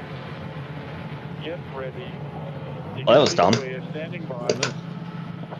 Clear. Sorry, I had a fucking pop-up come up on my screen. I think I just caught a glimpse of Thomas Randall making... I was trying to get rid of it. There on that pain as well. We could see that hustle going on. Nah, I was trying to fucking get rid of it, and I forgot to shift down. Hughes running slightly wide there in the tyre power injury. He's behind Kai Allen. Behind Hughes is Lowndes. Behind him is Hazelwood. Then Courtney as they... I'm having that thing where I like press the brake, and every now and then something fucking goes boom. That's Brody straight into the back. Straight into the back. of Kai Allen. Oh, So that's no. Brody just going out. That's No, his no, no. basically his first proper lap What? in the rain. Sticky just And took he's someone lost out. the wheels and And smashed he into spun the around. back He went of into the the back of Penrite Kai car. Allen. That will have, I imagine, I thought they were serious done. damage on the front of it. No, This they is got the now alternator a changed. They gigantic game swapped it out. changer for Brody Kostecki. So that might have been the pivotal knockout moment. And there goes car number 6, Mark It's got a Winterbottom, as little well bit of in that front end process. damage. So that's a huge Damn, moment dude. here. There was already a question mark over the top of this guy based on what was going on electrically. You saw it, Mark, while we're looking at strategy. So he's going rushing up there, and the close difference is enormous. It's made a big hole in the back of the Penrite car. It's hit Kai Allen very, very hard. No chance of stopping. Hard to get a glimpse of the front of the thing. Now have a look at the damage on the bumper and the guard on that thing. It's like a shark attack. Look at this. Bang. So that gives us a bit of an assessment. There's bits flying everywhere. So the whole front bumper assembly's caved in. That's wheels to the left. And Hughes. And Allen. Bang. And then it took him a while to manoeuvre because it's an awkward spot. Look at the fucking battery alarm every lap. Nelson McVeigh frustrated and some head shaking going on inside the garage. Check out the back of that. Now, the other thing that'll happen here is that with that level of nose-to-tail contact, Brody, fair chance of copping a penalty as a result of that for disabling another car. That will get rid of the alarm. We will manage any alarms from here. So calling mode, please. There's an electrical question mark. There's been a shut at the end of pit straight into turn 1. There's a possibility of there being a penalty here as well. Meantime, Ryan Woods in control of this motor race by 10 seconds over Brock Feeney. And there's the confirmation of what I imagined a moment ago. The driving standards advisor and the stewards will look long and hard at that one. Our focus here is Macaulay Jones, who just made ground on the damaged car. So Macaulay's gone up one spot into position number 13. We fully expected this thing to build as we get closer to the end. We've got 64 to go.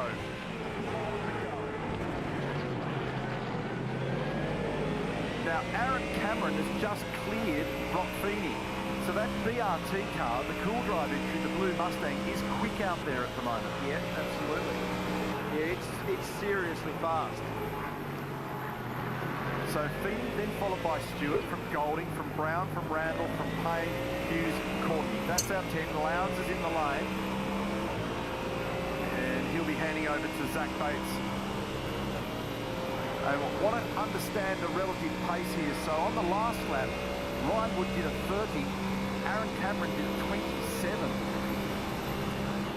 Yeah, so there's a bit of discrepancy in when they've stopped and whether they're up to tyre temperature or not. Yep. So that does make a big difference until you finally get the tyre up to pressure.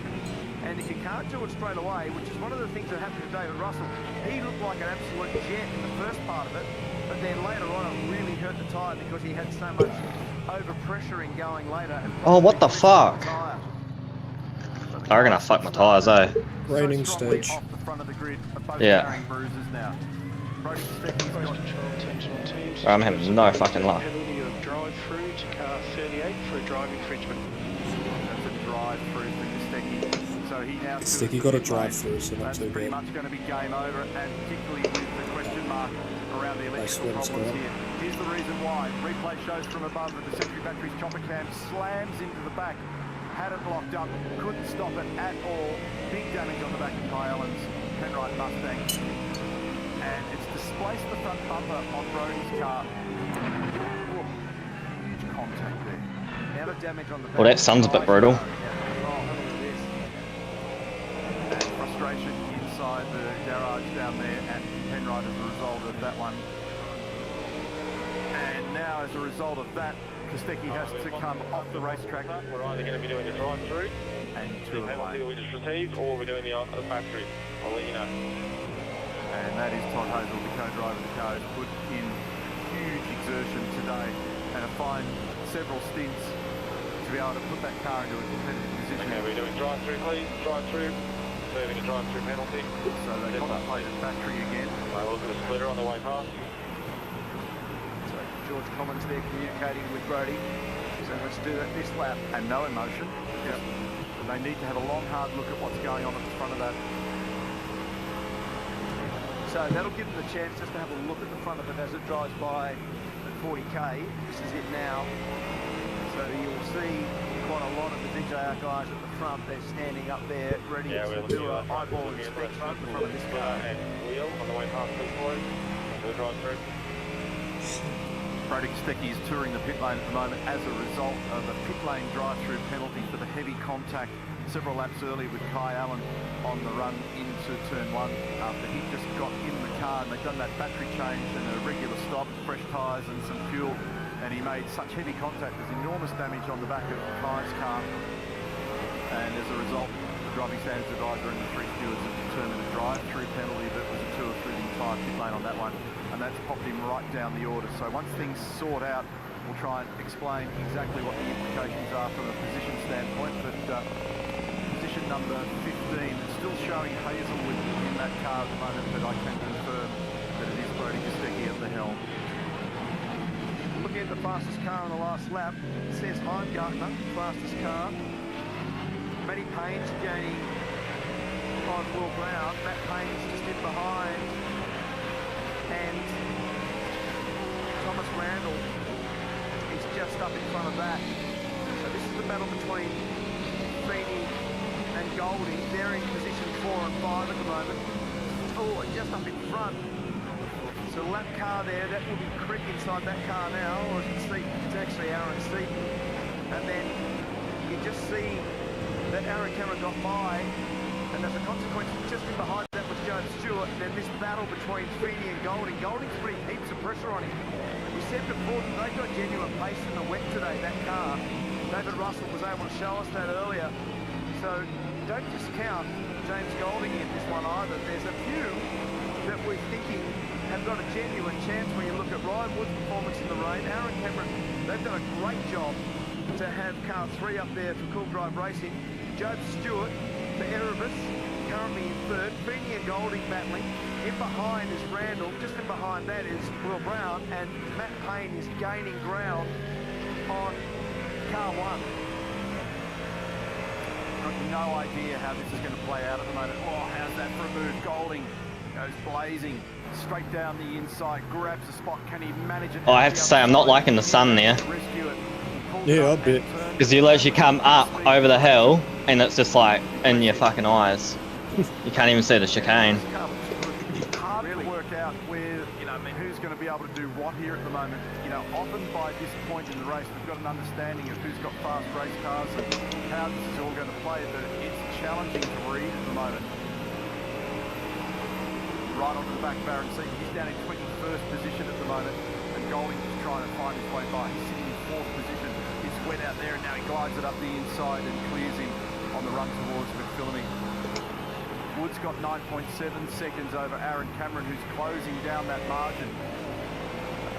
Feeney by Randall, and Seaton goes straight ahead. In fact, just makes life easier for those guys. And then it's Will Brown who's trying to squeeze down the inside here. They're all at the dipper, and then just in behind is Matt Payne, and Matt Payne clears Aaron as well.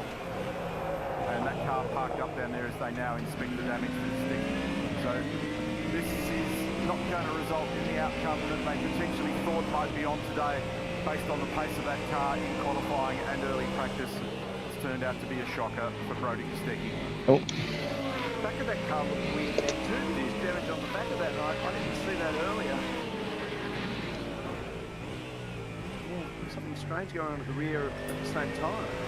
The right-hand rear looked like it didn't have a lot of camber on it either. It looked like it's certainly been hit from the back. Running straight power pass. We go at the Newlon entry Premier High, and James Golding on Brock Feeney here in the braking area at turn 2 at the end of Mountain Straight. In the wet, that takes a lot of commitment and a lot of faith in those Dunlop wet tyres and in the chassis balance of the car, and he had good cooperation there from Brock, who I thought might have been able to accelerate up the inside and argue the case. The problem is you're on the wrong side of the road when you get to turn 3, and he had wheel spin as they now dispatch car number 38. So they will have corrected the bent nose on that car. Hey, what's happened to P5? That's stopped on track. Into it as well along the way. So he's all the way down the order now, and it's 20th on the road, car number 38, Reed.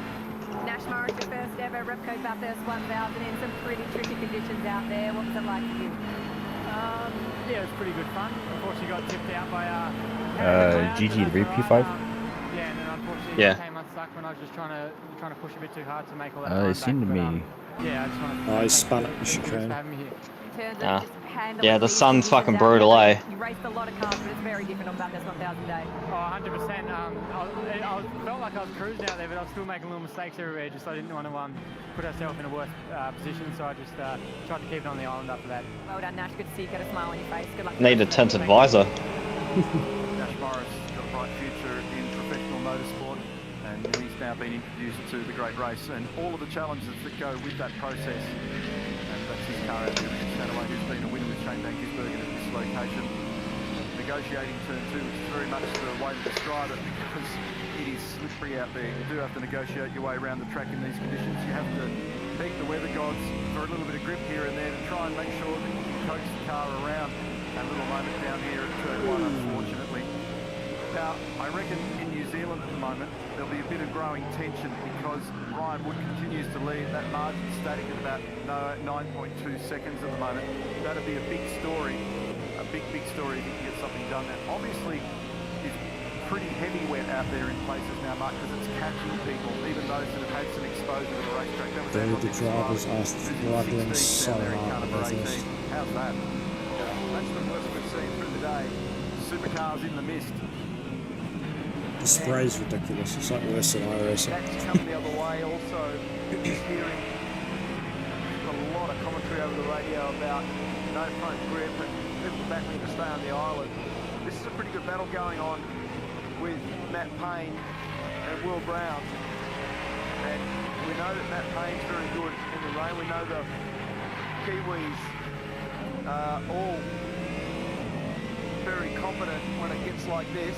All off the road almost. That was almost gone there for Will Brown.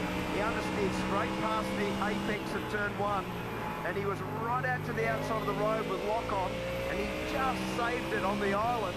And he's just trying to fight back here with Matt Payne, but they're costing each other time. In fact, Will be better off to let Matt Payne go here. He won't. These guys look like they're going to get into a signage exchange here. They are battling for second and third in the championship, and there's only 30 points between them at the moment. They are locked into the finals, but these guys have been contenders throughout the year. Making their way now to the cutting. And there's a bit of damage on the snout of that car here as well. Wheel spin as Matt Payne. 3 seconds away, 3 seconds away. Randall's in car 55, the Castrol car on the totem.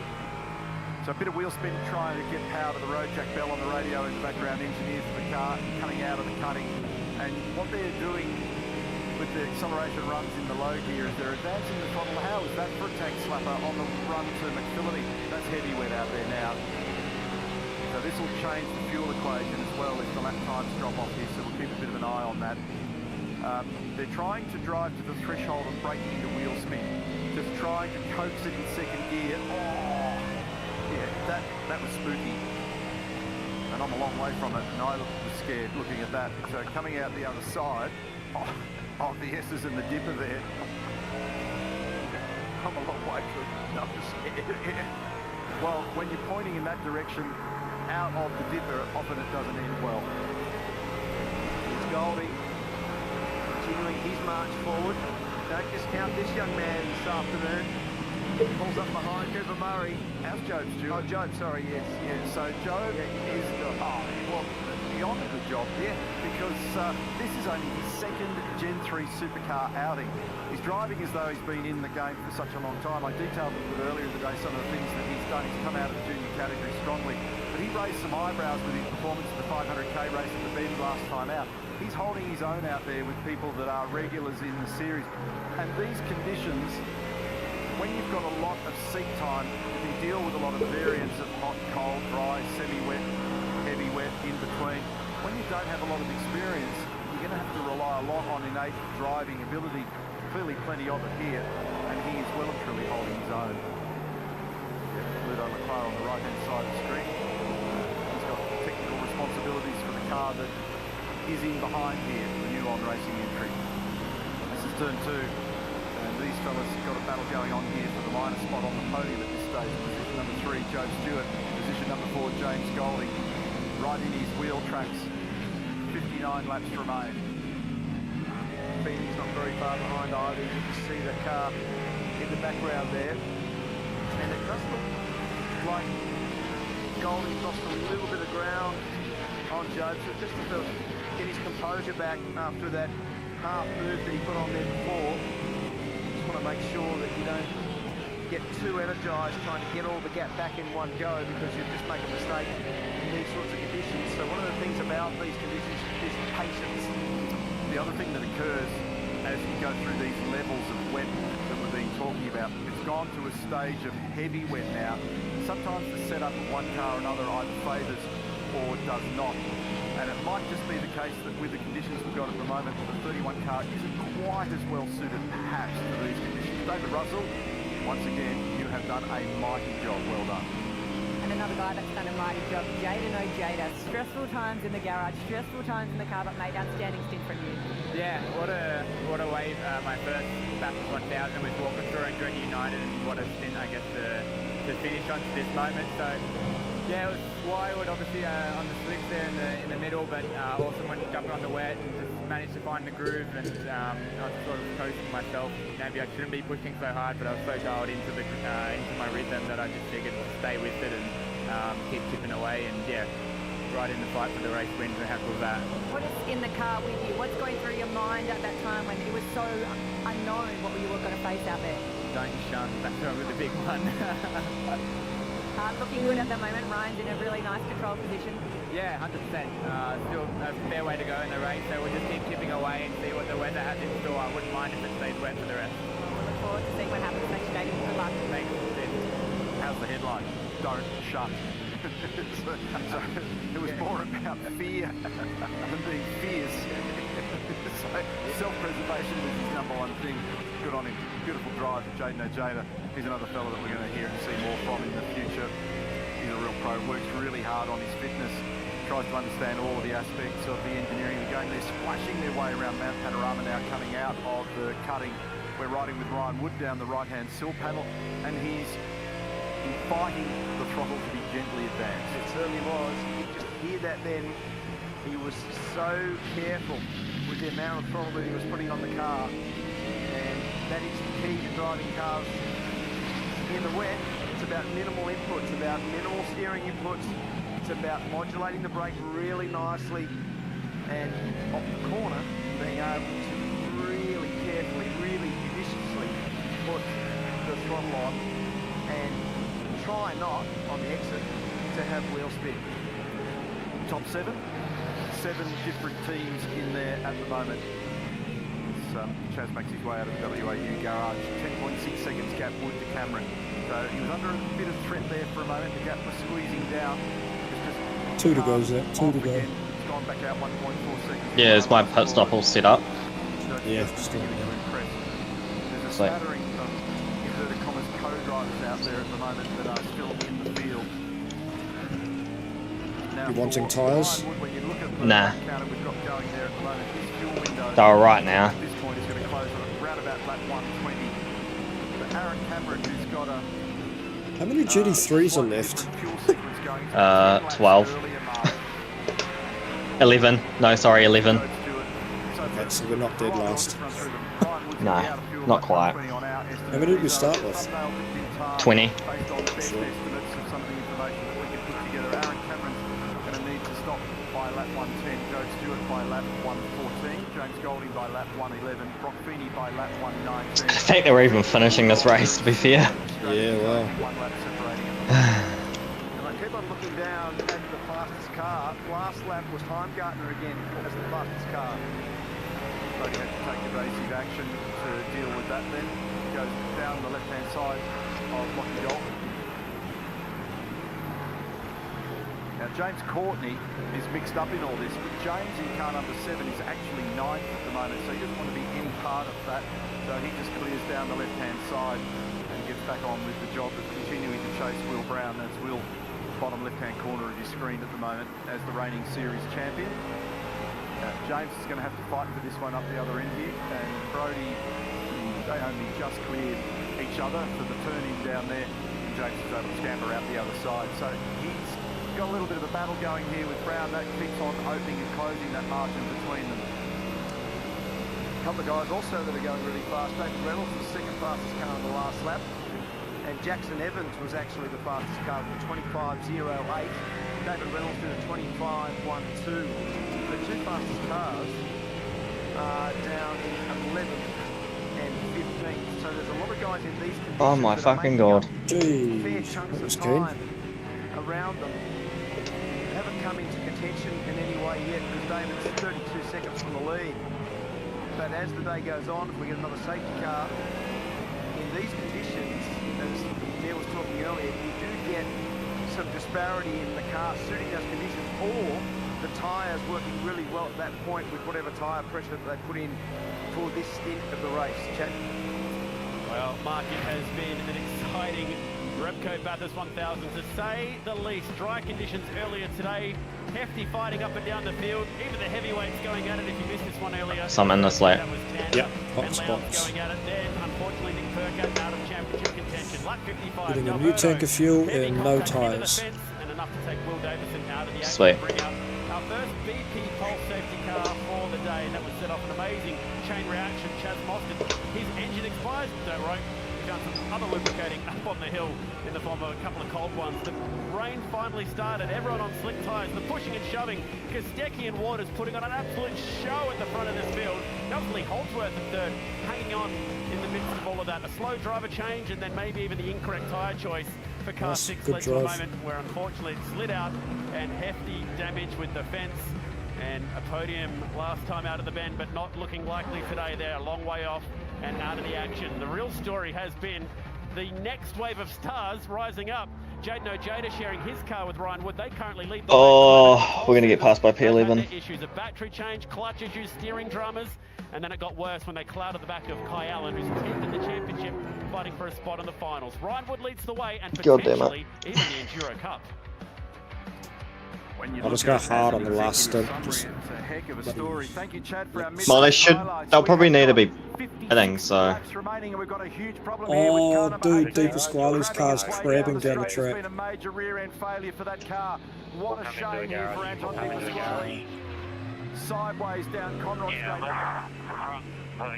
I'd say he's tagged a wall at Forest, Albon. And for Andrew Donnelly, that young engineer inside that group, Charlie Schwerkoff. Oh, I'm coming out so much traffic, I think.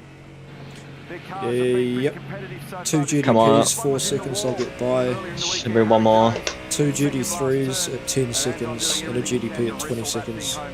So just that one behind you. There's been a major failure with that car. The white flag indicates to those that are following that there's a slow car on the edge of the road. What on earth has gone on with this thing? So, from this moment, as we wait... Have I got new tyres? No, I didn't select them. They're cold. I selected them off. Dude, what are these bugs, man? I selected them off. Because my tyres are 40 degrees. I don't know what to tell you. I selected them off. But when you come into the box, they were still selected as off, i.e. not changing tyres, so...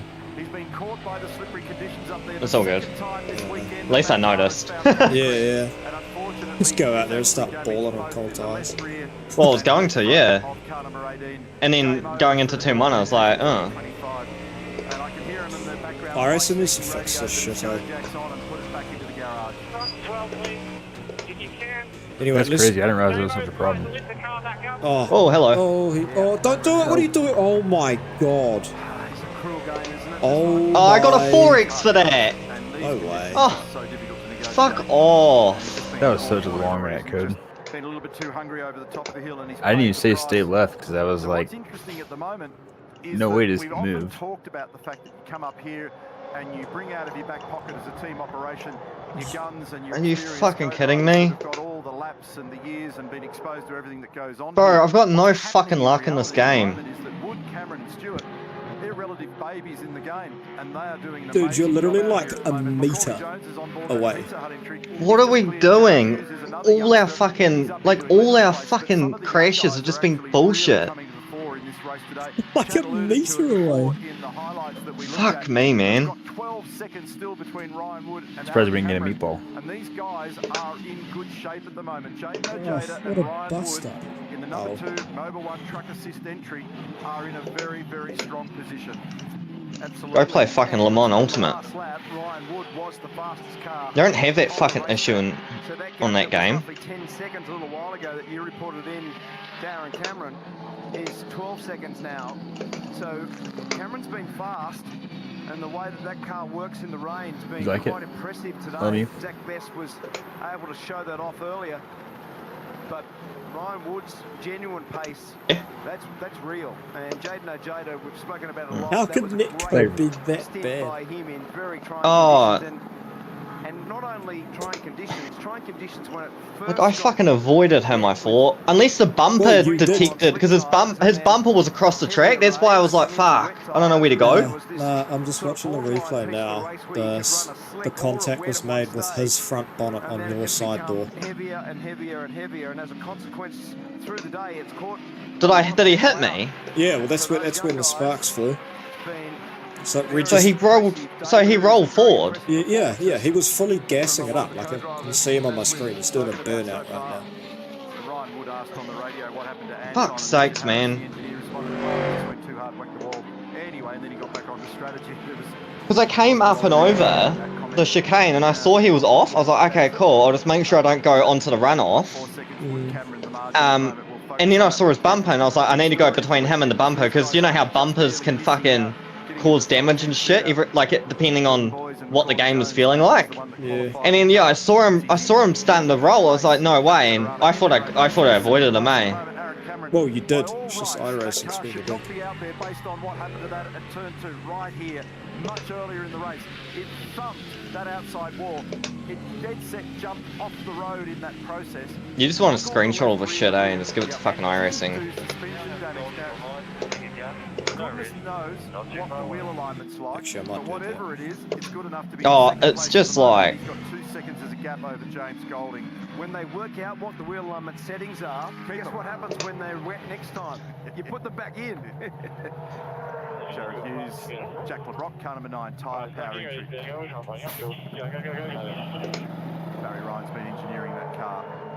It's just frustrating, like. Just making about that wheel alignment on car 3. That was definitely the worst set of wet tyres that I saw up and down pit lane. I wonder if that on-the-fly wheel adjustment's also hurting their tyre wear on that car. Yeah, big chance. Actually, I'd like to save I the want to have a look at replay. this, and the reason is we're still just slightly at the northern edge of this weather. The majority of it, and some of that mean stuff that's yellow and heavier green, is well south of us. But you know, it's not Like first with that LMP fucking just hitting me in the rear. that we're going to get another burst of weather. But off the Which back was of that contact or was that netcode again? what a wild Sorry, day which was that to one, try and sorry? figure out how to The play one where the game LMP just took me out in turn 1. Sometimes it's going to be Nah, a case that of was being a actual lucky guesser. contact.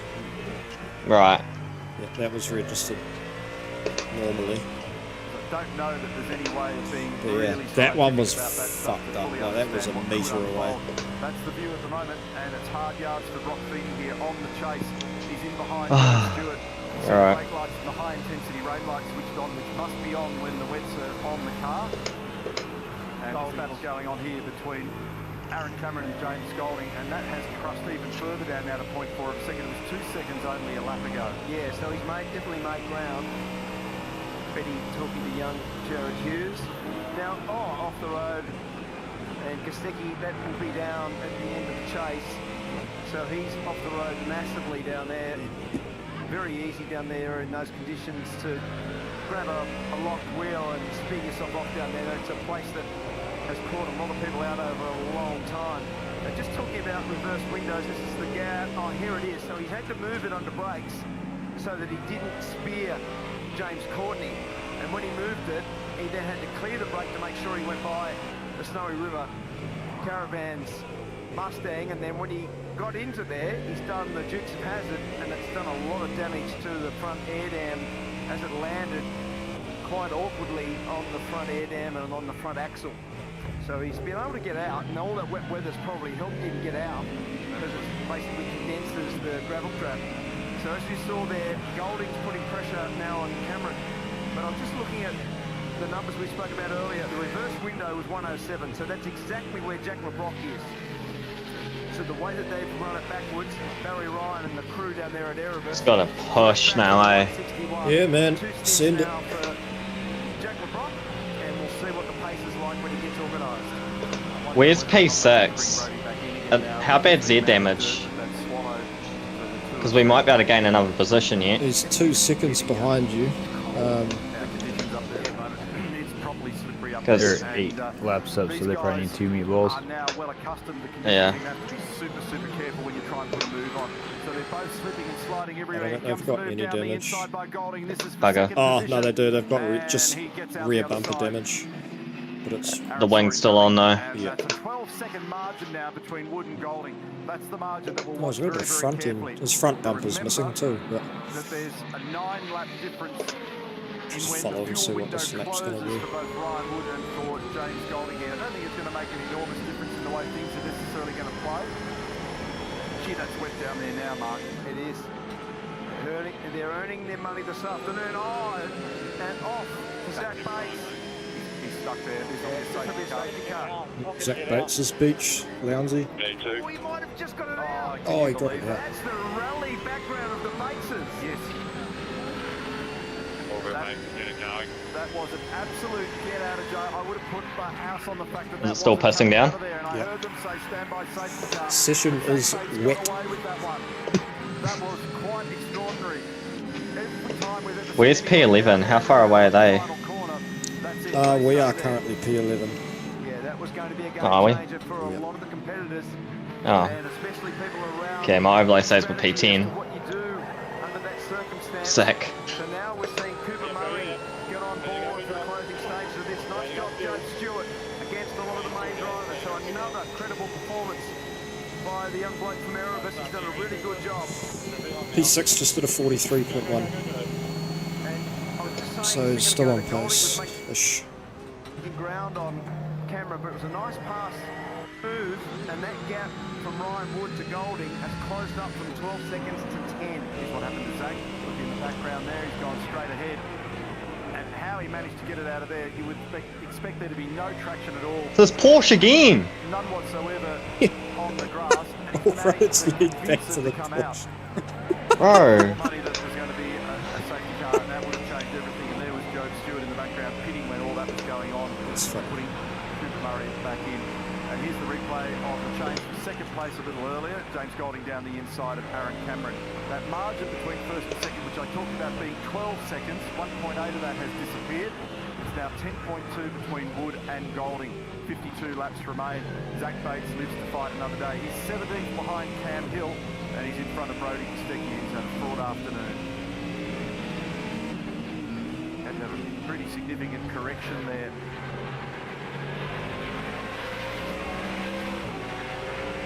It's got the full mirror shine on it coming out of Forest Elbow now. And that secondary kink after the elbow, it's not a kink.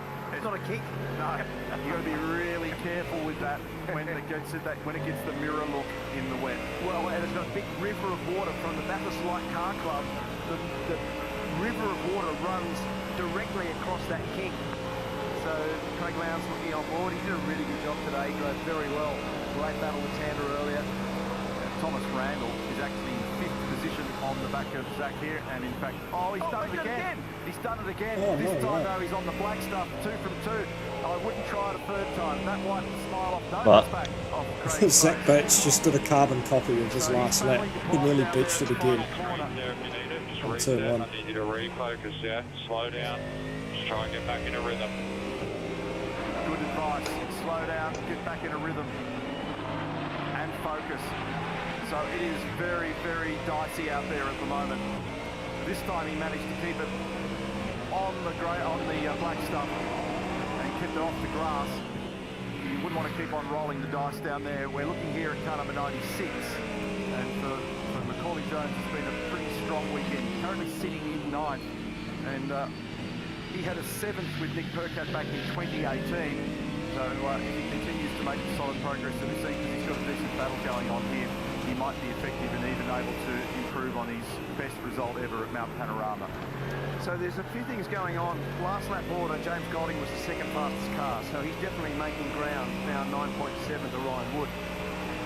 What is interesting is when you look at the amount of fuel required right now, Golding and Cameron have got within 1 second of each other, 65 to 66 seconds to be able to get to the end of this race.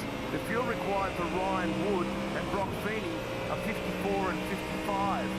So essentially, Ryan Wood is leading from those guys, Golding and Cameron, with a 9-second lead, but with also less fuel time to get to the end in terms of seconds required. The next part of the puzzle is Feeney needs to gain more ground to put him in contention to knock Golding and Cameron off. Brock's really well and truly in the groove here. Grabs top gear, thinks about going down the inside. Now imagine being in command of that car at the moment, trying to make a decision about how hard you drive down there. And he's done it Back to nicely. P10 now, fast. Yeah. That was challenging, and he does manage to get us stop firm down there at the bottom, so that was tight. That brings Feeney up into position number 3. But fuel required in terms of seconds. You're not far from P9, he's 9 seconds up the road. Yeah, but aren't we like 4 laps down on him? Aaron Cameron in the lane, out of 4th position. The margin up the front's disappearing, Mark. 8.9 seconds. It started out at 12. Pretty sure we are. So this now will be almost 2 perfect 25 lap segments to finish the race here for Aaron Cameron. 50 laps remaining. What are lap times is P11 doing? Tyres too. See how there's some of the mold release on them? The little nipples there where the air bleeds out of the mold. It's going to feel a lot nicer now when he goes back out on that rubber set. Couple of small seconds, camo. 3, go. Nice stop. So It's last of the 44. For them, it's one single stop now. 44, and I've just done a Up to the top of the hill now, just to understand what's going on. 42.2. There are little wheel tracks here, but you do not want to flirt with that wall too much up there because you can come undone very, very rapidly. Did you get away with it all? Only just. Yeah, good to Murray. Yeah, playing percentage up there at this time of the day now is going to be very challenging, and how slippery those curves be at the moment. Brock Feeney sitting in 3rd position, and it's got a full Scandinavian flick going in both directions there, to the right and then to the left, slipping and sliding. Now the margin between 1st and 2nd continues to diminish at the moment. It's 8.4 seconds. Our focus at the moment is on car number 2 and car number 31. We've gone back to look at 62 here, Richard Stanaway. He's in 20th position. Let's get the Chris. Plenty of pats on the back here at Erebus Motorsport for Joe Stewart and from Neil and Mark. Outstanding drive out there right at the front of the field. On debut, how was it? Yeah, just incredibly tough. Like to do 2 stints in that weather. As you can see, Cooper's just finding his feet. The tyres are pretty cold at the start, so just got to get into a rhythm. But yeah, I actually enjoyed it. What is it about this place? Dunlop Super 2, race winner last year. There's something that clicks here for you, isn't it? Yeah, I did my first Toyota 86 race here too, so it has a pretty special place in my heart, as does, to a lot of other people. But yeah, I don't know, I just love the layout, love everything about it. Great job, well done. Thank you. And just a reminder as well, in the background, we'll keep you up to date, but the Enduro Cup and also, of course, our top 10 getting through to our first ever final series. These guys up there performance at the event where they finished 7th. Could they be a smoky to nab that golden ticket as the Enduro Cup winners and get through? Cooper Murray 22nd in the championship, wouldn't that be a story? And I just want to check in with Brad Jones because your day started off with lots of drama. Congratulations to get that car back out. But how's your day for all 4 of your cars? Give us a summary. Lost the automotive superstore. We lost the gearbox at the start. And then went and got that. Have I got aero damage? And then from there, Macca and Jordan have done an amazing job all day. They've been in and around the back of the top 10, and which is really. I just seem to be losing quite a bit of time on the main straight. And Andre and Declan have also been pretty speedy, and now good. Andre's into the 10, so Cheers. that's pretty exciting. And Jackson, he spent a fair bit of time in that last session being the fastest car, so I feel like we've got pretty speedy cars at the moment, but in these conditions, anything can happen. It's a stressful day. I know you don't want to be distracted from the screen. Thanks, Brad. Appreciate the update. Thank you. 49 laps remaining, and Corporate moment here for Aaron Seaton, just wandering off the edge of the road. I'm watching the exchange closely. Pilot's right. And Golding. Yeah, no, that's alright. Last lap was the fastest. Wood was the second fastest. The margin's just hovering either high 8s or low 9s in seconds between them at the moment. So Wood is responding to a bit of this I was pressure just at the moment. It's currently even on my Delta and I lost 2 tenths just on the straight. But if I was the team right now, I'd also be explaining that he's got 10 seconds less in terms of the fuel required to get to the end. 10 seconds less. So right here, 54 plays 64. So what I'd be doing with Ryan Wood now is just driving it as well as you can. Don't worry about the gap too much. Even if They it like goes back to again. 5 seconds, you've got a There goes a serious gain tenth. over Golding That's as we just- get to the closing stages. James Golding's driving very well. And there's a few guys in the field, I keep saying it. Andre Heimgartner again was the fastest car on the previous lap. Weird. Golding continues to march There's forward no visible too, and you damage see on the a car. lot of the activity, and Yeah. this is what happened with Aaron Seaton there before. I thought maybe it was just that lap, but it's like every lap I'm just like my Delta is falling into the floor. Young Aaron off the road there, that was both of them. And here's car 12 going off the road too. That's Jackson Evans at the helm. He's been quite quick also. There's been lots of times I've looked down. He's been in the first 3 or 4 cars in terms of pace. Good battle here, Thomas Randall, Matt Payne. We know that Matt Payne's very good in the rain, and he has made ground. He's continuing to pressure Thomas Randall, and this is the 4th spot. and anything alters at the front end of town, and what these guys are battling for potentially is the last spot on the podium. Well, the propensity also, Neil, for a safety car with 50 laps remaining, still pretty big, huh? Up there. We're jumping on board here with Matt Payne, looking at the shift lights, making his run up the chute. Imagine being on board this thing, you're still going to get to 240 odd kilometres an hour up there, and you've got to decide where you want to grab that brake pedal and whether or not you might have a nibble at whomever you're racing. In this case, it's Tom Randall.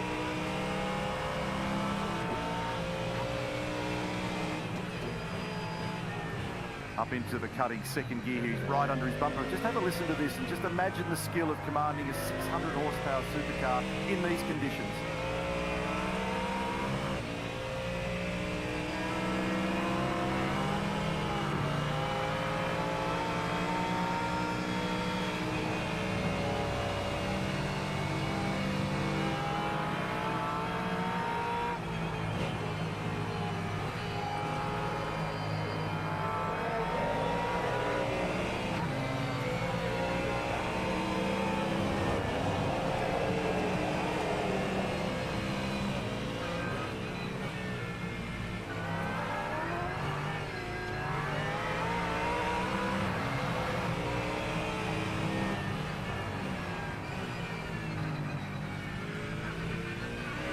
Giving him a whack at Forest Elbow. He really battled to stop it there.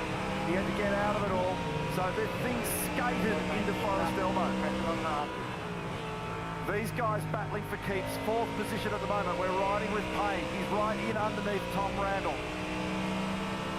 And I'm glad that we stopped for a listen to that, because it really underscores the extraordinary skills of these drivers in these incredible conditions. Yeah, Matt had the wheels locked. He couldn't get it stopped. And then when he did hit Thomas Randall, he actually did the right thing then. He came right back out of the throttle and he effectively redressed. He knew that if he went by him at that stage, that he'd be penalised. So smart move there for Matt Payne, who again is one of our championship contenders. Just behind them, should there be any mistakes at all as we see the external replay, is Will Brown. Bang! So, and in fact, Thomas was battling to get down there as well. They were both right on the teetering A couple of GDPs on there, 4 and 10 seconds. Lines here. So then he turns down, bang! Yeah, he's got the rear wheels locked. And then he knew that if he batted on with it and drove up the inside, there would have been an issue. Calling off the road, meantime Brady Sticky's back in the pit lane. Not out in the gravel there for him, so probably has not ingested anything into the front of the car for the number 96. He's currently sitting still in 9th position, behind Heimgartner and in front of Kai Allen. As we go back to our race leader, that margin first to second is 8 seconds, and that was a frightening moment under race save in turn 2. Great save. He was out of control for about 200 metres then. He put his foot on the brake, it was sideways, and he gathered it up. I thought for sure he was going into the tyre wall. So we'll be battling to get through to the end of this race without another safety car period. That, at the moment, looks very treacherous. still stuff hanging out of the bottom of that car of Courtney's. We've got away with most of it by the look, but there's still stuff off the back of that diffuser. These guys battling here for 12 and 13. We just saw the Courtney stop not that long ago. Dave Reynolds has gone well, Neil. He was a couple of times in the top 5 cars. He was 6th fastest on the last lap. He's up to 7th now. So he and Lee Holdsworth have been able to forge their way forward. Oh, fuck. The replace at Payne down the inside. This is where he was able to put the move on. So nicely done. That's been a real passing spot today. Even in the dry, we've seen a couple of nice... I didn't even know he was there. And often ended poorly there, so it's a remarkable level of courtesy. That's a very nice way of putting it. Randall and Brown here. You there? Yep, sorry. Yep. Oh. Towards the bottom of the chase, so Thomas looks like he's just lost a little bit of that grip edge. Will's got a little bit closer to him, and Golding, you reported before the difference in the strategy between first and second brings him back into the lane. Just interesting to see where they put 4 tyres. Yes, they did. So, Oh, why they do that, man? Our racing line is to the right, so of course I'm going to drift over to the right. Standard GDPs. Oh.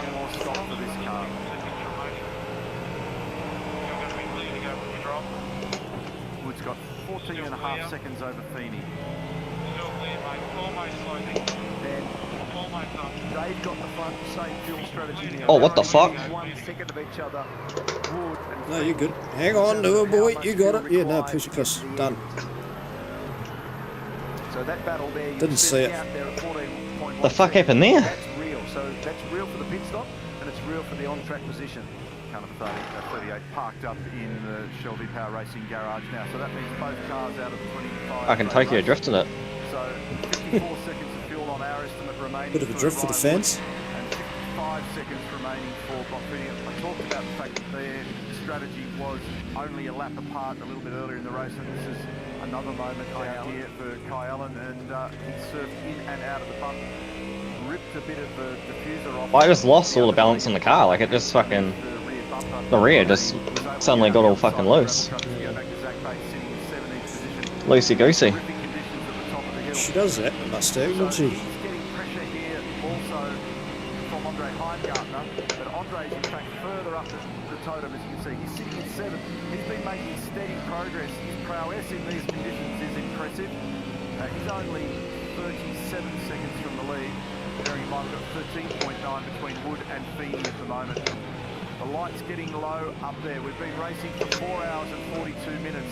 And I mentioned earlier how taxing these conditions are mentally to be able to try and stay fully applied to the task. Over the right shoulder here of Heimgartner grabs 4th gear. You can see the last lap time on the dash is 2 minutes and 25 seconds, and all of the settings that you can tweak on the steering wheel. Top gear. Yeah, the rear's feeling really loose. Reynolds here at the moment, contemplating a pass, taking a bit of the reference With on double stunted when the tyres, preceding remember? car stops. And a track's warming No, up. it didn't. It's actually Oh. Zach, I beg your pardon. So no, Zach give it a was just try, in but- front of him and had a look at the wheel Yeah. to catch that thing. Oh, yeah, you've got rear bumper damage now. Where did that happen? Oh, GDP. I didn't know he was coming. Oh, it And touched- so I he looked bumped you. up and suddenly it was a GDP in my fucking rearview mirror, and so I was like, okay, I'll just drift over to the right, and then he went over to the right, and so I was like, fuck, okay, we're not doing what everyone else has been doing, and then, yeah, there was this, the good old, yeah, miscommunication. Because I was half over the right, and I was like, okay, cool, I'll cover the right-hand side, and I'll leave the left, and then I looked over as I was coming over to the right, and he was going to the right, I'm like, off, like, there's nowhere for him to go, so he's going to go straight into me, but then last second he was like, oh no, I'm going to go to the left now. Yeah.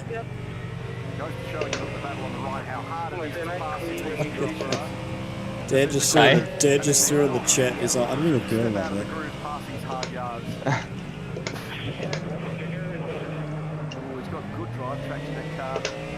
Oh, why do they do that, man? He's just trying to sneak up here now, but if you do that, There's almost no road. Because it fucks us for this. It's so tight. Then you get that exit curve at the top of Salmon Park. It makes it slide. I'm a bit surprised they haven't shown, or maybe they have shown a blue flag, because they're a lap apart. Yeah, and so Heimgartner's currently in 6th position, and for Zach, he's in 17th, and he's a lap behind. Yeah, I'm with you. I thought that before. The heavy surgery continues on the Shelby car number 38 for Brody Kostecki. They have bled that clutch, they have changed the battery, and I can now see an alternator on the floor as well that they're considering changing. Just desperate to get whatever they can. But if I bring the camera next door, come out for a little run in the rain with me, and I'll take you to Team 18 because the work continues in here for Anton Di Pasquale. That damage on the left-hand side of this car is 191 points above the drop zone. This is desperate work here for this team. Can they get this car out? Can they collect any points? And will they need those points to make the finals? Thanks for the update. Working hard at Team 18. Meantime, on the right-hand side of screen, we saw Heimgartner eventually get down the inside of Zach Bates at Forest Elbow. And just tucked in behind them at the moment is Macaulay Jones. Macaulay is in position here. He's one spot behind his teammate Heimgartner. So the RJ Batteries red, white and black car from Brad Jones, and the yellow and red car, the Pizza Hut car, is also from BJR, as now Heimgartner comes in for his stop.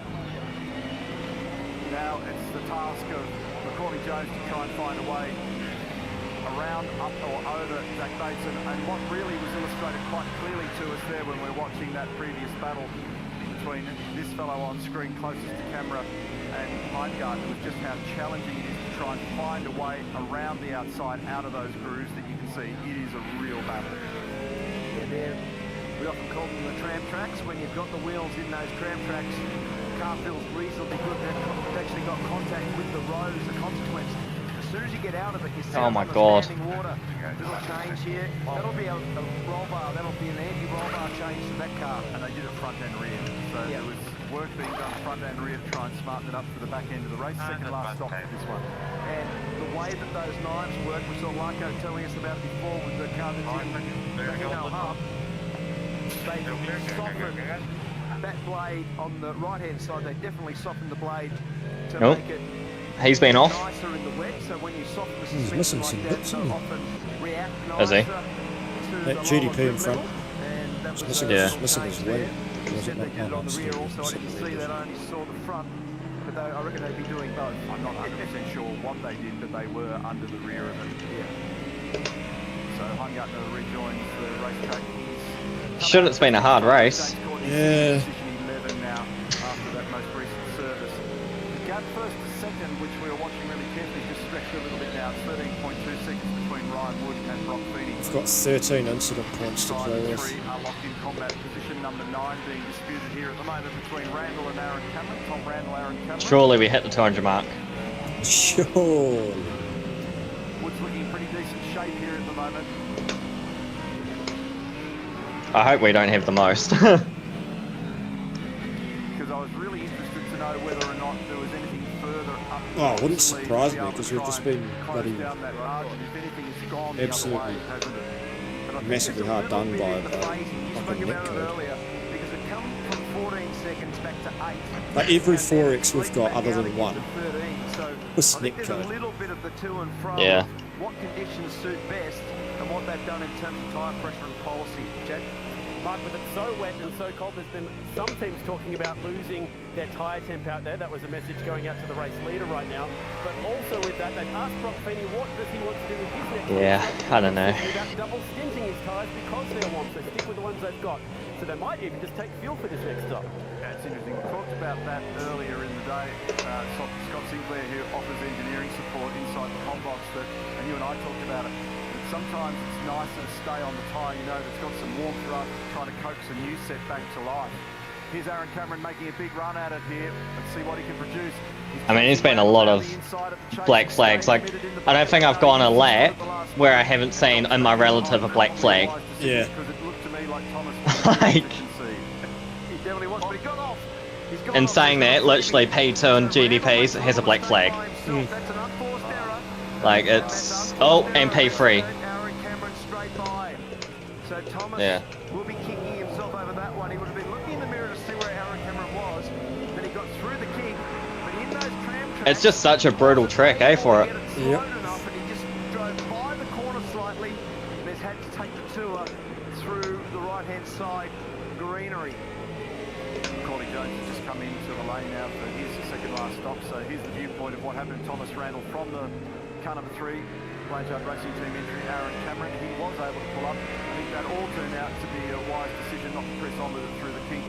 And that fellow on screen is James Moffat, co-driver for Thomas Randall. So he lives to fight another day. They're still inside the top 10. They're 9th still in car number 55, having climbed back on the road. So Ryan Wood, on our numbers, has got 4 more laps, 3 to 4 more laps before he has to stop.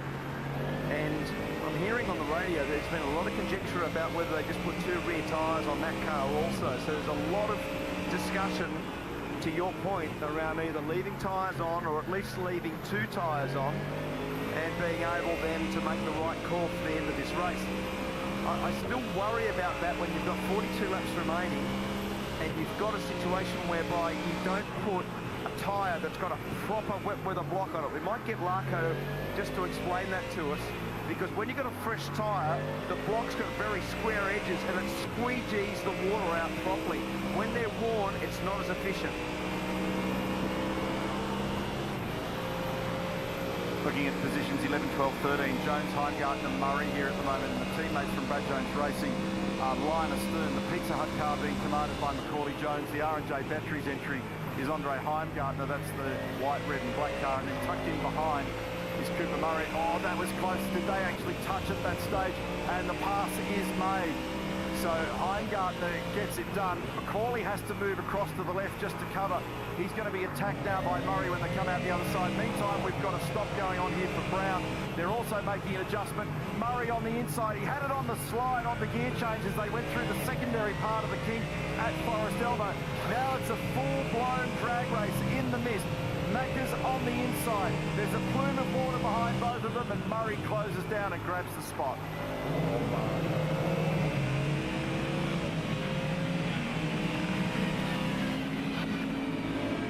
So that was 4 brand new tyres then for last year's Supercars champion Will Brown. They also made a small adjustment to the front anti-roll bar on that car, but they were brand new, guys. I'm not seeing a lot of roaded wet tyres down at Red Bull. No, I wasn't thinking they'd be roaded. I was thinking that you either leave the tyre on, and the difference between a worn tyre would be really interesting just to have a look at a set that's come off the car and then understanding what a new one looks like, because I can guarantee all those edges where they buff up and take the actual square block away, and the edge of the block is the thing that disperses the water so efficiently. That will be massively different. The hard part is right now, because when you go out with the mold release on and the tyre's got this slick surface to it and you haven't got any temperature, that then is the hard yard. Easy to make a mistake now. Easy to find yourself in the fence when this happens. Well, I can see by the way he got into the cutting then that, you know, he's really battling for grip out there at the moment until he can get some warmth going in those tyres and sort of understand how they settle into the task here.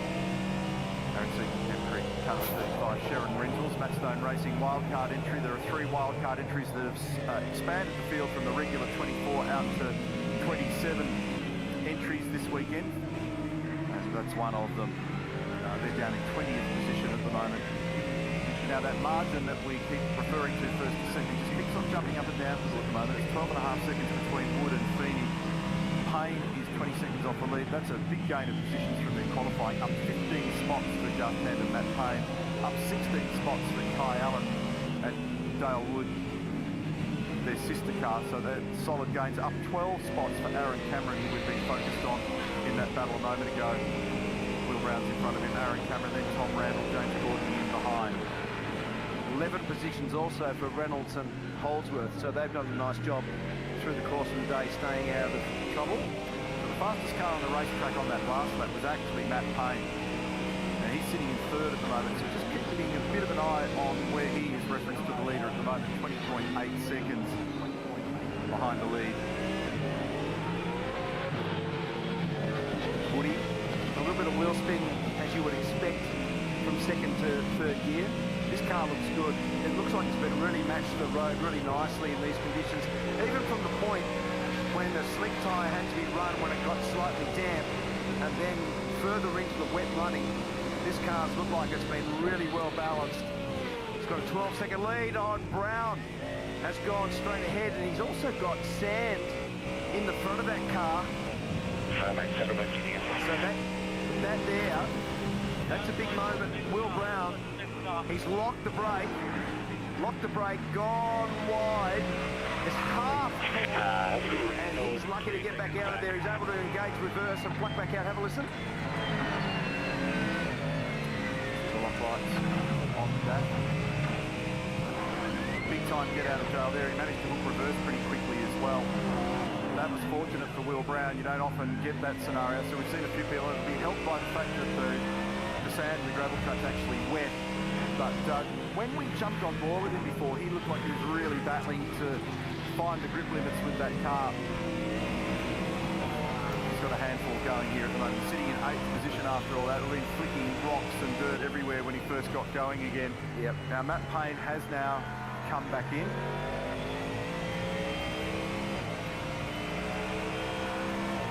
12 seconds remains, the gap between Wood and Feeney. Remembering that Wood and Feeney on our numbers now are basically exactly the same fuel requirement in terms of seconds, 48 seconds of fuel for both cars. So it's near enough the same across the top 5 cars effectively. There's only a 6-litre variance on our numbers from Wood to Kai Allen. Yeah. So Wood, Feeney, Payne, Reynolds, Kai Allen, all on 47 or 48 seconds.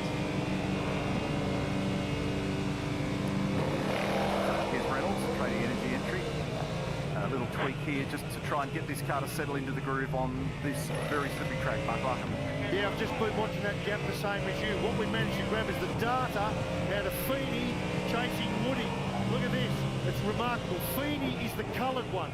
Woody is the white lap, right? So although they're different, we've lined up on just what we call distance. Look at this. Feeney grabbing chunks of throttle here. That's his throttle position. This is his brake application. Big brake application. Speed differences you can see. I've watched that gap, Neil, like you have. Went 16, 15, 14, Oh, 13. g'day, Justin. Welcome, buddy. Welcome. You've missed exactly 22 and a half hours. Let's see what happens here. Coming onto the main straight. Look at that. Drop a little bit tepid. It's got about an hour and a half to go, my guy. Get a bit of data drop out there. But I've been watching them trade blows. Zach's got about 10 laps to run. This is the game in town this afternoon. And then I'll be in the car and going to finish the race. They rolled out new tyres in the pit lane, but they did not change them. He went straight. The first half of it was pretty good, but we got taken out a lot by a few GDPs and a lot of just bad luck with net code and stuff. We've had a few drive-throughs and penalties and stuff with that. It's just been shitty. We're still P10. There were, I think, 20. Yeah, we're not too far behind. Or catch. A rare's gone, eh? Yeah. Yeah, still P10 out of now I think 11. There were about 20 or 25 GT3s and the rest of them just DNF'd, so it's fizzled out a lot the race, but we're still alive, so that's what matters. If we can seal the top 10, then I'll be happy as. We started 6th, so we haven't done too bad. New tyres for Wood. What does Feeney do in terms of tyre strategy? Pulls up very gently. So 20 metres down, clear in the lane, when it drops you are right to go, mate. Are you ready? Still clear, still clear. Get ready for it now, mate. Very close, very close. Go, go, go, go, go. Nice communication there. Anthony McDonald with Ryan Wood. And here we go. So as we get into the closing stages, 39 laps remaining. Ryan Wood, they'll do probably 2 20-lap runs there. Clear. And Feeney also exits the pit lane. And the number, we'll just give you that number as soon as we get our first timing marker. At the moment it said to us it was 11.8 before the stops. Given that they were very close in terms of the number of seconds required to get to the end in terms of consumption. Oh man, I wish iRacing chucked like a damage report, like how long it's going to take to fix current damage.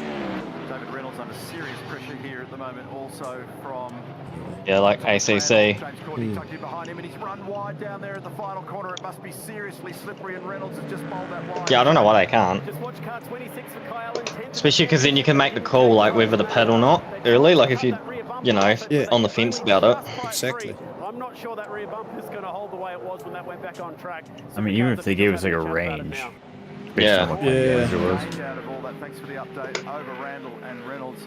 So that's jumped him up into position number 8.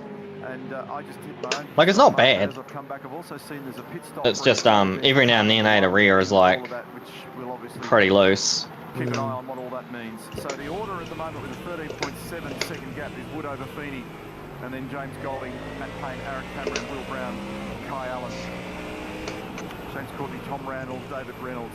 That's our 10. Reynolds was caught there. Neil has just come back in. Reynolds was caught because he just didn't stop, so he had no tyre temperature, and that's the issue. So that actually goes back to what you were discussing previously about the notion of getting onto a stone cold tyre is hard work.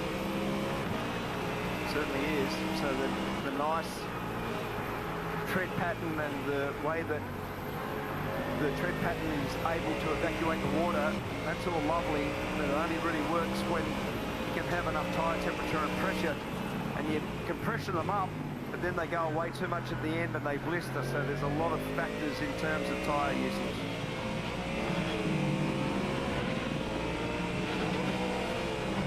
Go how slippery it is up there now. It's got the mirror shine on it everywhere you look.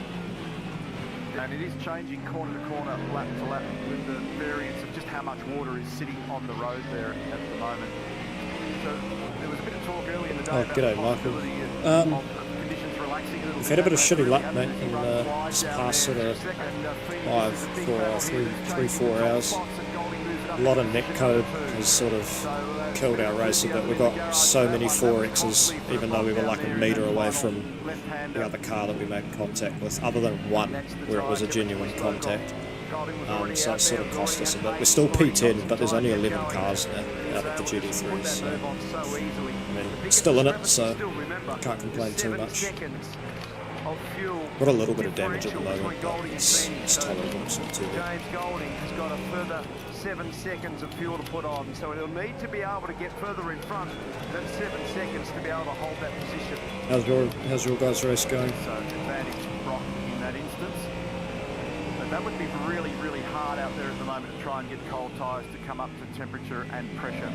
And that's trapped Brock down there at the bottom corner and just slipping back down the order.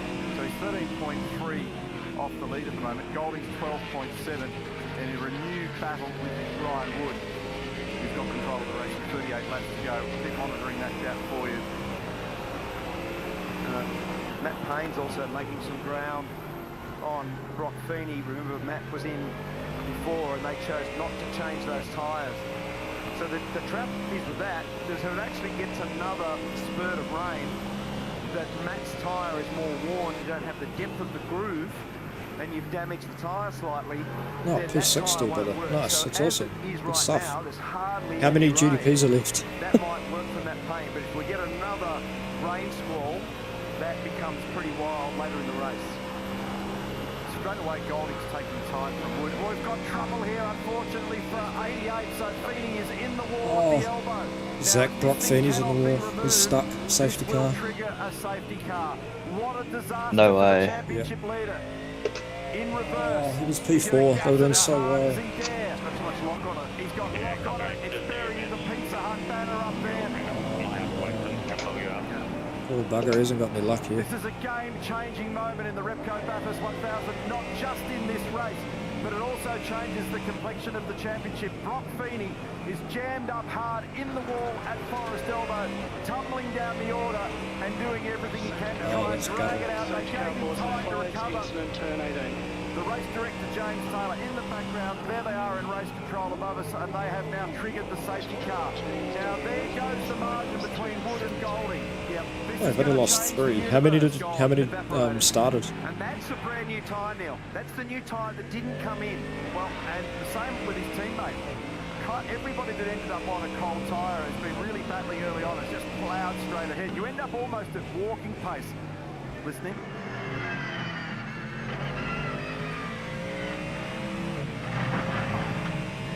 First gear. So slow, nothing you can do. It would have felt like a month of Sundays getting down there and it's Why got is he heavily into the stuck? tyre He's bundle, barely in and there. it is going nowhere. They've triggered the safety car. The field now compresses, and that means that that big cushion that Oh, yeah, it's Ryan not Wood too bad, was starting enjoying 11 over last James Golding, race, who right? was making ground on him hand over fist, that's diminished.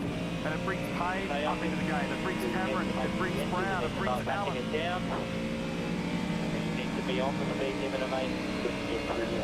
Now remember, he needs to try to keep the temperature up in those tyres. So the way that the communication's working there right now, and the important factor when Richard Harris is on the radio to Ryan Wood, Jesus. make sure you 10 keep the place up, laps keep the temperature behind. in the tyre. The problem is, you don't want to be pinged when you get near there. So for the safety car period right now, one of the things under the safety car protocol is that you have to be right back at the lowest speed, significant change to the speed at the double yellow zone, which is at the bottom of the hill here. So as Ryan Wood now negotiates this area is the piece where there will be officials and there will be recovery people to ensure that this car is able to be extracted. And right now, picture, as you can see the tension, because Ryan Wood only leads this race now by the minimal margin. James Golding is 4.6 seconds away, and that will crush. That's crazy from those two drivers. That's nuts. It's also just What happened? In Michael's race in the GDPs, the two lead cars are 10 laps ahead of the rest. Holy hecker. Yeah. Before Earl Evans, one of the co-owners of that Mostly team. due to incidents and stuff like that. Like the counts, instant counts. Distraught look on their faces, and similarly for Brock Feeney. And he joins a long list of people today who've been bitten by the mountain. Unfortunately, he's made a mistake at Forest Elbow, has locked up and gone straight ahead, effectively walking pace. 4 to go, buddy. Who is enjoying something of a comfort cushion. So the limiter goes on at Stretches go. This is 80 yoga. K's where Mark was describing before, intervention vehicles and officials are on the racetrack for their safety and everybody else's, and so they have to respect that up the top of the hill. The point that I just want to continue to make there is for Woody and for Golding, that big margin that existed is now gone. And the other thing that you also referred to a moment ago, Mark, there's not much you can do about to a degree. Once you take all the pace out, you're no longer exciting the brakes, or you're not into the steer tyre, you're not accelerating hard the rear, you are going to lose tyre temperature. So this next phase of the race will be slippery and even more difficult to negotiate as you see the replays here of Brock going into the fence at the elbow. So one of the things also to contemplate, young Neil, is does James Golding bite the bullet now, come in, do the fuel and get himself back on the same fuel strategy? He'll lose track position, but he'll get himself, with 36 laps remaining, he'll get himself back in the game in terms of the deficit that he was going to have against Ryan Wood. And I think Randall did that. Yeah, but maybe that's the right thing to do for them now. Although I know it puts you back, but his pace has been good. I don't know that I want to be back in the queue on a wet day like this. Maybe. Because it's not like a dry race where you make those sacrifices and perhaps you've got pace. I mean, you have to be very confident in your ability to clear people. And the reason I raise that as particularly, potential of a counterpoint is you've got to get out of the wheel tracks to get by whatever number of cars that you allowed by while you were in the pit lane. That's not going to be easy, Bree. And Cooper Murray has just come into the lane. They did fuel only for that car. Joe Stewart was standing by with his helmet on, but he has just taken it off. As I stand in front of Premier Newland Racing, there is no movement in that garage. No signs that they're going to be stopping anytime soon. Jamie Winker, how do you react to the pictures that we're seeing at the moment? Yeah, you can't run all day on the same wet tyres, so we decided to do our pain now to be better at the end. So we had all guys around him on hot tyres, so unfortunately he was pushing too hard on the colder tyres, and it's so easy to do. It's treacherous out there, the weather's out of control.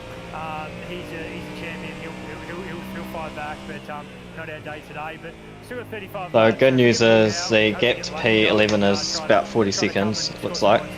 Putting team hat on the number 1 car, Will Brown, how do you think that's placed? Yeah, he's going okay. Yeah, JB, pre-race bench press drive. Let's go quickly chuck 200 on there and just give him a quick lick. Piss. Get the pump on. And Matty Payne, there are a couple of Kiwis there that, grew up racing go-karts and I went every second weekend. so yeah, they're going to be hard to beat, but we'll certainly have a crack. Thanks, mate. Thanks, mate. Cheers. That's a right observation because they are very good in these conditions. They do spend a bit of time in it. Ryan Wood's a Kiwi, Matt Payne is a Kiwi. James Golding's on the move from that team at the end of the year. They are our Is Justin watching? Yeah, Justin, are you still here? Yeah, 200 kg warm-ups, bro, warm-ups. David Russell is the co-driver of the driver currently sitting in second position. He's tasted the podium on a couple of occasions here, and there is his man. So this fella's on the move at the end of the year. He's off to the Blanchard Racing Team. There's actually quite a number of movements announced just in the last several weeks. A bit unusual at this time of the year for that much noise about what's happening in 2026. And going into the biggest race of the year, that's odd. Nick Percat announcing that he's no longer going to be part of the full-time Still here. supercar family, but Get ready, Justin. We've got the final stint incoming, buddy. Zach's got another lap after this one. Anymore on. Maximum push, going hard, not holding back. And unfortunately for all in that garage, dropping their heads from what might have been.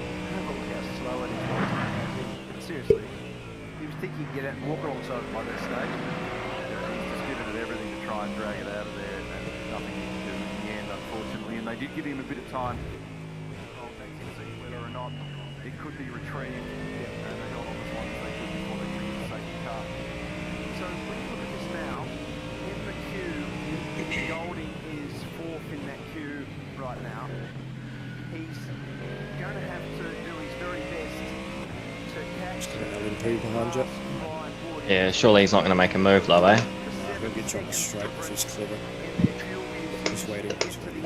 He's going to be big, so he'll need to lead by 7 seconds to effectively have an equal chance at the end. So I'm still on the case. Final time round, big boy. Oh, thank God. Thank God. Oh, buddy, you're not winning in the karts, Justin. That's... Nah. You'd have to pay me and Zach a lot of money if you're going to win against us in the karts, buddy. Get ready to witness greatness.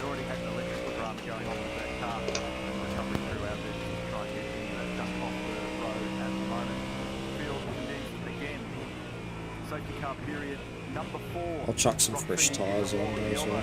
What about the tension for this man, for Peter Gibberus, who's invested Tyres, all that dry, time, effort, fuel. energy, money into his race team, and he's right near the top. So close to the top, in fact, that they can smell the lead from where they are. For James Golding, this would be a giant turnaround. We've spent a long period of time, Mark, talking about the fact that one of these days there'll be a conversion for him. We've seen blinding speed in qualifying on occasion, and we've not seen an expected result at the top end of town. Maybe that comes today.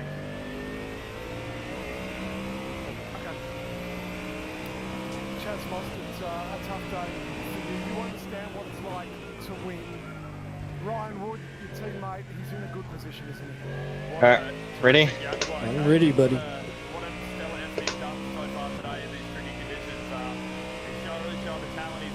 To witness greatness, yes. Yeah, hell yeah. P1, here we come. Peace it. Just nuke the rest of the field. Yeah. Right, in you come. And your day, how do you react to that? Well done, mate. Excellent. Hey? Excellent, well done. Oh, God, what a race. Right, get out of the car. Get out.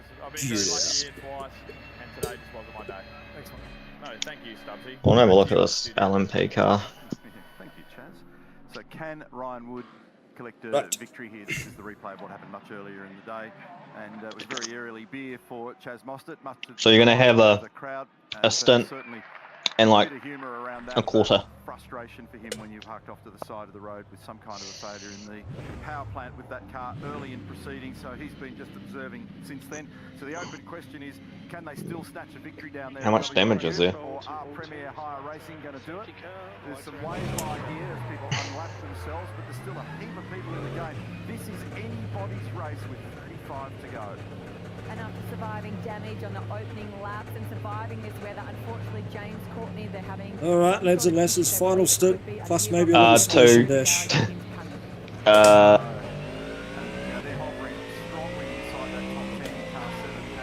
Careful coming out of turn 7. Slow car. 2 duty free, so took it, shove her out. Right. Jumping out of gear, stuck in gear, making some ugly transmission noise. Who knows? We'll find out. Can you imagine what it's like back in the gym here at the restart, Mark? You would be P6 and P9 just tangled.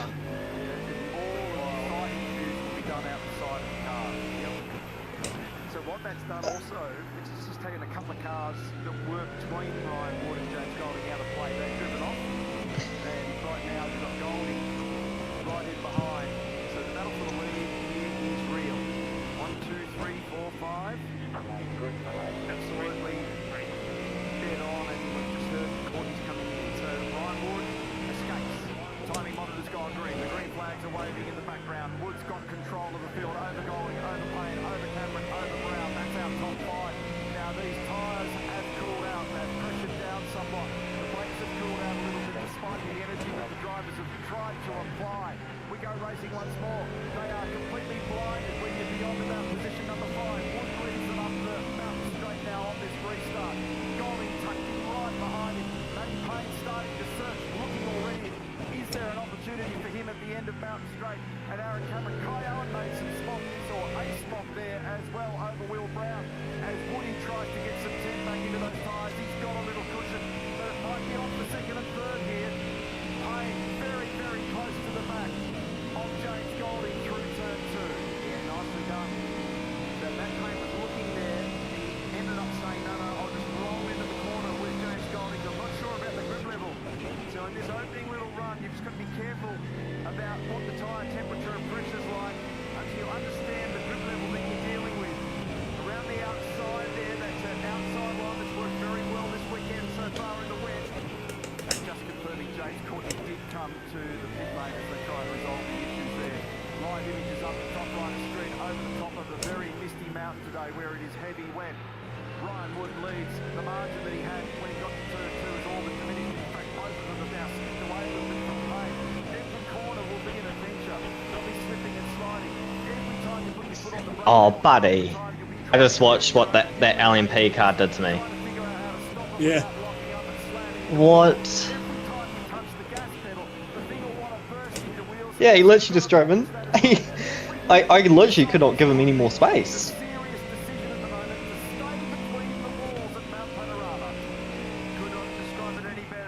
Thanks, Justin. Cheers, mate.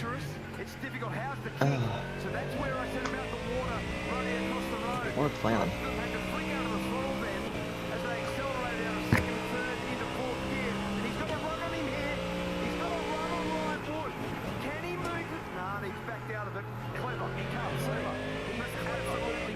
Showered by hundreds of litres of water, and Woody barely managed to pick that thing up and stop it from running off down the bottom. So for Golding, he's getting absolutely blinded. He had to grab the brake going down into the chase because he can't see at 280 kilometres an hour in the wet. So to try and poke him down the inside down there could have been catastrophic. Yeah, that was clever, just to pull out of it. He didn't need to make that move straight away. But he does look like in certain areas of the track he's got a little gain. That plane's not going away either. They've gapped the next car, Aaron Cameron and Kai Allen. So the front 3 have escaped. And they're 2.5 seconds up the road on P4. Can the 21-year-old from Wellington in New Zealand, Ryan Wood, that's mentored by Greg Murphy, take a very special victory in the Repco Bathurst 1000? Can James Golding win his first ever supercar race and be the victor in this race? What about Matt Payne? And here we go. There could be a move on the outside. Payne could be in this as well. Does he force the issue up the inside goal? And he does. James Golding leads the Bathurst 1000. That's a move. I can put Bathurst back on. There's some action going on at the moment. I've got it on in the background.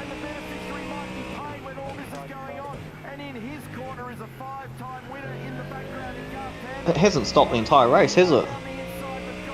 The rain. Nah, they're action. Not... Oh, right. Yeah. I just turned it on and they're still going side by side. Yeah, it's literally been relentless. And it's for the lead, which is even cooler.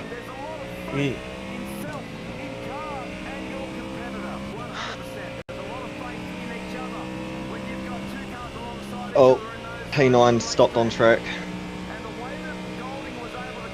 P9 is just on the exit of turn 4.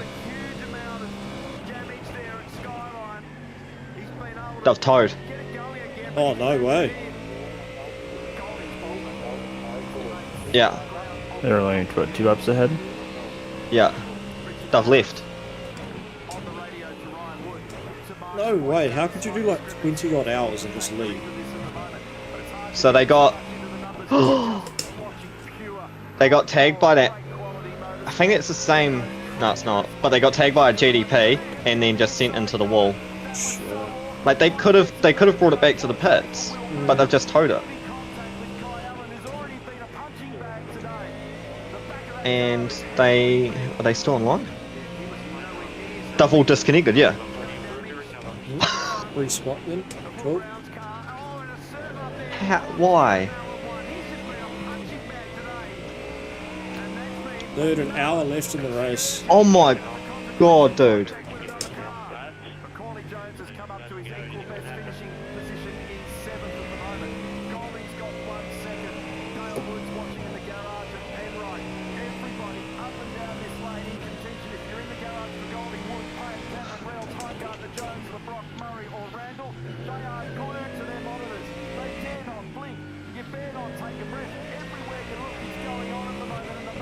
Awesome racing's awesome now, amongst the big pack, as soon as I'm driving. In the business. It's incredible. What's happening? I've only just got the audio in the background. I heard there's a bunch of cars in a big mix. So, Golding and Wood just went, I believe it was side by side into Forest Elbow. Oh! Is that... Oh no, Jack Evans. Jack Evans' like whole rear end is like wonky. Is he crabbing? Nah, but like the wing is on like a 20-degree angle, pointing down to the ground. Yeah. Like it's been hit from the rear. I don't know. I've missed it obviously.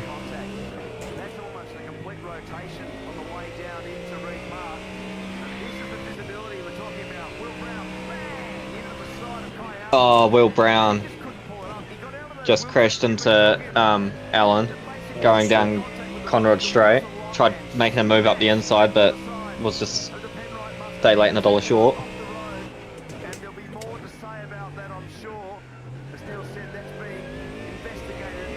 Alan's just got hit by the end. Got hit in the rear by LeBrock. For I don't know why. LeBrock just pretty much punted him out of the way.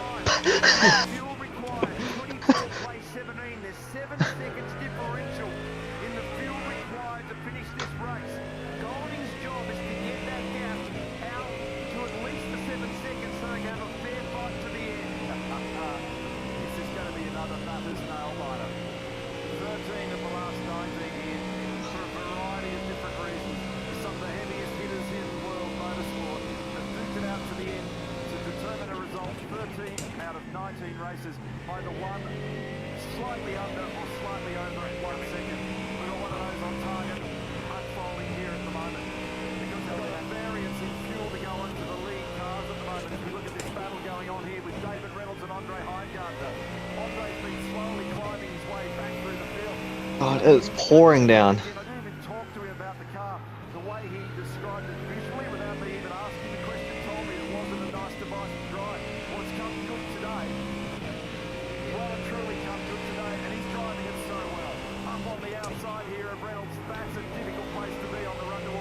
Oh, so yeah, Evans spun going over the skyline and just backed it into the wall.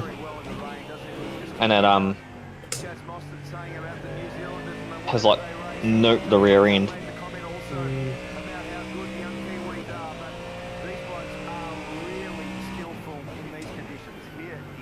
shifted to third gear very early then. You do a talk at the engine, doing everything within his power not to make wheels spin. Yep. Looking at the battle here between 5th and 6th, Reynolds and Heingartner. Heingartner's the RJ Batteries entry on the right-hand side. The Mark's pointing at the comp box here at the moment in the lead. 4.7 seconds. You can see it on your totem there at the moment. 7 seconds is the magic number. James Golding fighting for the biggest victory of his career out there at the moment. And one that we've been talking up for a long time if he can convert. Back on board. National team, Stewart's imposed a 5-second time penalty to car 1 for a driving infringement. Will Brown sitting in 12th, and that's going to tuck him down the order, and that comes as no surprise, confirmed on screen by the graphic. A little bit of a moment to relax here for Heingartner in his hot pursuit. The Erebus cars are line astern out there at the moment. Jack LeBrock leads Cooper Murray, cars 9 and 99, 8 and 9 on the road. Too close for comfort for mine when you've got two cars absolutely wearing each other on the run down here. Have a look at that. What an image. What an image of how horrid the conditions are out there at the moment. Great job by both of them to get those two cars stopped and not run into each other there. That was excellent, excellent driving. Here's Heingartner putting pressure on David. Both of these guys have been super fast through the course of this race. I keep on looking down and looking at their numbers, and often Reynolds and Heingartner have been two of the fastest cars. They've made real ground. One at pit stop to go in the Remco Bathurst 1000. For some of these guys, they will not wait. Intentional team, Stewart's imposed a 5-second time penalty to car 9 for a driving infringement. Oh, Will Brown. Will Brown?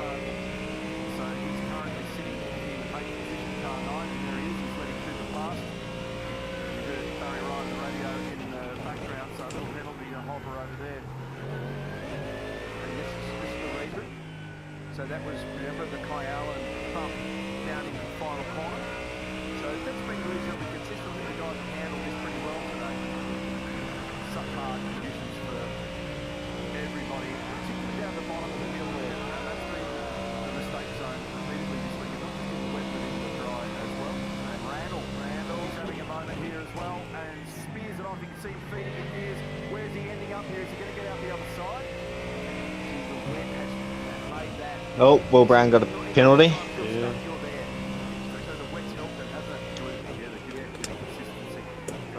The question there is, yes, he does get out the other side, but it's costing pretty dearly. Oh, you see that then? There's that little kick. He was sideways through the kick. 7.6 seconds is the gap going to Wood.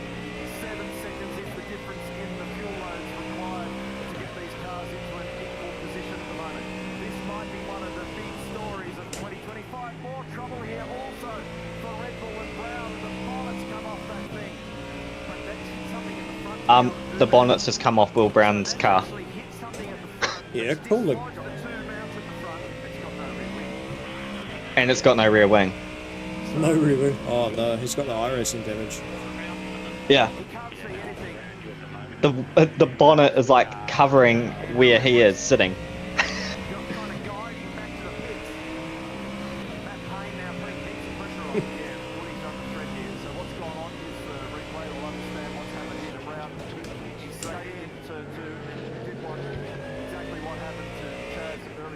He just did a carbon copy of what Chaz Mazda did in practice 1. Except for he's managed to keep it going. But now there's a rear wing in the middle of the track. Man.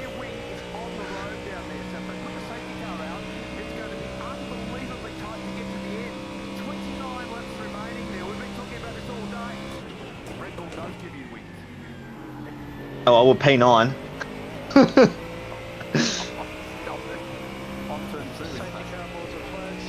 Oh, another safety car. Yeah. Yeah, because Will Brown's rear wing's just chilling in the middle of the track. Oh dear. Watch out for the GDP. So P10's pitting. They're still in the pit, so judging by the timing, they may not need to do another pit stop. So how long do we lose? How long will we lose at the pit stop? Probably about, what, 40 seconds? Maybe 30 seconds? For a splash and dash, so we just need to make sure the gap is Yeah, more than that. Which they're exiting the pits now, and it's at 40.1.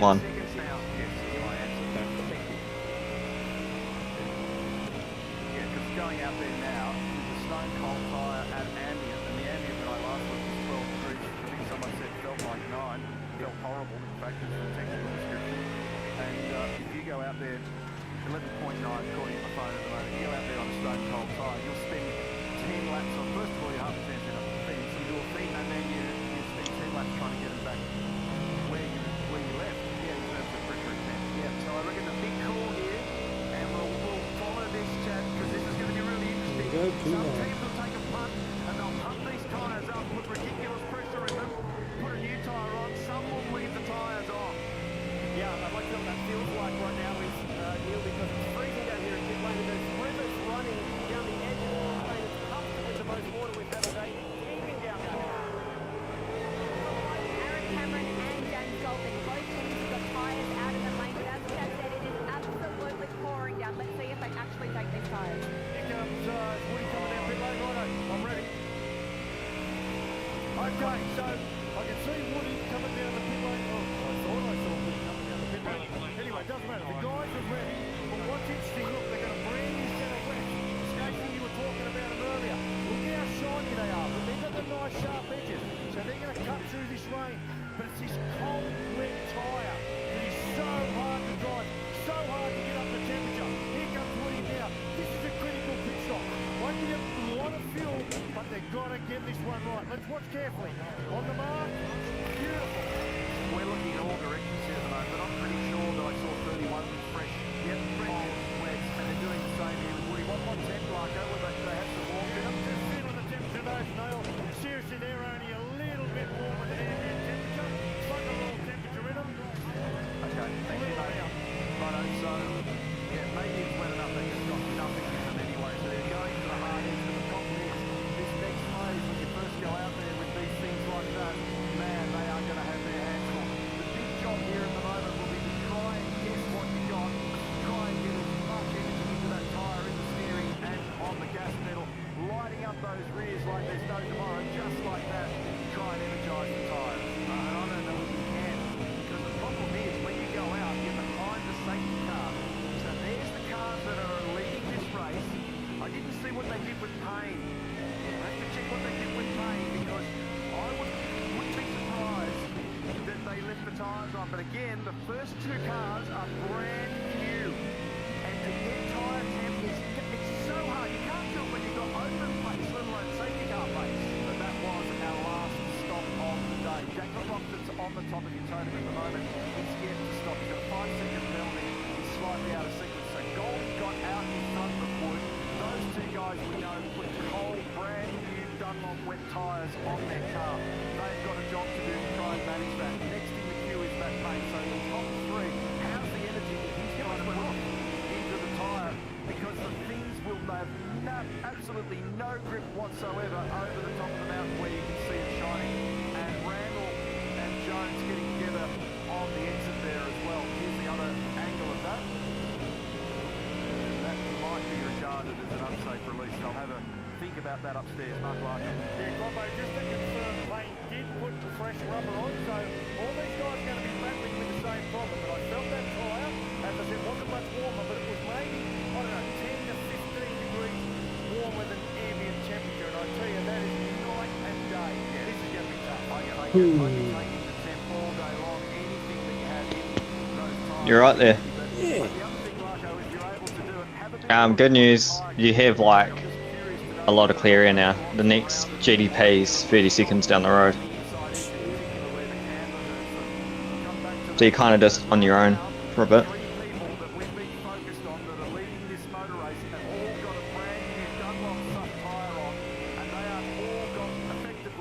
And P10's last lap was a 44.8. So. Good shot. P6 just went off, but I don't know if they're, I think they're going again. But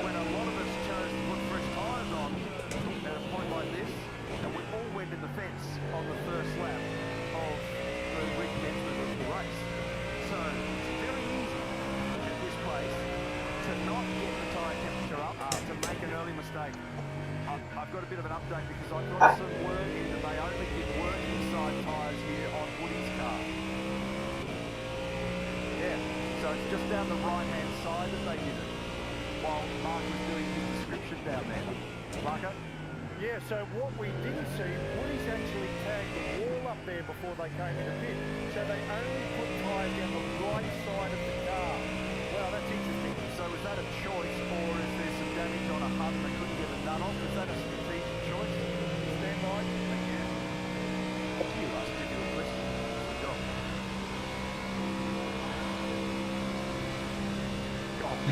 Over quick. Set the headmaster. They put the wheel out on the left front, we're hearing. Yeah, I saw that. I don't know what that was about. Alright. Safety car, period number 5 in this race. Delivery on that big safety car. There is a whole safety car out there again. Last year we had 1. The average over the last 10 years has been 5. We've met the average. Now, I don't also want to make this too complex, but don't take out Reynolds, Murray and Heimgartner. Heimgartner 6 now, they're all in the queue. They'll be fast. All right, Neil, you've had 3 questions and that's it, no more. To put the full stop on this, then you know it is. It's a really question thing that's happened because we didn't see tag the wall. No, they actually, like we've been talking about, they really wanted to leave the wall side.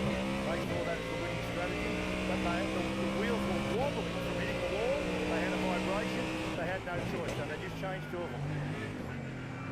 So did he hit the wall on the right-hand rear then? Is that why they've chosen to do those ones? Stop, I told you stop asking questions. But there's a new line of questioning from another commentator, so that's zero then when you start again. Because if they've done that, if they've hit the wall, the left-hand rear will be bungled. So which one did they change? No, they changed the right side, so the inside. There's a car stopped, turn 5 and 6. What we're trying to ascertain is there damage down the left-hand side prevented them from changing it, or was it a strategy call to leave the warm tyre down the left and go for the potentially lighter tyre down the right if you can get it up to temperature? Or think they changed And I've stopped again at turn 7. Exactly what you're asking for. Like, you should have known that. It's just a simple question, really. Provided all the technology is got to. Have a look at that. The rivers of water running across the road. That'll be also the same. We might be able to try to get a shot of coming onto Conrod Straight where the white car club is. Alright, all clear. There's always water running across the road at that spot. Get some money on a 6th safety car. Money on? Yep. Yep. Yep. In those conditions, 20 tyres. Yeah, 27 laps to go. Yep. I reckon you can write it down and just start filling the blank of who might be involved. Okay. Please give us a dissertation of I reckon I told you this last time. They hit the wall. We didn't see. He hit the wall on the right-hand side. When they came in, they weren't going to change any tyres, but they changed the right side only because they were damaged. They were vibrating. So they put the right ones off and put new ones on the right-hand side, left the left-hand side ones on there. Thank you, Mark. Australia, thanks.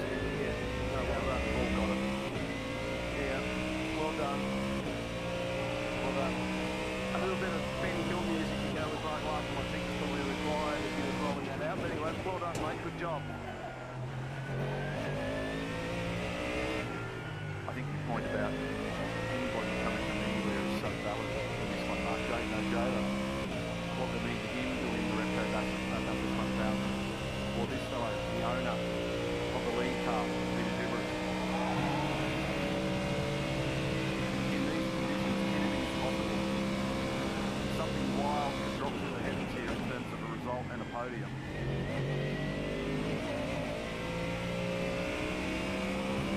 Time round is 26 to go. 26 to go. Look at all the time, look at all the effort going into people trying to just keep some empty tyres there. At the moment, Guff Tanner, he's won this thing on 5 occasions.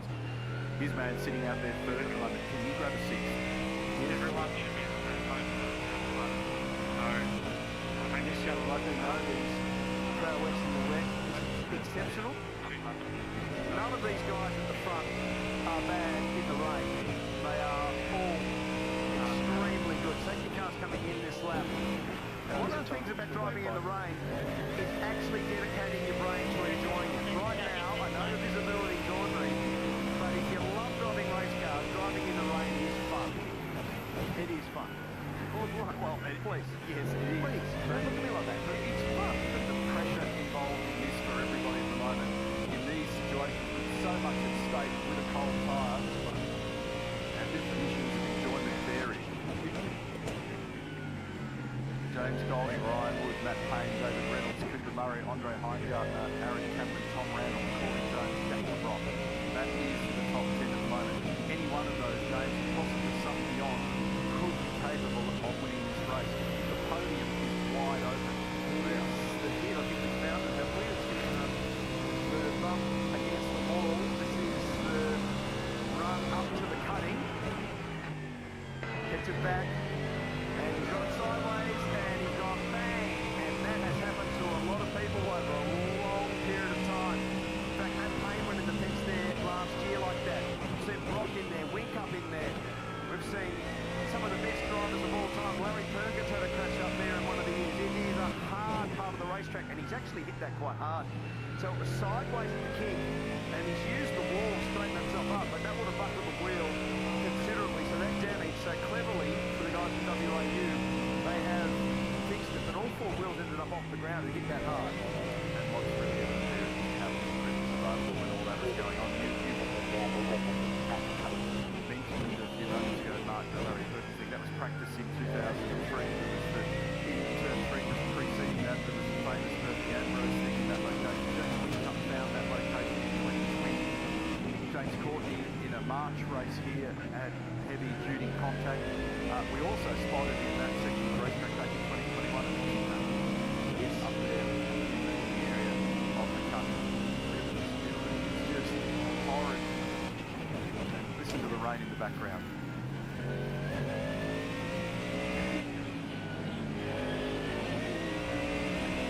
James Golding, 26 laps away, 25. Get a restart now this lap. It's on the cards. 25 laps away. It's a fuel stint from potentially winning the biggest race of the year. And the same for Ryan Wood, and the same for Matt Payne. Not the same for David Reynolds, who's been victorious here, and he's still well and truly in his game. Can I pose a question to you? Do you want to be James Golding and lead the race right now? Visibility is great, but you're the pioneer. Or do you want to be Ryan Wood and let him be the pioneer, but my visibility is bad? Which one do you want to be in? I'll be Woody, and I'll just move left and right to see whether I can cite anything, because I reckon being the pioneer at the moment is hard yards. Although, based on what we saw last time, Golding's car looked like it was just a little bit nicer in these conditions, but I reckon the conditions have got worse even since the invention of this safety car. So when they actually get back to speed again now, it's going to be horrible. Yes. Yeah, cold tyres, and it's rained hard, definitely. Outside of our window here now, it's raining the hardest it has for the afternoon. Simon Hodge is on the radio in the background there with James Golding at the moment. He's got an enormous amount of pressure. We're focused on a mega task here. Safety car, the whole safety car sprinted away. Brought up the P3 again.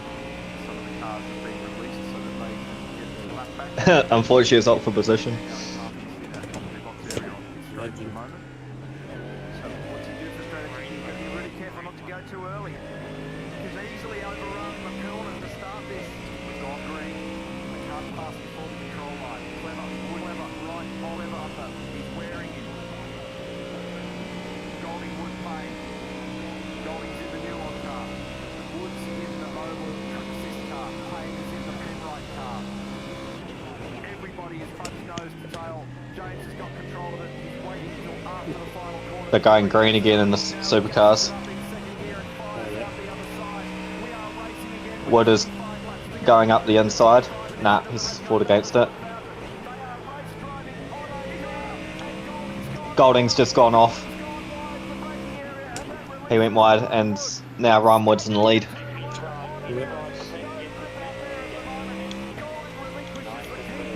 Is he off or is he back on track?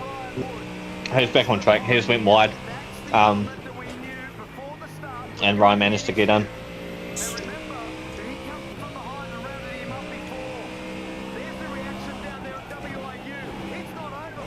I think the safety car is going to win the race.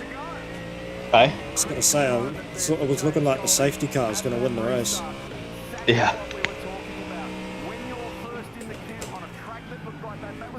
Almost guaranteed there'll be another one. Because they are sliding all over the show. Because they all came in and changed the tyres to freshies. So they're all like stone cold.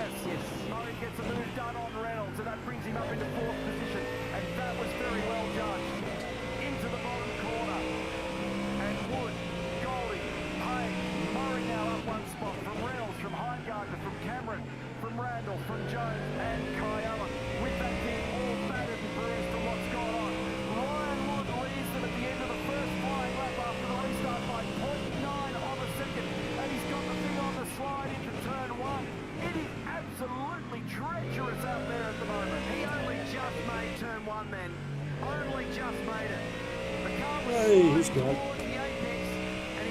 See you, mate.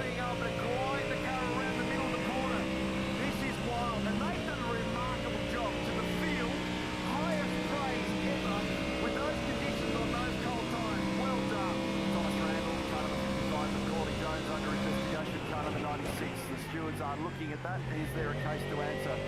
Confirmed on screen.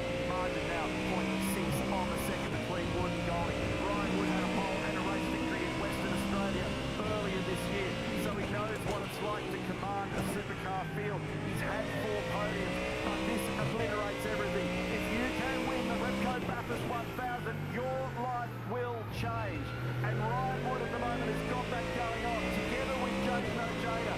And for James Goldie, a little mistake, but not done yet because he's clawing back the margin to 0.4 of a second.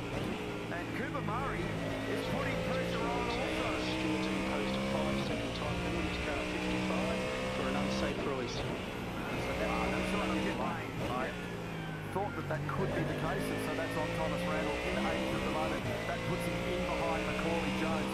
And have a look at those shots now. They're flying over the top of the mountain here, having to shoot through the cloud at the cars making their way down the other side. Payne's not done yet. He's right under the back of James Goldie here. And what about Cooper Murray? That move that he made down there before tells you that he's got some authority in that car. That thing is gripped up. He's driving well. He's the 4th set of headlights in the mist. Macaulay Jones in the wall at the elbow. Oh, no. This trigger a safety car. And the wing is off the car. Jones is on the wall. Yeah. Rear wing's gone. Oh, dude, it's such carnage. Holy shit. Be another safety car. What lap is it now? 24. Oh, Ryan Wood. Ryan Wood.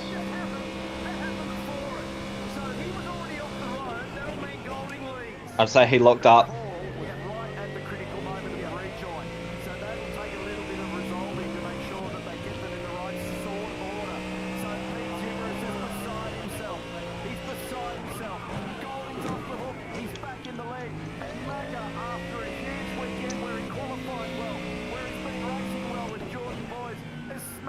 Into the wall at Forest Elbow, and it is toast. Now what they'll do is they'll keep the pace up. They'll keep the pace up. Now obviously in this zone here it'll be double yellows, they'll have to slow right down. But the reality is you want to keep the pace up to try to have those tyres in the best shape. Now there was contact there with Stanley, so maybe there was more back to the story. Here we go, we're on board now with Macaulay Jones. Jumps over the rise in He got hit. Sure. Hit under his own steam. But there's a huge amount of damage on the Pizza Hut Camaro. I just saw one of the Newlock cars. We know that Stanaway was down there with him. Not sure whether the cars come together at all. But that, again, with the safety car down there, has made a big difference to what's going to unfold here, Neil, because it's going to be roughly 20 or 21 laps to go at the end. The safety car has now got them. They can't go fast anymore. They're under the safety car deployment, and they're back at safety car speed, and trying to keep the tyre temperature up now is 100% critical to what happens in the closing part of this race. Cannot sprint this motor race. So we've had Golding lead, toss it on the restart at turn 1. We've had Wood lead, toss it down the bottom of the P10 is 50 seconds behind you. Their last lap was a 41.5. Jesus fuck. Brian Wood on the radio. He's being reassured that the lack of grip is just all about temperature, because there is none. It's cold, bitterly cold. We've had a huge swing in the weather out here. We thought that was going to be the case. There was some suggestion of a reprieve somewhere between 3 and 4 o'clock. That didn't happen. You've got 9 laps of fuel remaining. So you will need to add 42 litres. How much margin do you want? Still one. Do we do 2? Do 2. What much difference? Just in case. So I actually don't know how many laps we'll have at the end of it, so. And that would suck.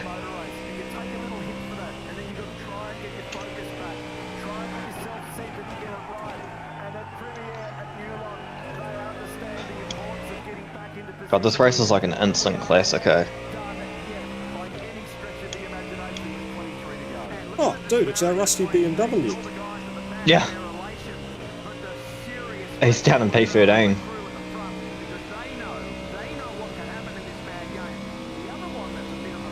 Mate, that's still going. I just realised. Yeah, I thought they were gone, eh? Well, the people in P12 are 234 laps behind. Jesus. And they're not even, so they're even further behind. Why is there should be no gap larger than 5 cars? 5 car lengths. What's going on there? There's something going on with this car. They're coming in. There's something going on with Ryan Wood's car is like losing power. All his lights and stuff are just turning off.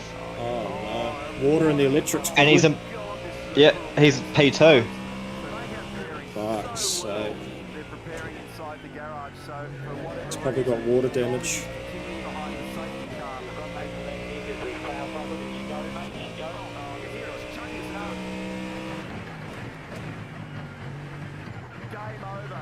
Nah, That it's doesn't fucked. sound good, does it? Nah, that's cooked. Oh. Let's go.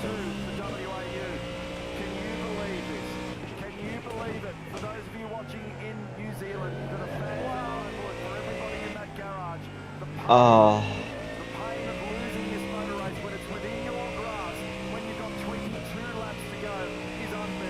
Oh. That's so gutted.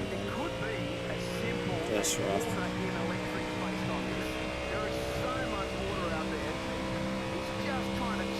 Crazy how fragile they are, eh? Well, everything's just so exposed. Yeah.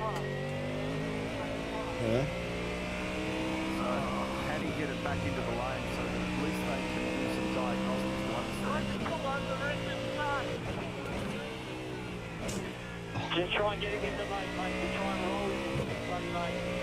Get it in the lane, wind it down there on the starter, do whatever you need to do. So this changes things. Now Cooper Murray is up in 3rd position as this thing just lumps and bumps its way into the pit lane. The Mobil 1 truck assist car. Heartbreak for Jaden Ojeda. What a painful exercise for him to have to go through after a stunning drive today as the co-driver. And I just saw Rick Murphy, Jaden O'Hagan, he said, mate, this is this crazy strategy game that we play. As all of the WAU guys run down to collect this car. But seriously, he was in contention, this young guy. He's driven brilliantly. He is a superstar talent. He's certainly a future champion of our game. He's demonstrated these skills through the course. Oh, that is absolutely heartbreaking, dude. Yeah, Jack Nojada just putting on a brave face right now. Was there a moment today where you dared to believe that you might actually win this thing? Yeah, we got super lucky with that last safety car. Would have just touched the wall and had a couple of bent rims and probably wouldn't have made very much longer than what they did. So I guess with luck comes bad luck sometimes as well, and it's unfortunate that we've had to do a big. Oh, Jesus, GDP.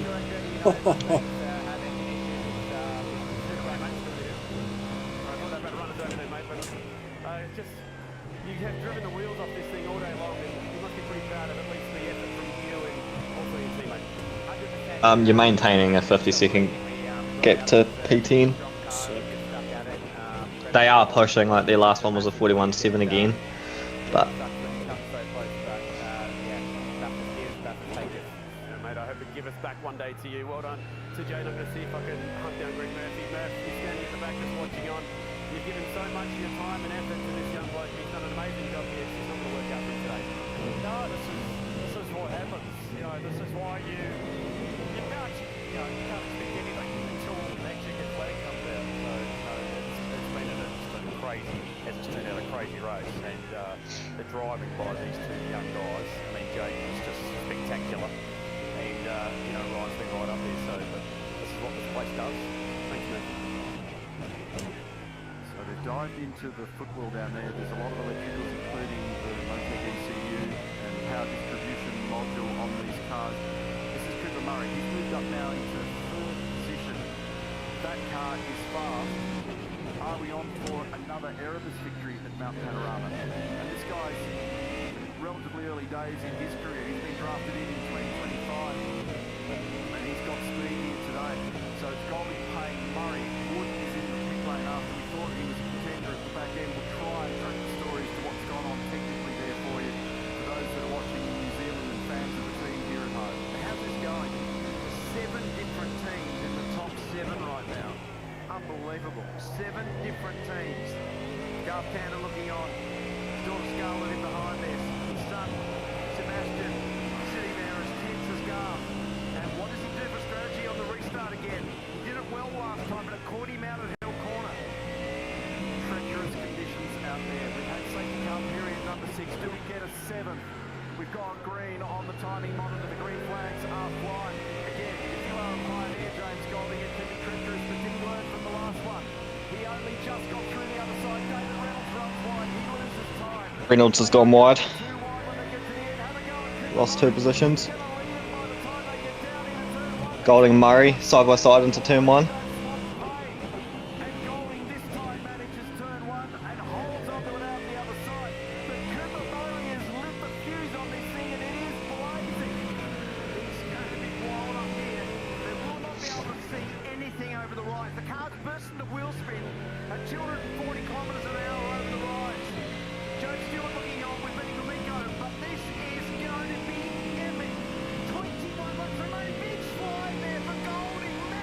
Murray's gone up into P1.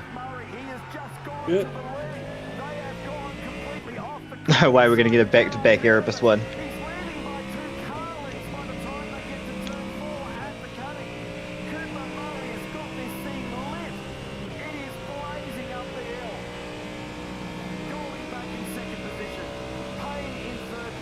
You've got 5 laps of fuel left.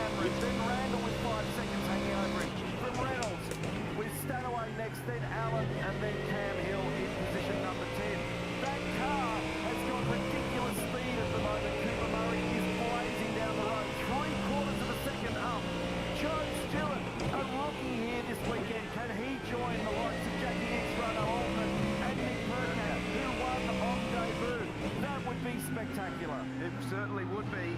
One of the things you've got to be careful of is they may have chosen to pump the tyres up. If you've got a higher tyre pressure to begin with, that will work for you in the early stages like this. But if they overpressure, you'll go backwards. So one of the things with 21 laps to go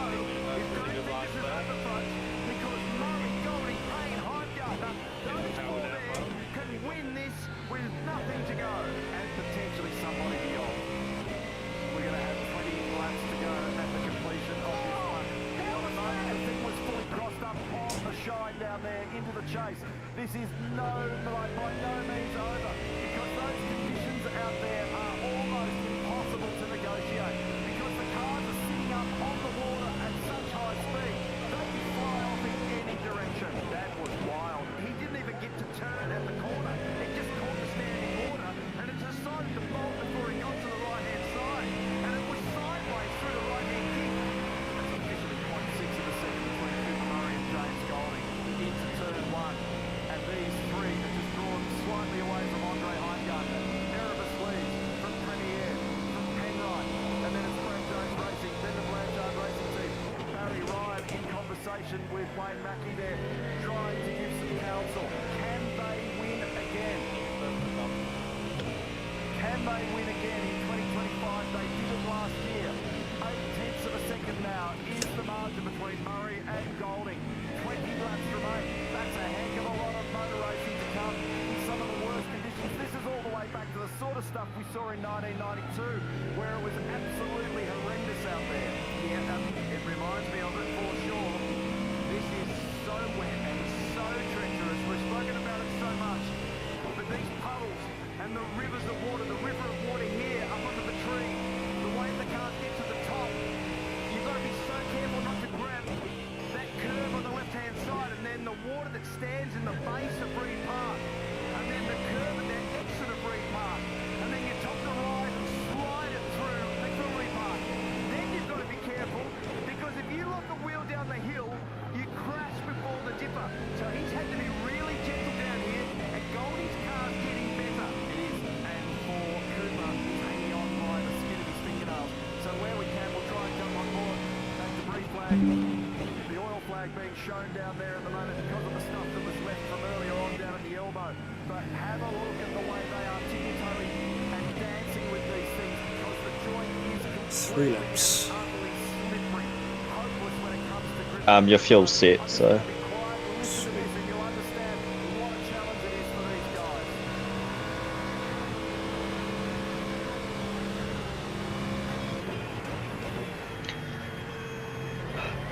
So ideally, P10 are going to have to do one more pit stop, but it's going to be like super marginal if they don't or not. So you'll probably end up coming out either just in front or probably just behind. So you have to scrap them for the final like 15 minutes.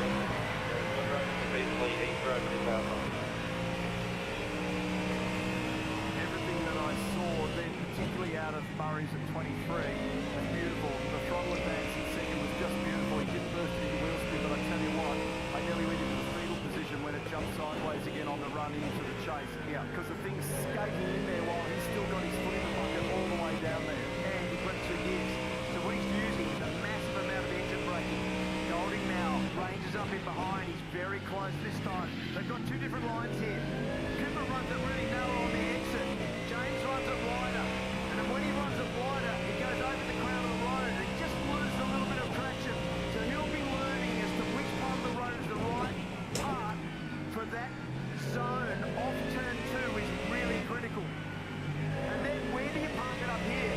Because the visibility is not too bad when you can get the car right up in behind the other car. But when you're about a car length or a car length and a half behind, the visibility is worse.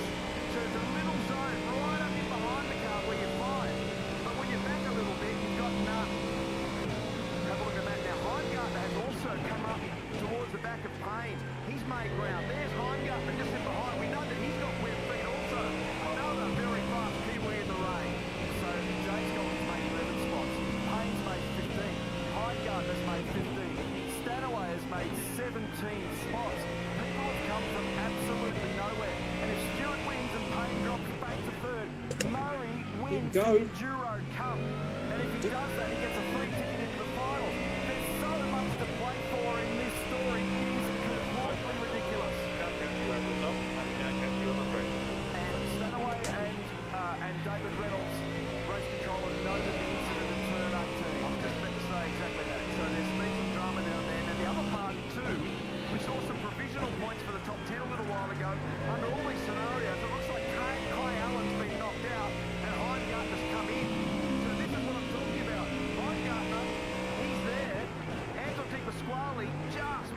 repairs. Who knows, he looks like he's there on those numbers, but Kai Allen has dropped out. 70 points adrift. Oh, what a disappointment. And Ryan Wood, wow, what a day for that young man. But look at this, it's impossible to take your eyes from this battle in the lead at the moment. What an extraordinary story today. Cooper Murray leads by a very tiny margin of just 0.4 of a second over James Golding. Matt Payne in behind him, followed by Andre Heimgartner, who's done a mighty job. He has been clawing his way back into this moment. Ox is slick. Yeah.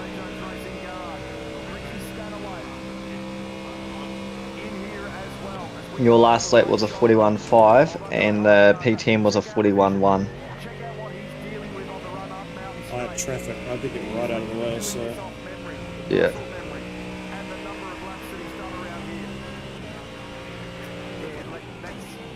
Definitely Braille on the way up Mountain Straight there. That's the worst visibility. And down the inside, a little look there for Golding. But on the inside, it's got less grip. The outside line has got more grip for the reasons that I explained before. Because that's Nice catch.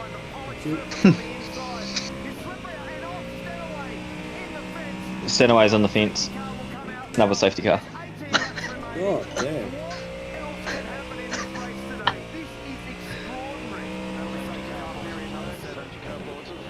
7 safety cars.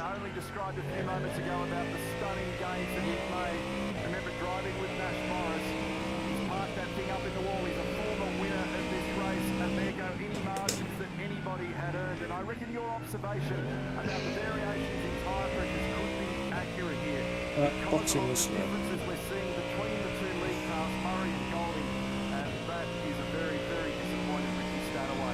Damage on that car beyond repair at the turn 4 cutting, and that's the young fella who was also one of 7 making his Ripco Bathurst 1000 debut here this weekend in Nash Morris. There's the replay. Again, so easily done. You've only got to be a kilometre an hour too quick. Have a listen. Chased it, fed it second gear, and locked the rear, spat him into the wall. Heartbreak. And that wall at the tyre power cutting has torn that thing apart. Alright, P10 is currently going through turn 11-12, that chicane. It's 28 seconds. Alright, go, go, go, go, go, go, go. Alright, you're going to hold position. So in 2023 we had 3 safety cars. In 2022 you've got 2 incident points remaining. I know. I know. No risk. Alright,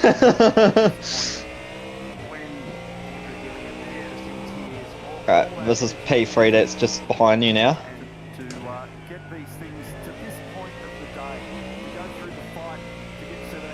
And you've got a 13-second gap. Very experienced guys, and the 2 of them there just trying to console them, but that is a massive moment in this race. Belly and Paul Morris in there as well. Belly's been around for a long time. He's a great bloke and a friend of many in the paddock. And yeah, there's a lot of emotion and feeling in that one. You've got to feel for them. And Neil, a lot of emotion and feeling down here. Let's see if we can grab young Woody. Crank sensor is the problem. They were under here trying to fix it, or they think that's what it is, Neil. They were trying to send the car. They were worried about the final point. So they thought they'd try and get down there and at least get something, but they can't fix it. But let's see if we can. Hey, Woody. Nothing I can say to you to make you feel any better about that, mate, other than what a beautiful drive under incredible conditions. You've got many, many years to come back and take it on, but I can see you're upset by the moment. Talk to us about what happened out there. Yeah, I honestly lost for words. Our team tried our asses off all week and put ourselves in a position to, try and win the race, and I made quite a few errors, and, the one of the cutting really was a luck sort of thing, and then obviously for the engine to inspire or whatever's happened across both cars, it's pretty piss poor, and obviously we don't know what's happened, and look, at the end of the day I just can't thank our team enough, all our sponsors, Juice, who put us in the position we were in today with this steps, and he's an incredible driver, an incredible human, and I'm just really gutted that we couldn't do it because it felt like it was there today. And at the end of the day, it's my second Bathurst, and it is what it is. It just looks like we're going to miss out on the championship 10, which is the most scattered part because they don't deserve to be out of there. You don't. Anyway, thanks, Mel. Thanks, man. Cheers. Feel for Ryan Wood there, 21 years of age from Wellington, lives in Melbourne these days. It's his 51st supercar event. Andrew Wiles is just consoling him down there. As I mentioned earlier in the broadcast, he's had a victory, he's had a pole, he's been on the podium 4 times. He's got a couple of those at Queensland Raceway. Ryan Walkinshaw jumps in there as well. Harris, all the guys. I mean, It's just such a soul-destroying game sometimes when it's like that. And the amount of effort by that group over the weekend has just been extraordinary. And for that to come to an end like that is beyond cruel. 17 laps remaining in this race. A shout out to all 3 of the wildcard entries. They are all still on the lead lap. Lockie Dalton hanging on by his fingernails to be in that lead lap. I mean, think about what these guys are experiencing. Lockie Dalton on debut here, Zach Bates on debut, their first ever Bathurst 1000 in the most difficult conditions and still out there. Outstanding job by both of those guys. I 100% echo those words now. He's going to pick up. And it just goes to show he's going to keep on batting on. He's going to keep on playing the game, don't he? So Zach Bates sitting there at the moment just outside that critical top 10. Always nice to come away from your first Bathurst if you can get a top 10 result. He's in behind Jack LeBrock. He's got a 5-second penalty over his head. That'll be out at the end of the race with no further pit stops. And there's a 5-second penalty hanging over Thomas Randall. So those that are carrying penalties in the top 10 at the moment are vulnerable to getting thrown out of it, or at least drop to the bottom of it, Mark, when they correct the results at the end of it, because the field is compressed. But we've still got 17 laps and 16 in the moment to go. We've had 7 safety car periods. I wouldn't bet against the notion of there being an 8th. Another one, yeah. Clark inside the garage. Racing and Ewan back in his outfit. And he's going back into the season there after emotional overflow for him. Here's the reason why we had another safety car in the onboard. Was that the gear change that did it? It's a double barrel. He had the right side of the car on top of the painted line. At the same time, he fed the gear. And I reckon the combination has been enough to upset, stop the rear wheels or at least slow them. And then the line between I've got it and I haven't is so finite. Yeah.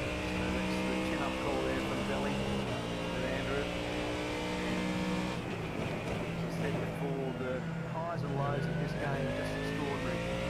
And for that young group of people, especially with Nash Morris there with them, they've done a remarkable job through the course of the weekend, and even to be in contention in that phase of the race, remarkable job.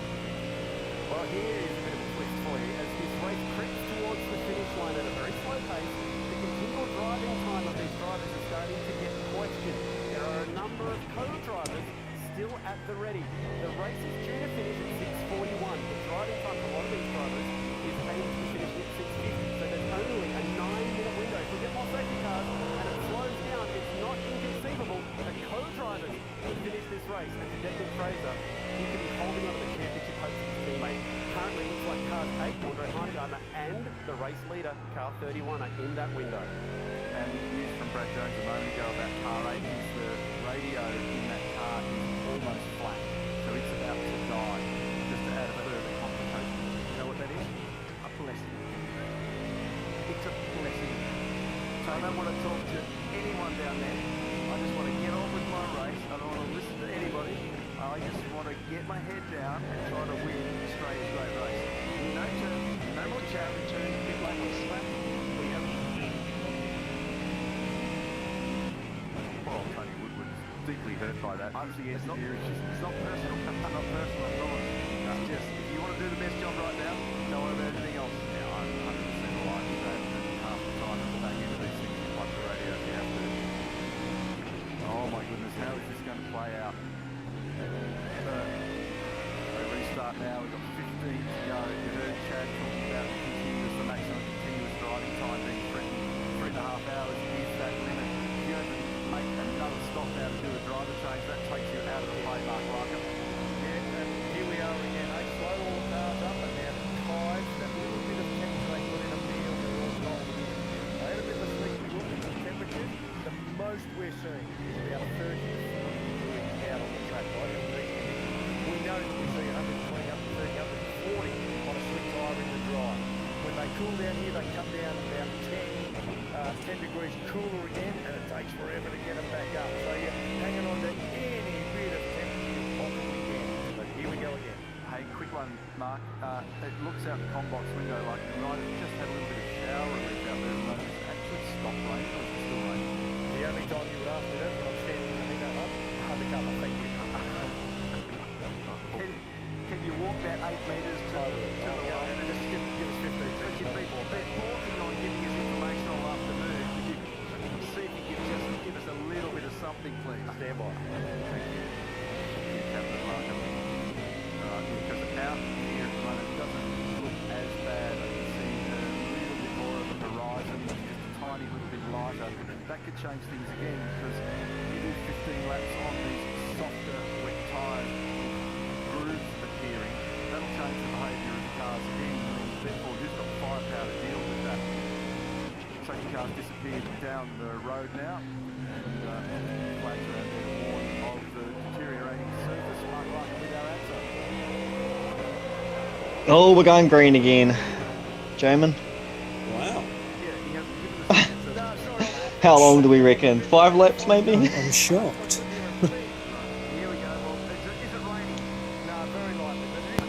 The rain's lit up. Green flags, we're going racing one more time. Do we have another safety car intervention? Cooper Murray's got control of the field. Thanks for the update, Mark. Then we've got James Golding, Matt Payne, Andre Heimgartner as well in this game. The radio is going flat in that car from Aaron Cameron. Tom Randall with a penalty hanging over him. Then Reynolds, you've got a hill. Then Allen, a little bit of contact when they came into that final corner. Can't pass before you get to the control line, and there could be a positional change by the time we get up here to turn 2. Murray's bowling down the road, and Golding's run wide here, and that's going to allow Payne up the Golding's gone wide again. Yeah. Andre's has got him. Andre up in P3.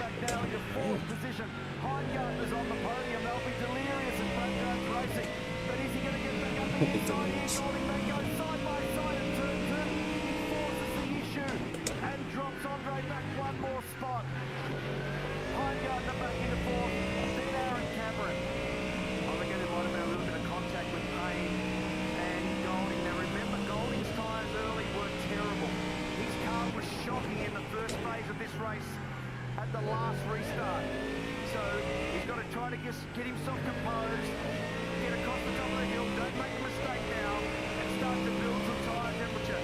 So this little gap, although we're looking at it now, it's 2.5 seconds back from Murray to Golding. Don't discount Golding because of pace. 8 minutes left in the race. Finally, eh?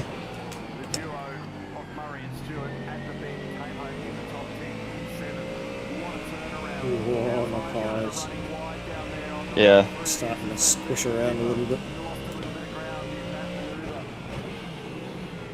He's opened up the margin a little further by the time they get down the hill, but they're looking for alternate lines down there, and they're hunting, searching high and low on that racetrack to try and find a little bit of grip to see whether or not they can make some pace. Now this earlier in 6th gear, approaching the bottom of the chase was where Murray really had been concerned when that thing was on the slide down there. He was feeding it gears to arrest them. He's out the other side there now. A tiny little bit of that margin, but he has got that thing dancing right on the razor edge at the moment. Cooper Murray is barely hanging on to this thing. It's slipping and sliding everywhere. Reynolds and Randall, their line astern on the way in there. There's not much yet. What a roller coaster of a race, though, eh? My God. It looks like Goldie's just been able to get that car back into the window a little bit in terms of tyre temp. It looks a lot better on the way into Murray's corner for the final corner. Yeah, it was a fight to get to the end. Having a look down the inside, who's crept back up into 13th position here together with Aaron C. Reynolds having a beat down the inside here. He was able to hold that 18. How many laps left in Bethels? 14. Back to 3/4 of the second here as things just settle down slightly between Murray and Payne. Painted line.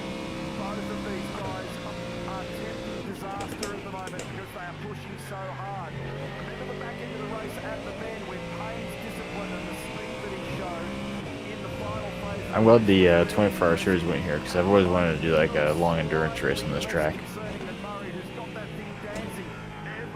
On Bathurst.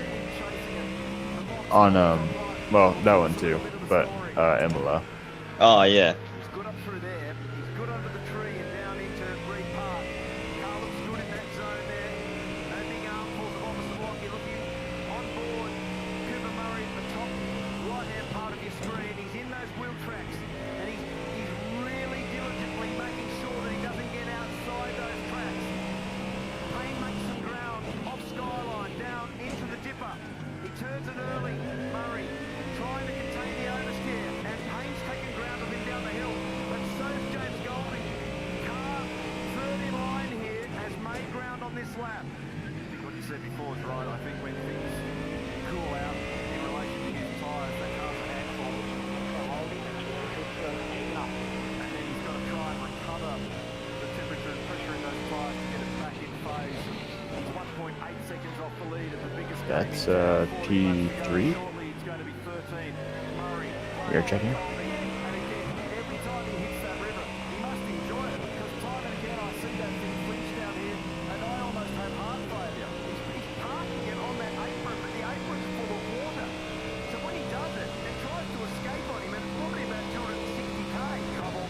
Ran off the road together with Reynolds. They made contact. Remember, Tom's got 5 seconds hanging over him as well. He's touring the grass down there at the moment. Our lead margin. Alright, dude, you've got 4 laps of fuel left, and you've got 3.5 minutes to go.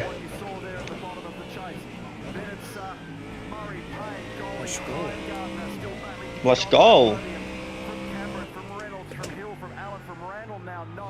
And he's just in front, believe it or not, Cam Waters, after that thing wiping the wall early on with Mark Wintermont, and it's actually back into the top 10 after they got the release to get back onto the queue.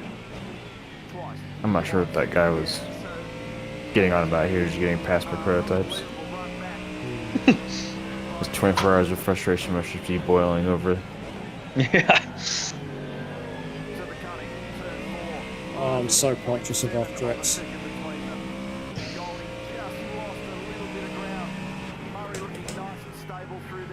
Viewers, if you don't know, if I go off the track twice, we have a drive-through penalty and we're fucked. So, no pressure. Wow, maybe not. Maybe not. This just something to race for at the end. Because I reckon it's going to be close for P10 if they're going to have to do like a pit on the final lap.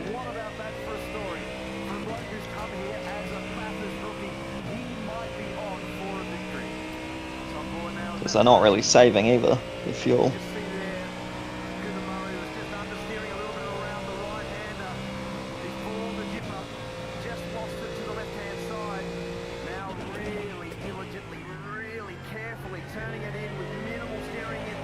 Jeez, JB, no pressure, buddy. Easy.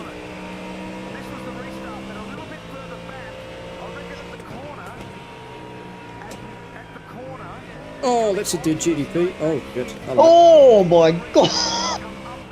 Buddy's There was race. P2 in the GDPs. Buddy's race ended 2 minutes to go. Oh no. And he was P2. That's sad. Oh, the amount of built on fuel. So he like took a, he took the second part of the chicane like really slow and just like drove to the right. I wonder if he like is like disconnected or wheel screen went out or disconnected. something. Yeah.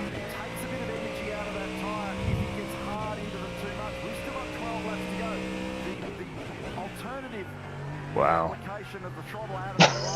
You said they were P2? Yeah. Yeah, they got the maple flag. Toast. They hit the wall so hard as well, like it wasn't even a light tap, like they just plowed straight through it. Well, they are still going to podium. I think P4 is like 12 laps down. One to go. Oh, white flag. Here we go, people. Last lap of Oh the my 24 hours of Imola. Holy. 1 lap, 2 off. Oh, and we're still P9. 198 fucking incident points. Let's fucking go. Honestly, I'm here for it. I would have been kind of impressed if we got to 200. Oh. Oh. Ooh. Oh, I thought he was gonna drop it as well. Oh my god. Yeah, I thought he was threw it in the bin.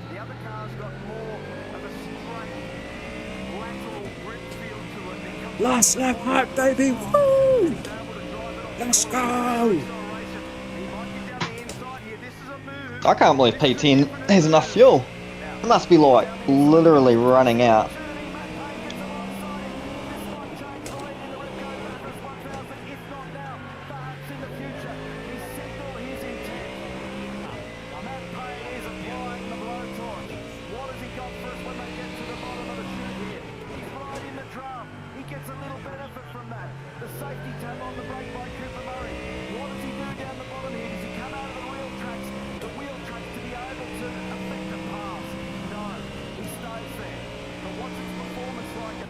Oh well, lads.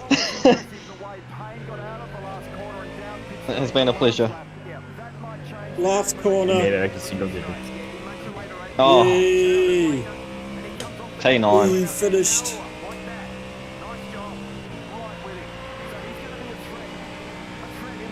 Holy shit. I mean, considering the amount of times that we saw like P13 and we've like crawled our way back up. There it is, dude. It's all she wrote.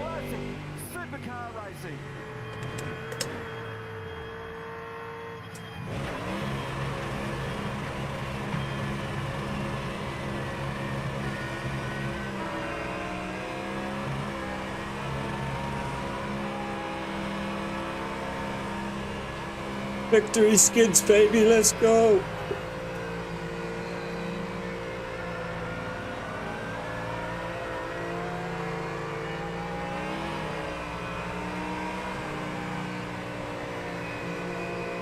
Yeah! Oh.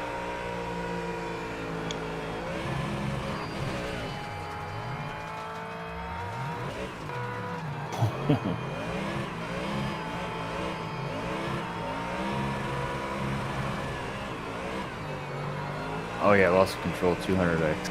We did it. Yeah, we hit 200x, let's go.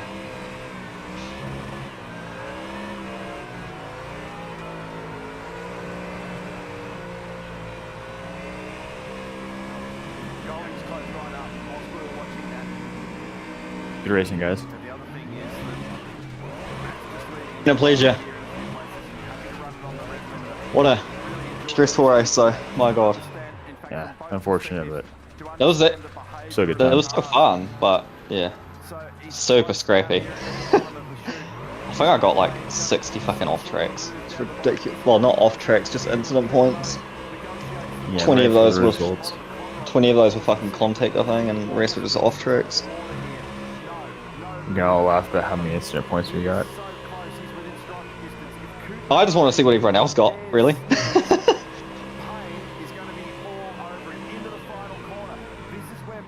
Jamin probably got like 10. Oh, I've got to have a look at that skid, that was pretty extreme.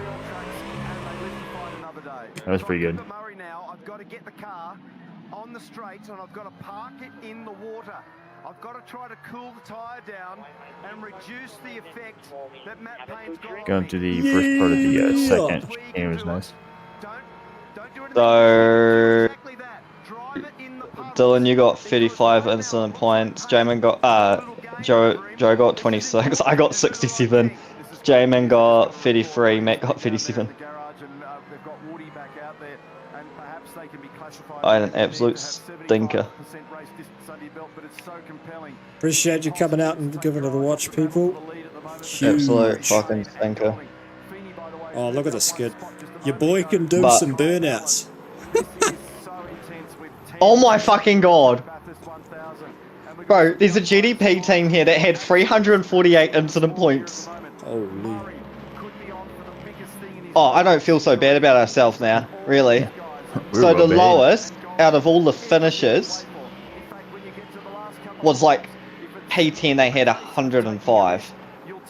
Oh no, they were yeah, 105, but we got 198, then there was 321, 121, 209, 154, 156, 173, 221, 251, 339, 348, 319. Cheers for watching, Liz. Appreciate it, brother.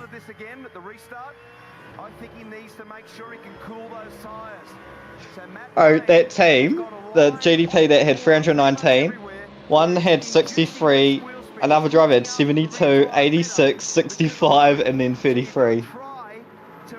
That is awesome. Yeah, I think that's the best. I will take.